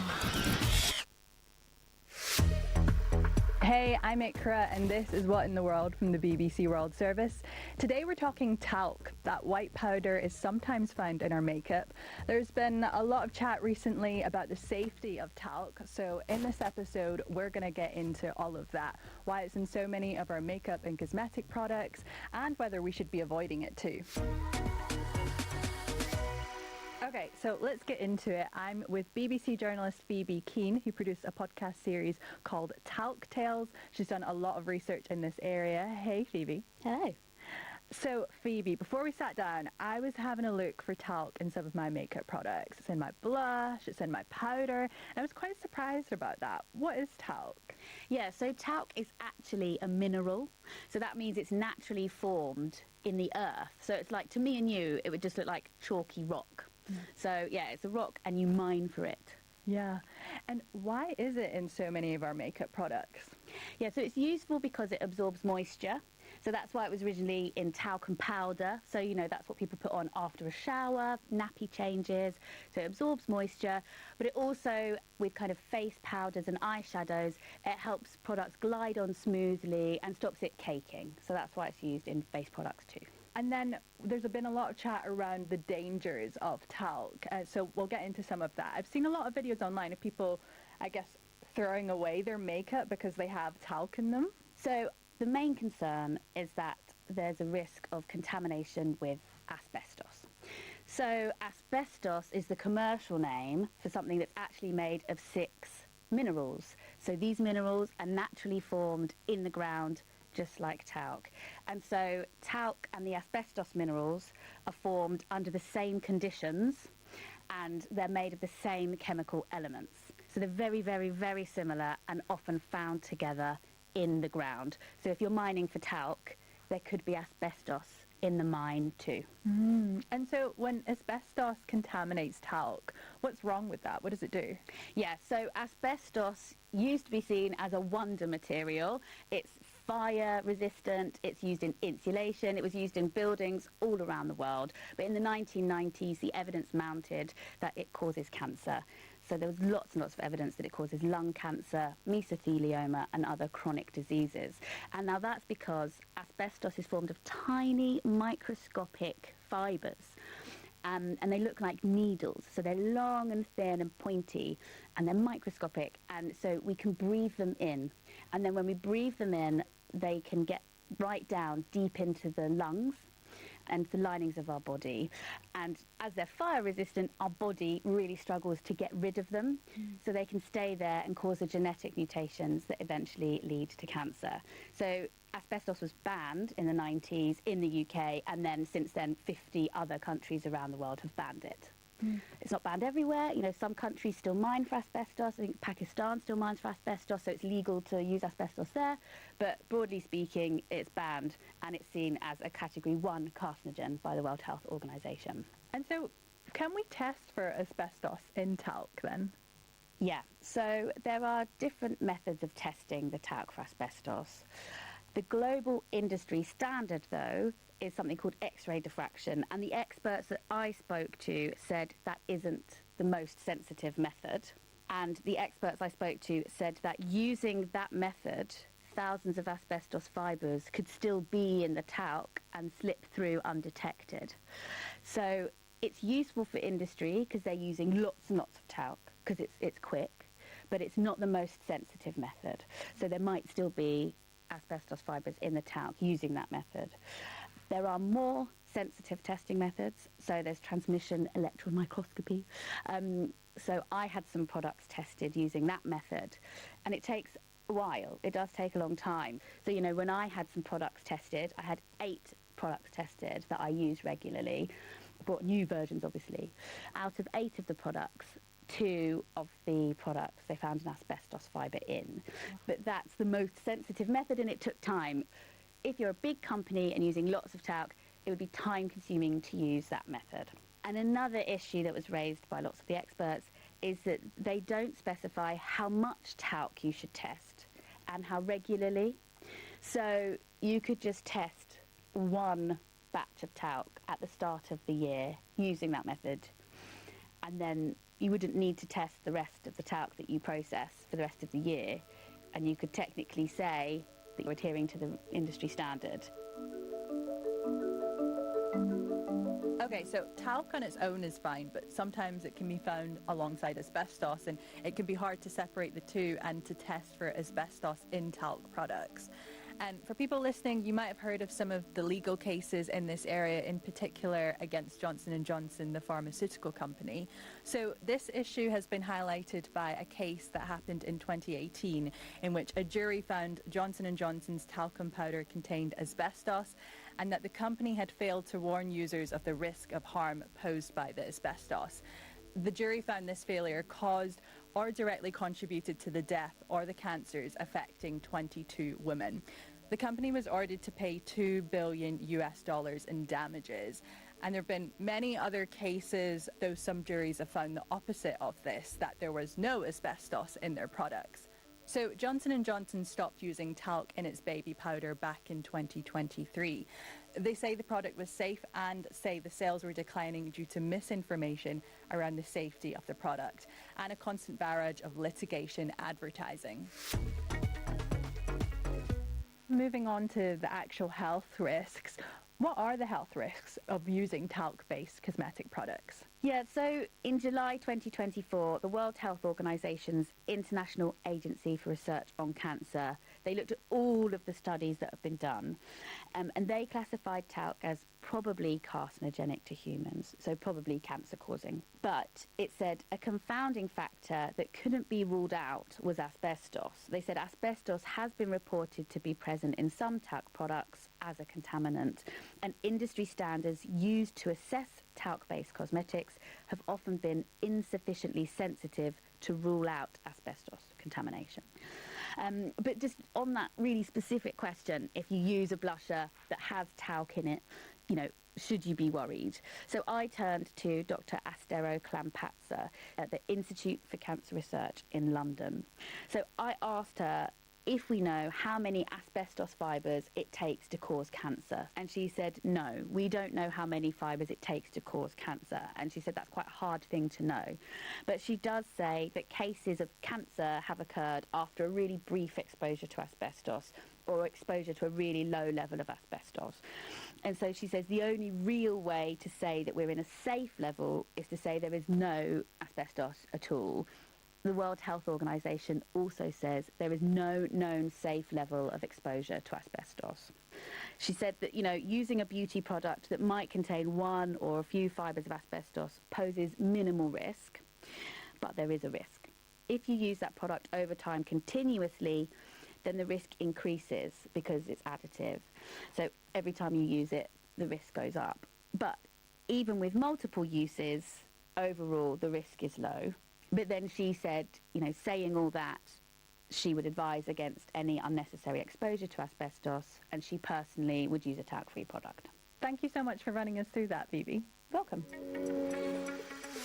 It's worth saying not everyone agrees with the health risks of using talc. As we've said, it's difficult to test. Several companies, including Johnson & Johnson, Chanel and L'Oreal, have been quietly moving away from using talc-based products in recent years. Okay, and that's it for today. For now, I'm Ikra Farouk. This is What's in the World from the BBC World Service. I'll see you guys next time. Bye.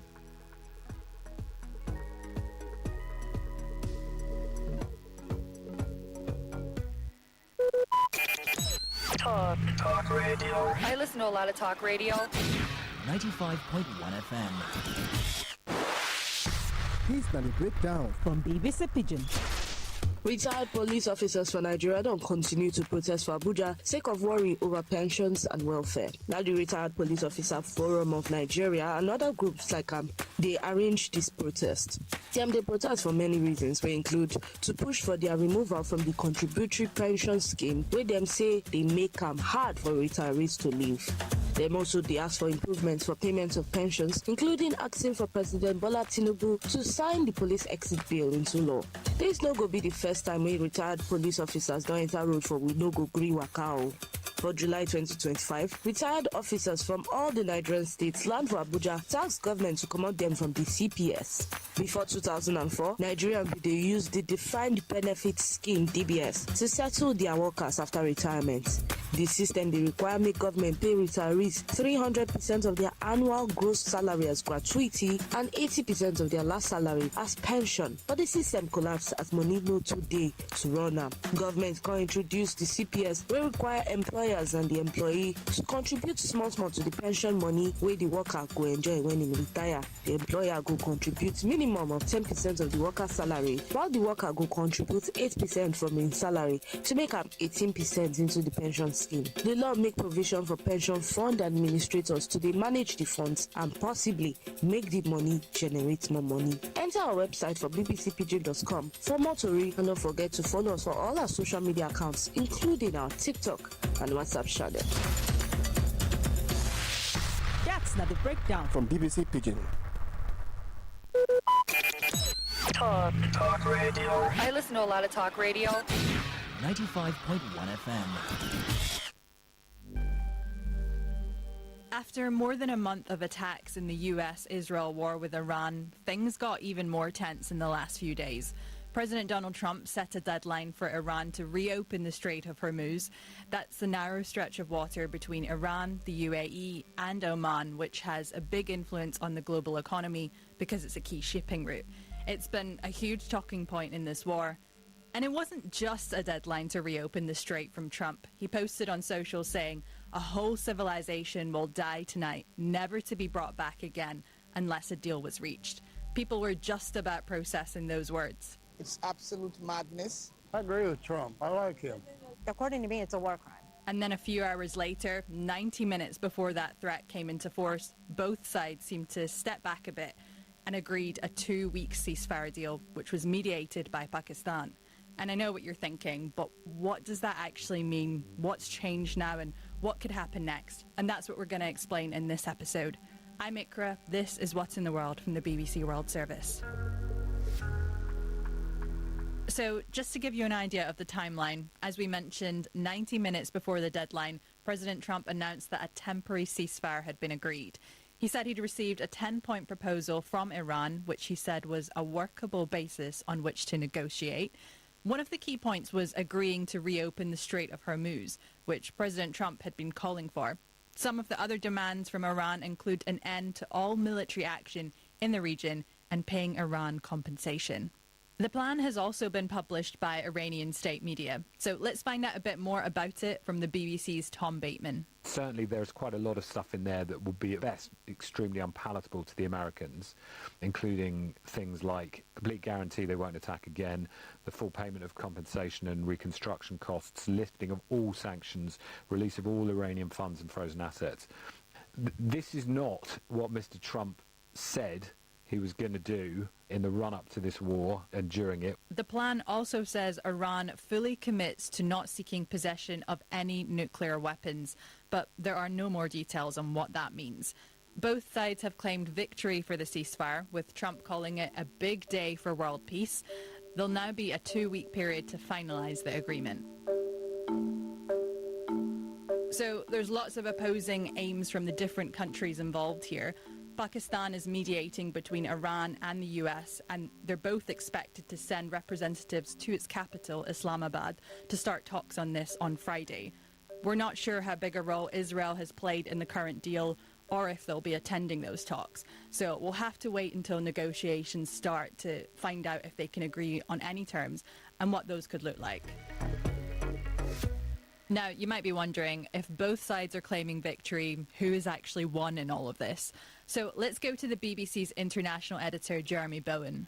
You know, both sides right now are claiming victory because Trump's people will be saying things like, you know, he plays a complex game of global 3D chess and potentially genocidal threats about killing a civilization with just a negotiating tactic. And the Iranians saying, look, we resisted, he caved in. The big question is what could happen next? And as we've touched on, this temporary ceasefire has been mediated by Pakistan. It will be hosting talks in its capital, Islamabad, on Friday to see if the countries can agree on a longer-term peace plan.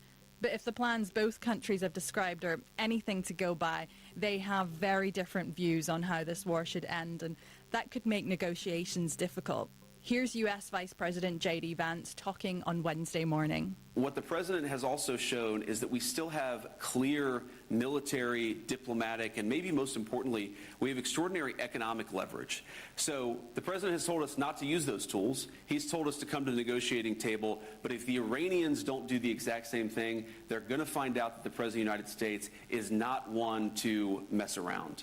He's impatient. He's impatient to make progress. He has told us to negotiate in good faith. And I think if they negotiate in good faith, we will be able to find a deal. But that's a big if. And ultimately, it's up to the Iranians how they negotiate. I hope they make the right decision.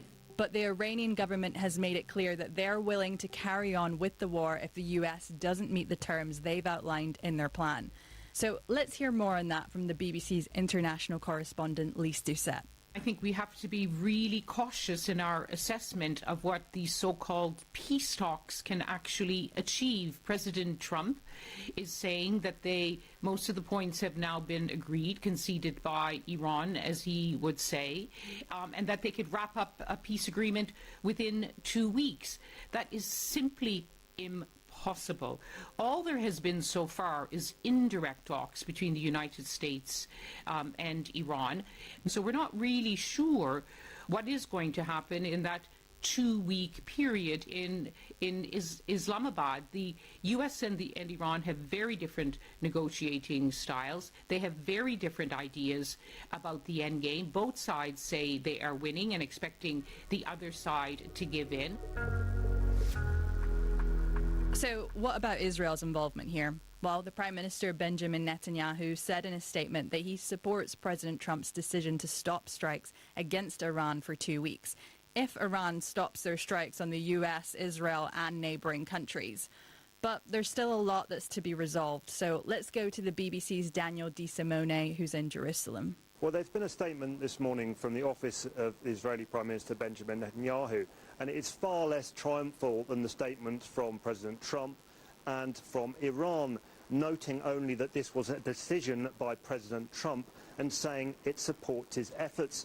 In truth, the objectives set out by Prime Minister Netanyahu at the beginning of the war have not been achieved. The Iranian regime is still there, and Iran still poses a threat. Indeed, missiles were fired from Iran into Israel even after the ceasefire deal was announced. We heard sirens here in Jerusalem overnight and loud explosions. Benjamin Netanyahu said that the ceasefire does not include Lebanon, where Israeli ground troops are currently fighting the militant group Hezbollah, who are backed by Iran. But as I mentioned earlier, Iran also wants the fighting to stop in Lebanon as part of any long-term agreement. Beyond this ceasefire deal, there are other potential lasting impacts from this war, especially for the global economy. Reopening the Strait of Hormuz will mean that supplies can start moving again after weeks of global shortages. But as Jeremy Bowen explains, it won't exactly be the same as it was before this conflict broke out. Don't forget, before the 28th of February, there was free navigation on an international waterway. Iran has also been charging substantial tolls on shipping to go through there, and there's talk that this could raise, if this was permitted, and I don't think the Gulf countries could ever accept this, this could be a revenue raiser amounting to billions of dollars a year for the Iranian regime. So there are massive questions, because to go back to the status quo before this war started, it would once again, there would be free navigation through an international waterway, and it seems clear that Iran has got something rather different in mind. Markets are already reacting positively to this ceasefire deal. Oil prices have fallen after they jumped by around 14% because of the war. But we could still be seeing the long-term effects of this for a while. So here's the BBC business reporter Nick Marsh to explain. To an extent, the economic damage has already been done. Even if the ceasefire holds and a peace deal is reached eventually, analysts estimate it will take months to restart oil production and logistics, which has collapsed in the Middle East due to the blockage in the Strait. Not to mention repairs to key infrastructure damaged in the war. In the meantime, global oil supplies will still be significantly down compared with pre-war levels, and prices will remain high. We'll be keeping across what's happening, and if you want to stay up to date on these negotiations, there's loads more on the BBC News website. For now, I'm Ikra. This is What's in the World from the BBC World Service. I'll see you soon.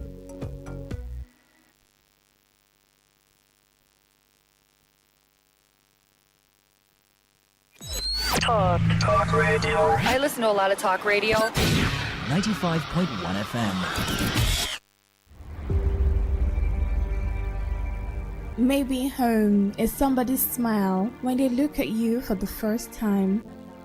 Maybe home is being a home to something you love and adore with all your heart, and that is what life, friendship, and love are all about. Maybe home is listening to all of your favorite shows on Today 95.1 FM. We create memories. We inspire comfort. We are the voice of the people, and we are home away from home.